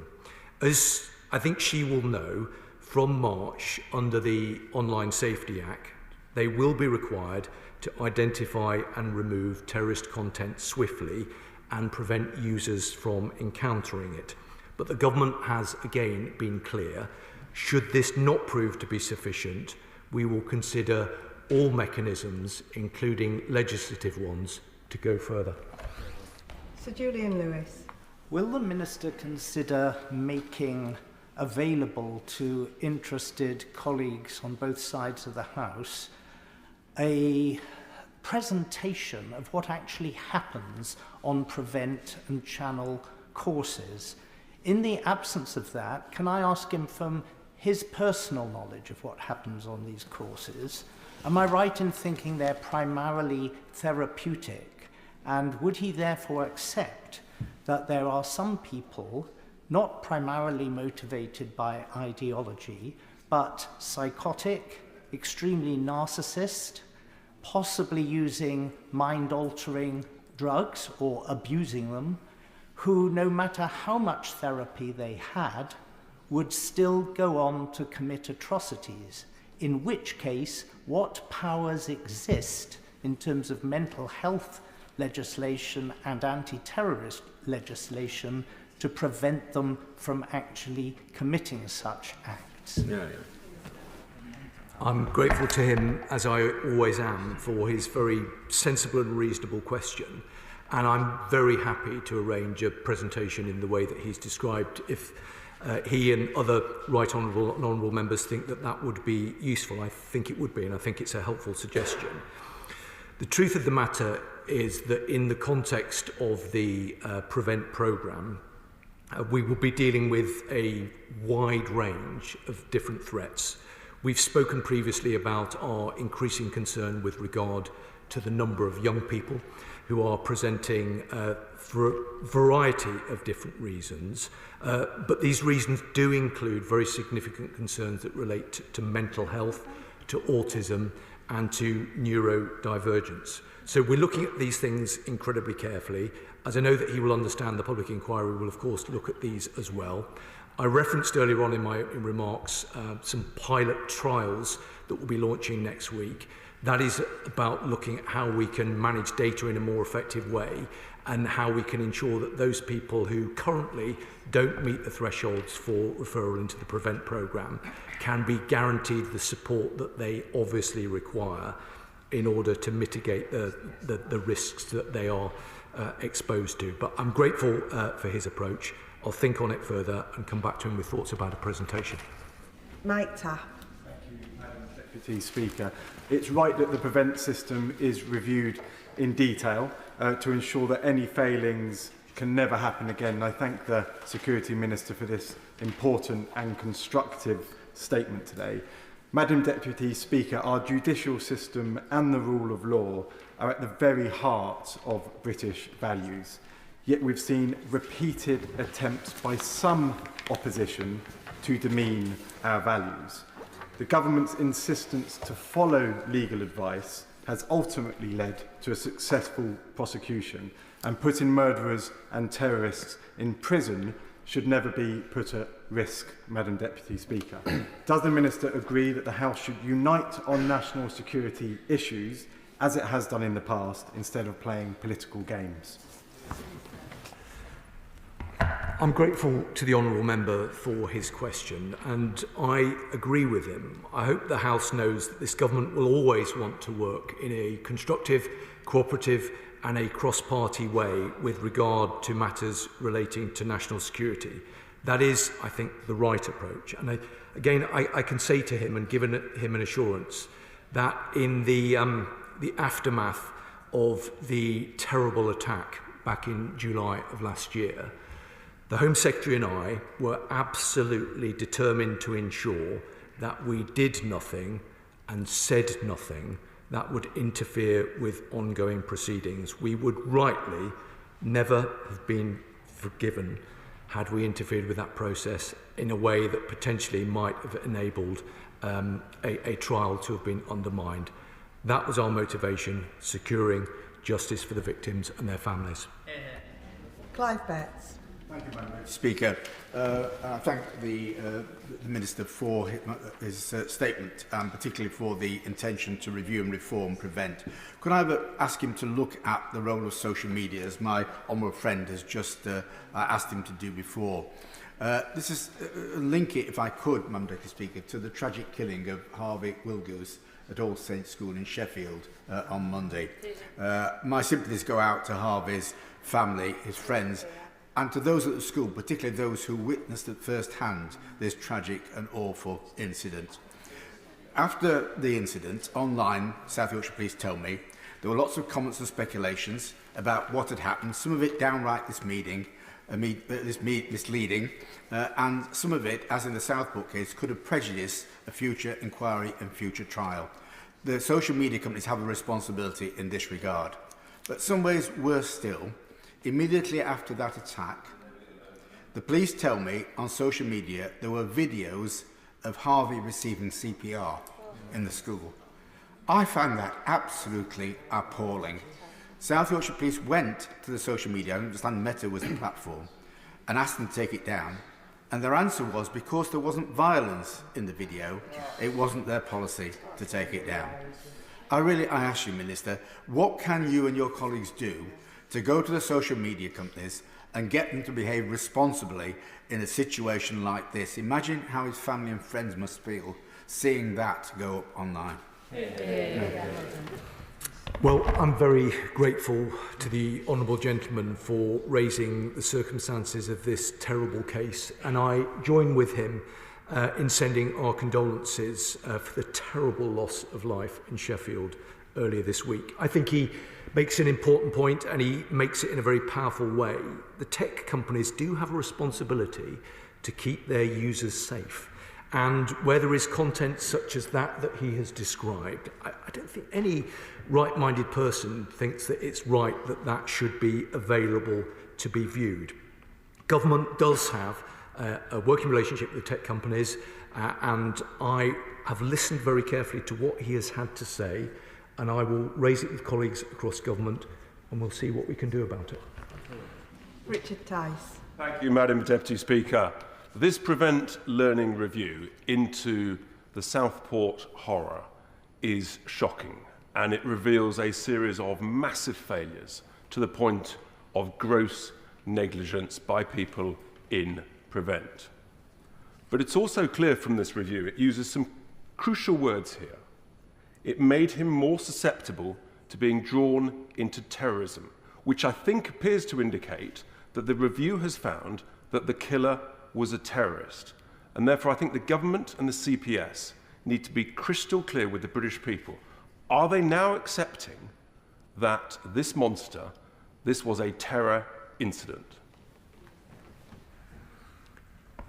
The honourable member has asked me to be crystal clear, so I will be. The perpetrator has been found guilty of a terrorism-related offence and will therefore be considered as a registered terrorist offender and subject to the associated sentencing procedures, and will be treated as a person convicted of an offence under the Terrorism Act.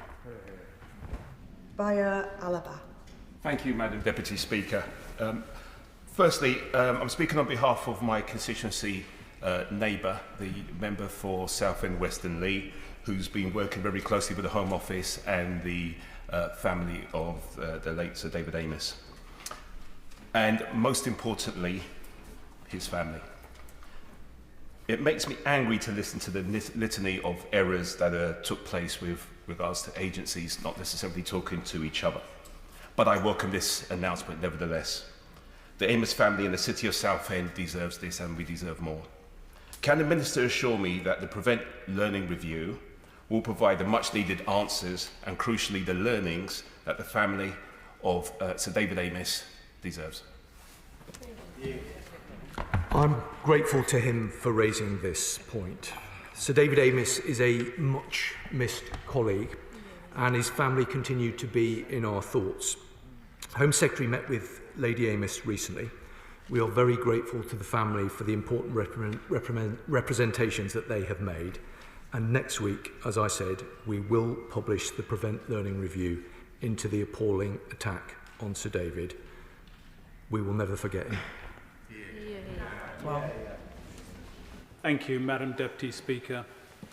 None of us would wish to preempt the public inquiry before it's even started. But just based on what the Security Minister has told us, it seems inevitable we will face the issue of different agencies of the state failing to speak to each other about the individual who is coming up on their systems. When, if they did, they might realise the seriousness of the danger that he posed. My constituent, Zara Alina, would have been alive if agencies had just talked to each other 2 years ago. So will the Security Minister ensure that inter-agency communication is at the heart of any lessons learnt from this inquiry? I'm grateful for him making the question in the way that he has, and I'm dreadfully sad to hear about what happened to his constituent. He makes a very important point about interagency cooperation and working. That is one of the things that we look very carefully at. It is certainly one of the things that the public inquiry will focus on. We've got to ensure that there is a joined-up response at a local, regional and national level, and that is what we will ensure that we are able to do. Madam Deputy Speaker, just with your indulgence, if I may, I just wanted to clarify one point that I made to the Shadow Home Secretary earlier. To be clear, it is the Law Commission that is reviewing the contempt of court rules. He made some good points around transparency, and I wanted to be clear with him that it is the Law Commission that will be reviewing the contempt of court rules. Final question on the statement, Fred Thomas. Thank you, Madam Deputy Speaker. The tragic events at Southport were horrific, and I welcome the government's review of the Prevent policy, finding the murderer should have been monitored better and implementing steps to make sure it never happens again. The tragic incident set off civil unrest across the country. This found its way to Plymouth, and in that moment of extreme societal emotion, the community in Plymouth came together as one, and in the end our streets saw minimal public disorder. But will the Minister join with me in deciding that we must tackle the root causes of that civil unrest, which include disinformation online? Thank you, Madam Deputy Speaker. The Honourable Gentleman, I think, makes a very important point. And yes, I can give him the assurances that he seeks about tackling disinformation online. I think he made an important point, though, about the response from his constituents in the city of Plymouth. And I think if we look back on those dark days of July of last year, in the aftermath of the terrible attack in Southport, we saw both the worst and the best of our country. The worst in that there were certain people who seemed to think it was acceptable to throw rocks and bricks and missiles at the police. But we also saw the best of our country, exemplified by decent people who stood against that. And I think it is also important to remember, in the context of the best of our country, those members of the police force, those brave men and women who stood against that threat. And I think we should send them our heartfelt thanks for all the work that they do. That concludes the statement. And we now move on to the 10-minute rule motion. 10-minute rule motion. Lee Pitcher. Thank you, Madam Deputy Speaker. I beg leave to bring forward a bill to make provision about the installation and maintenance of and access to safety equipment at reservoirs to create an offence of damaging or destroying safety equipment near bodies of water, to make provision about the teaching of water safety in schools and for connected purposes. My son phoned me last week to share the news that he had passed his driving test for the first time of asking. Personally, I think the best drivers are those that pass it a second time, but there you are. This week, he dropped my talented and beautiful daughter, his sister, at school, and then took me to the station for the first time to return to this place. He carried on then to his sixth form, and the offers have started to come in from universities, and he has the whole world ahead of him. My children are my world, and seeing their remarkable achievements, watching them grow into the most amazing, special human beings is the most wondrous thing that any parent could ever hope and pray for. I'm sure that when the time comes, every parent awaits that call when their child passes their driving tests, gets their exam results, goes off to work or study for the first time on their own. No parent should await that call to say that you'll never see your beautiful baby again. No parent should ever outlive their child and have to say goodbye to them. And so, in what I bring before you today, I hope to start the process to prevent this from happening in those awful circumstances that I will talk about. So today I'll talk about Sam. Sam, who was a similar age to my son, who should have also had a whole life ahead of him. Sam, a 16-year-old who went out with his friends one day and never returned after tragically drowning in a South Yorkshire reservoir. I met Sam's father, Simon, at Thorn Fire Station last summer for the first time. He handed me the sweetest picture of his gorgeous boy, and he bravely retold that story of what had happened. I knew there and then that should I be honoured with reaching this place, that I would do something for him, for Sam's parents, and every family who has lost a loved one in a similar way. I want to begin by acknowledging the work that has already been done on this matter, both here and outside of Parliament, to campaign for what has become known as Sam's Law. In particular, I want to highlight the work done by my honourable friend, the member of Rotherham, who has co-sponsored this bill, and Sam's father, Simon Haycock, who I know is watching today. In May of 2021, Sam had just finished his GCSEs. It was the summer, it was hot, and he and his friends, like countless of children and teenagers have done before them, found themselves a body of water and decided to go in to swim. When Sam got into difficulty, his friends tried to help. They found that the safety equipment was locked. They had to ring 999, and once the operator had verified that it was a genuine emergency, be given a code to unlock the equipment before they could use it. In an emergency like that, every second counts. In the wake of Sam's death, his father, Simon, has become a champion of water safety, going into schools and communities to talk about the dangers of entering open water and to campaign for Sam's Law.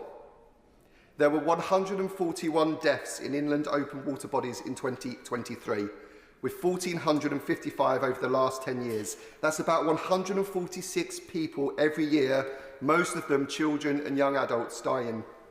Search, rescue and emergency services respond to over 100,000 calls related to water rescues annually. And as we continue to have longer, hotter summers and more people are looking for ways to cool off, there is a risk that we are only going to see those numbers increase further. Those are worrying figures themselves, but the one that has struck home the most to me, Madam Deputy Speaker, is from the Royal Life Saving Society, who estimate that for every single person who dies through drowning, there were more than 10 near misses. That to me is shocking. That's too many near misses, too many people just one step away from leaving the world unnecessarily early. And that is why I'm proposing these measures today. First, to create a legal responsibility to provide, maintain and ensure easy and rapid access to safety equipment around reservoirs. Too many reservoirs do not even have safety equipment. Where there is equipment, it cannot always be accessed in a timely manner. It is frequently vandalised, an issue I will come on to in a moment, and not replaced or repaired.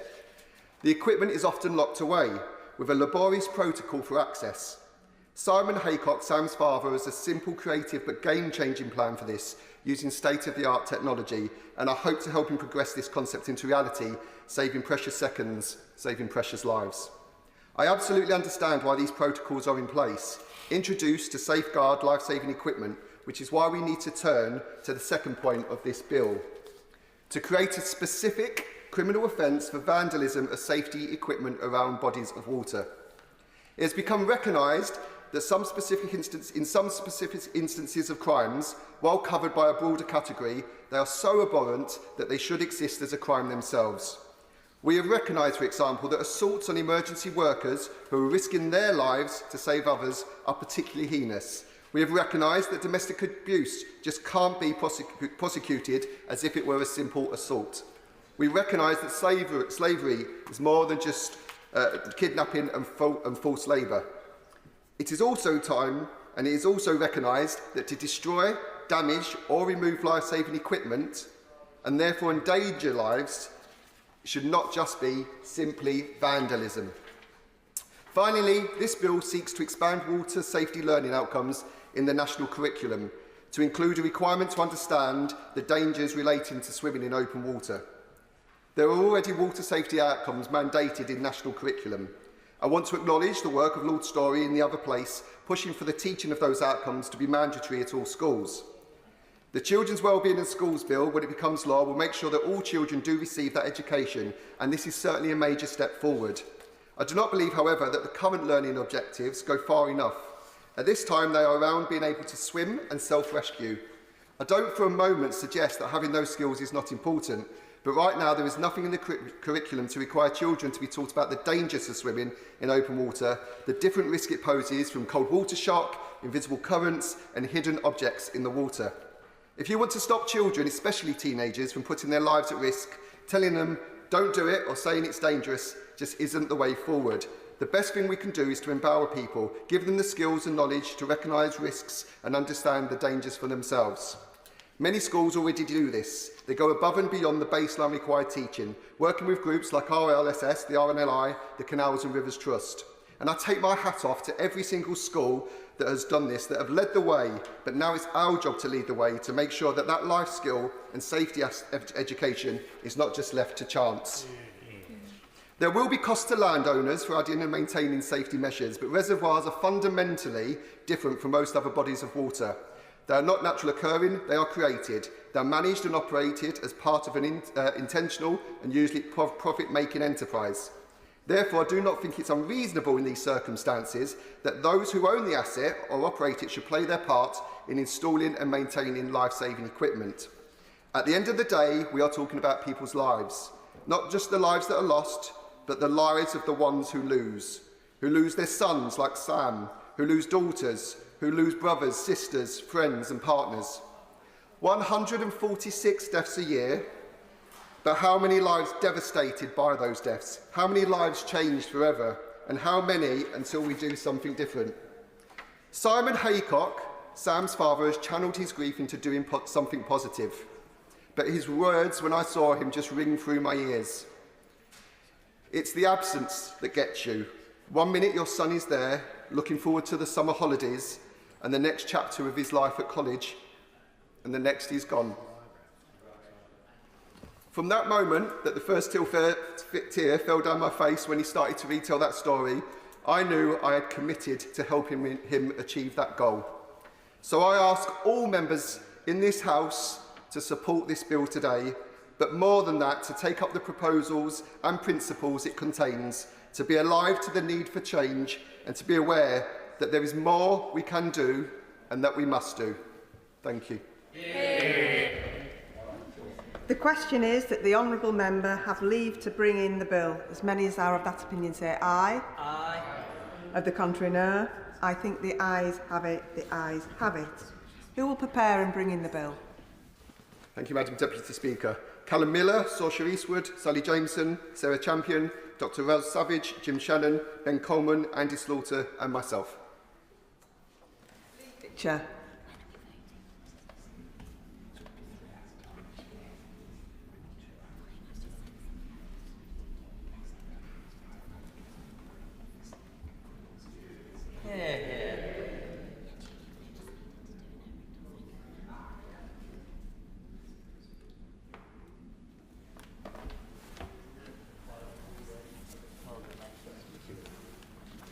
Water Safety Bill. Second reading what day? 20th of June 2025. 20th of June 2025.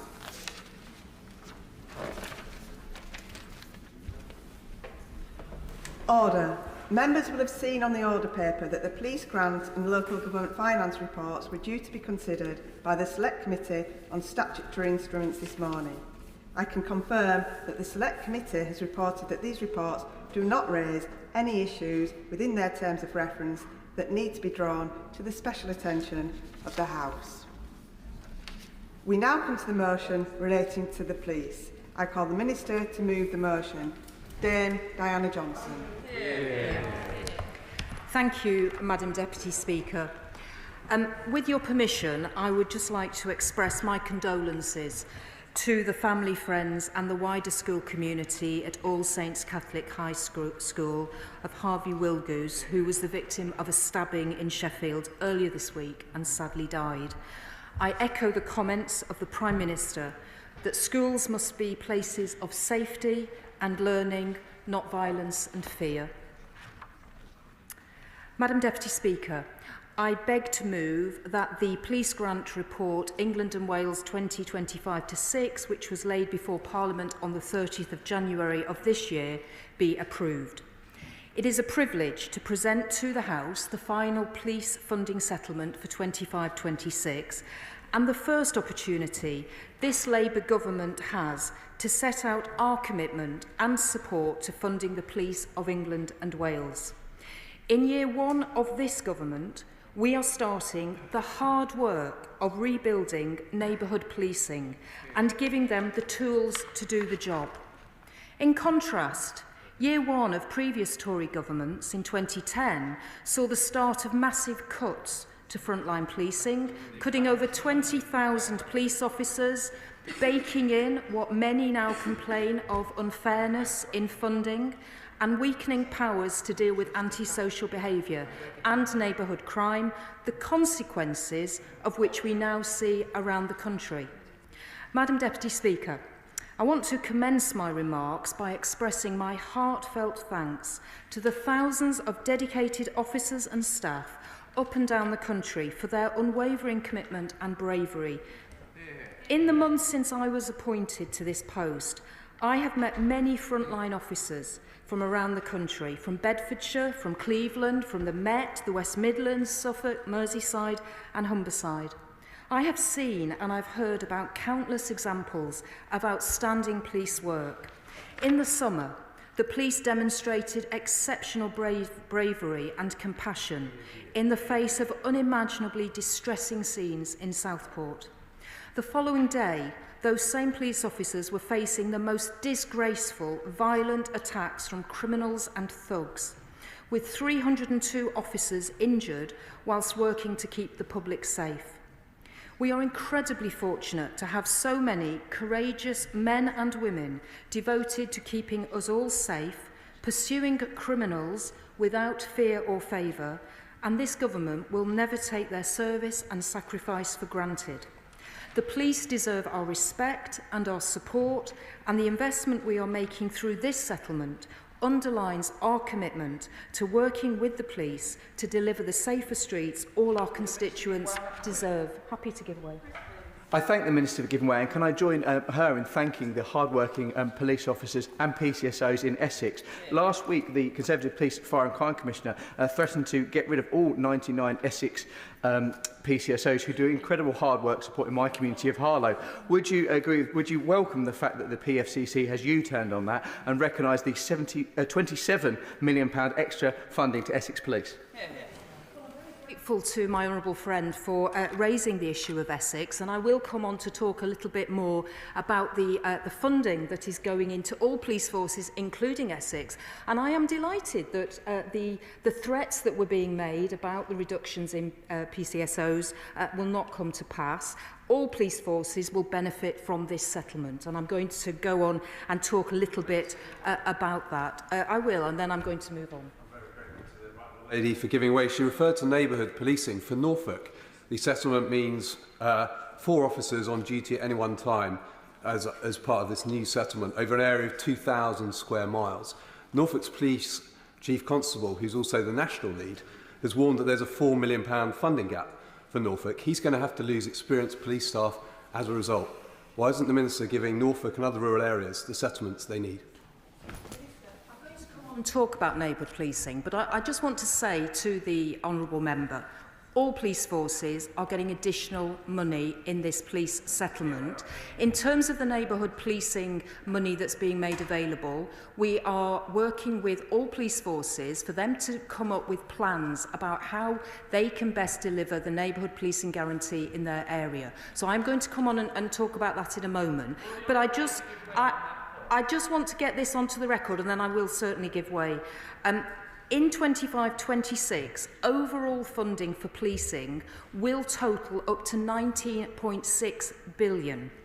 Of this amount, funding available to police and crime commissioners for their local police forces will be up to £17.5 billion. That's an increase of an additional £1.1 billion for next year, a 6.6% cash increase. So just so we're all clear, 1.1 billion in addition. But I'm happy to give way. I thank the Minister for giving way. Could she, for the benefit of the House, just clarify how much of that uplift will be taken up by the increased national insurance contributions that have been made by police forces as a result of Labour's increase in national insurance contributions? So the national insurance increases that were announced in the budget are fully funded in the settlement. I think I saw... well, and she talks of increasing the exact figure. I do apologise. Minister?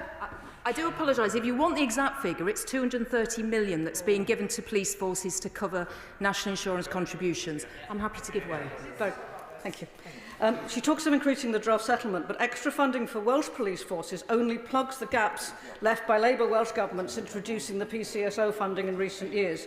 Plaid Cymru PCC David Llewellyn tells us that 56% of David Powys police funding now has to come from local residents. Surely the time has come to review police funding in Wales and have devolution of policing on the table. Well, issues around, for example, the precept in Wales are obviously a matter for the Welsh Government. I think there is a general agreement that a number of members are concerned about the police settlement. It is historic. It's what we inherited from the previous government. I know that the previous government had 2 attempts to try and reform that police formula. And didn't do so. But I will come on to talk about that in a moment. I just want to go through some of the figures so we're all very clear about what's being announced today. So I just set out the 1.1 billion extra that's being made available to policing in the next financial year.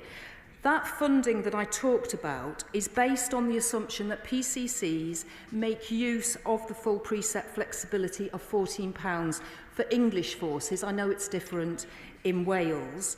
This measure provides important flexibility, which could result in an additional 329.8 million in funding should all forces choose to fully utilise this precept limit. It's important to make clear, however, that those decisions are ultimately made at the local level. But I do want to come on now to the neighbourhood policing commitment. So, Madam Deputy Speaker, neighbourhood policing is the bedrock of our policing model. Every community deserves visible, proactive and accessible neighbourhood policing, with officers tackling the issues that matter most to those areas. Under the previous Conservative governments, neighbourhood policing was slashed in communities across the country, and more than half of the public now say that they never see a bobby on the beat. Shockingly, that number has doubled since 2010, eroding community confidence and leaving people feeling less safe. Sadly, over those previous 14 years, as I've said, neighbourhood policing was decimated, with the number of PCSOs halved and the number of special constables reduced by 2/3. And that has dire consequences for public safety and public confidence. So over the 14 years of the Conservative governments, too many town centres and high streets across the country have been gripped by an epidemic of antisocial behaviour. We're at the highest levels of shop theft for a generation, and that's corroding our communities and cannot be allowed to continue. I'm very happy to give way. I'd like to thank my right honourable friend for giving way. Retail crime is one of the biggest issues that businesses across Clwyd East raise with me. I think it's fair to say that under the last Conservative government and how they characterised and deprioritised dealing with so-called low-value thefts is the reason why we're in such a mess and there's been such an increase in shoplifting, which is now obviously at a 20-year high. I would also ask whether she would agree with me to give thanks to both Usdaw and the Cooperative Party and the work they've done in this area. But would she tell us a little bit more about how this extra funding will help bolster our neighbourhood policing teams so that they can do the real tireless work that they do around making sure both our shops and our shop workers are kept safe? My honourable friend raises a very important point, and I think that presence, that neighbourhood policing that we're talking about in our high streets and our town centres will be so important in getting to grips with not only the antisocial behaviour but also this rise in shop theft and the assaults on retail workers. It's very clear that the Labour government, this Labour government, want to turn the page and put that neighbourhood policing back into our communities in every corner of our country.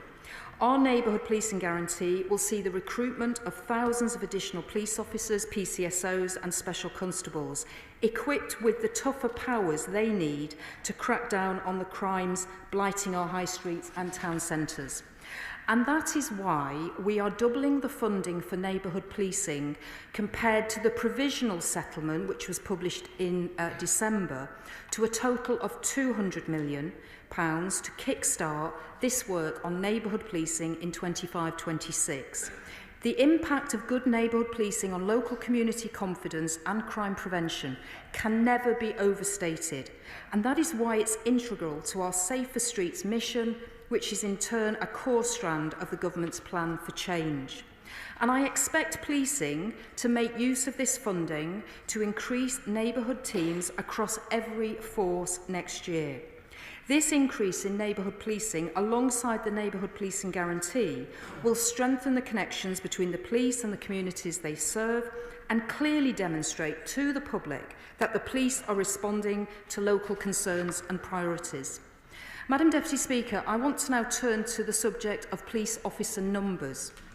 We are committing £376.8 million to support forces in maintaining officer numbers for 25-26. Out of this, £270.1 million will be allocated to forces on the conditions that they meet their officer targets.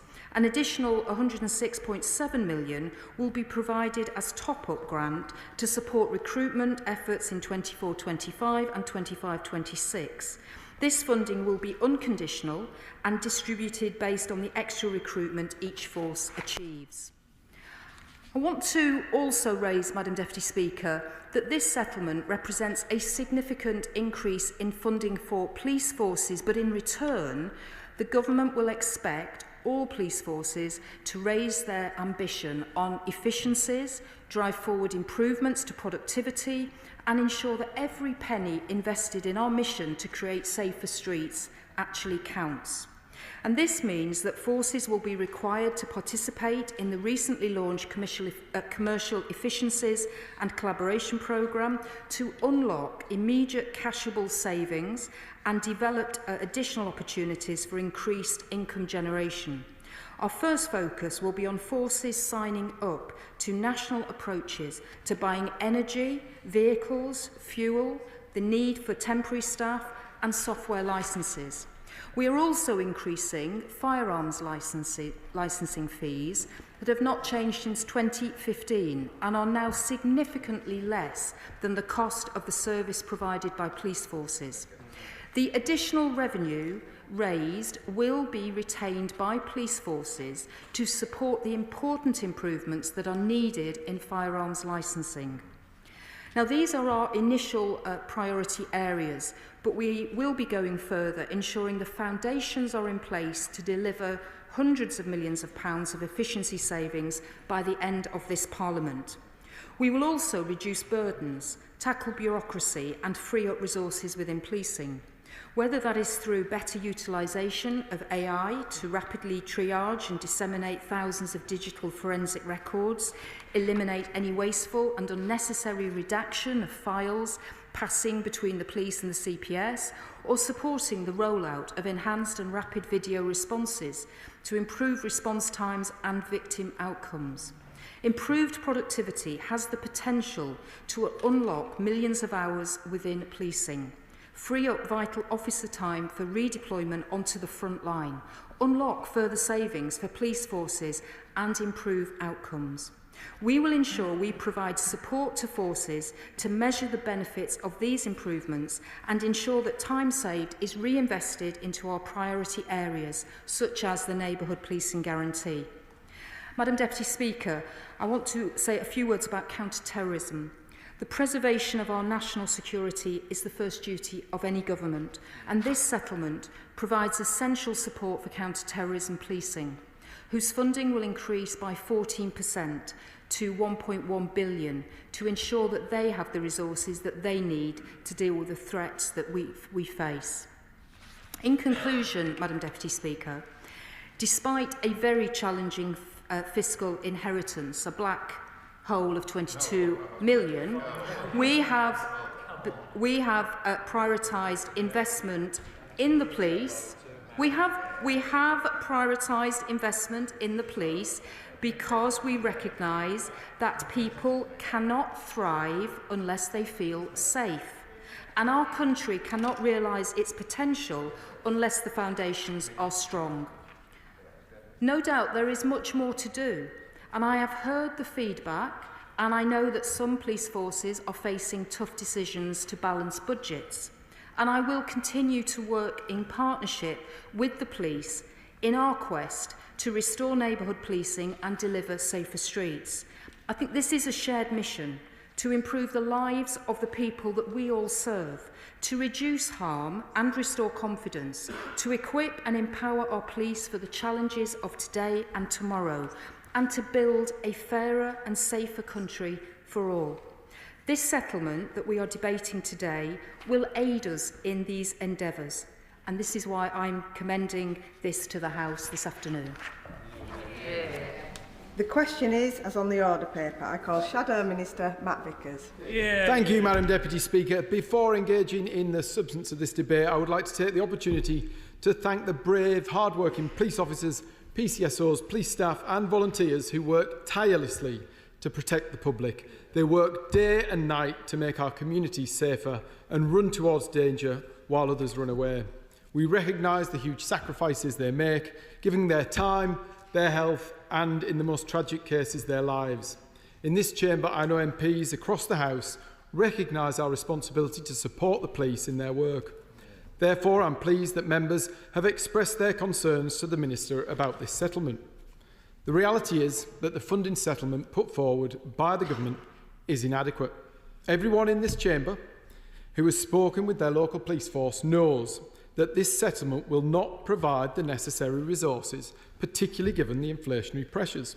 Last week, when questioned by Nick Robinson about the absurd tax raid on our police forces and the fact that her settlement will cut the number of police on our streets, the Minister conceded that she was not going to pretend it's not challenging for police forces.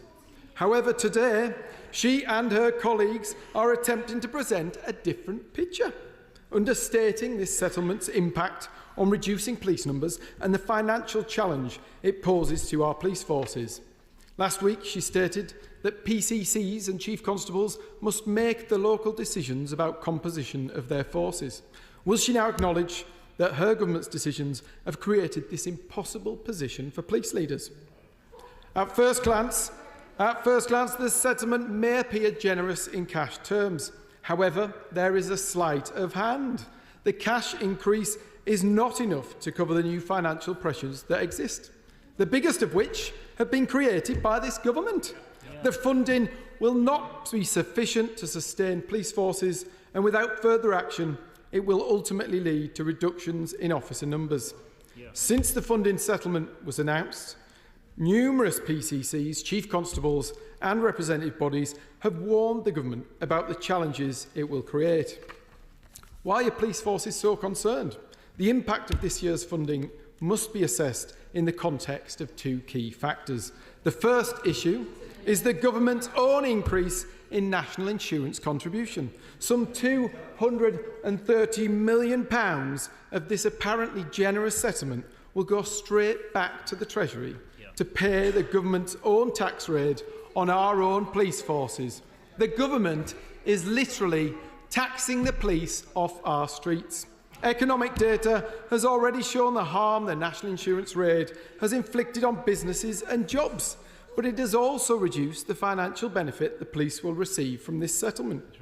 Since the government chose to impose this tax nationwide, it is only right that the Home Office should fully cover the cost of this tax increase for police forces. But now they're claiming that the £230 million, which covers their own tax hike, somehow counts as a funding increase. It's not a funding increase. It's just covering an extra cost the government themselves have imposed on our hard-working police forces. Would this money not have been better spent in due course? Would this money not have been better spent on more police officers or investments in technology to improve efficiency, something this government claims to prioritise, or on targeted interventions? In fact, this sum alone could have funded I do thank the Shadow Minister for giving way. He, like so many on his side of the House, were supportive of the Health and Social Care Levy, which was a larger and more wide-ranging increase in national insurance than anything that's been proposed by this government. I've just checked his Hansard for the entirety that he was a member of this place.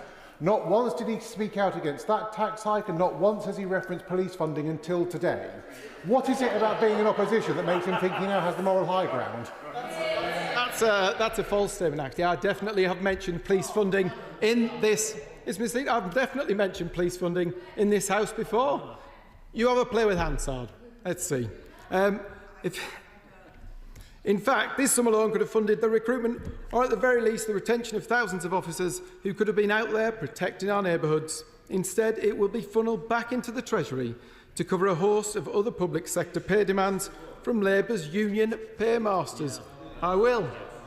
I'm very grateful to the Shadow Minister for giving way.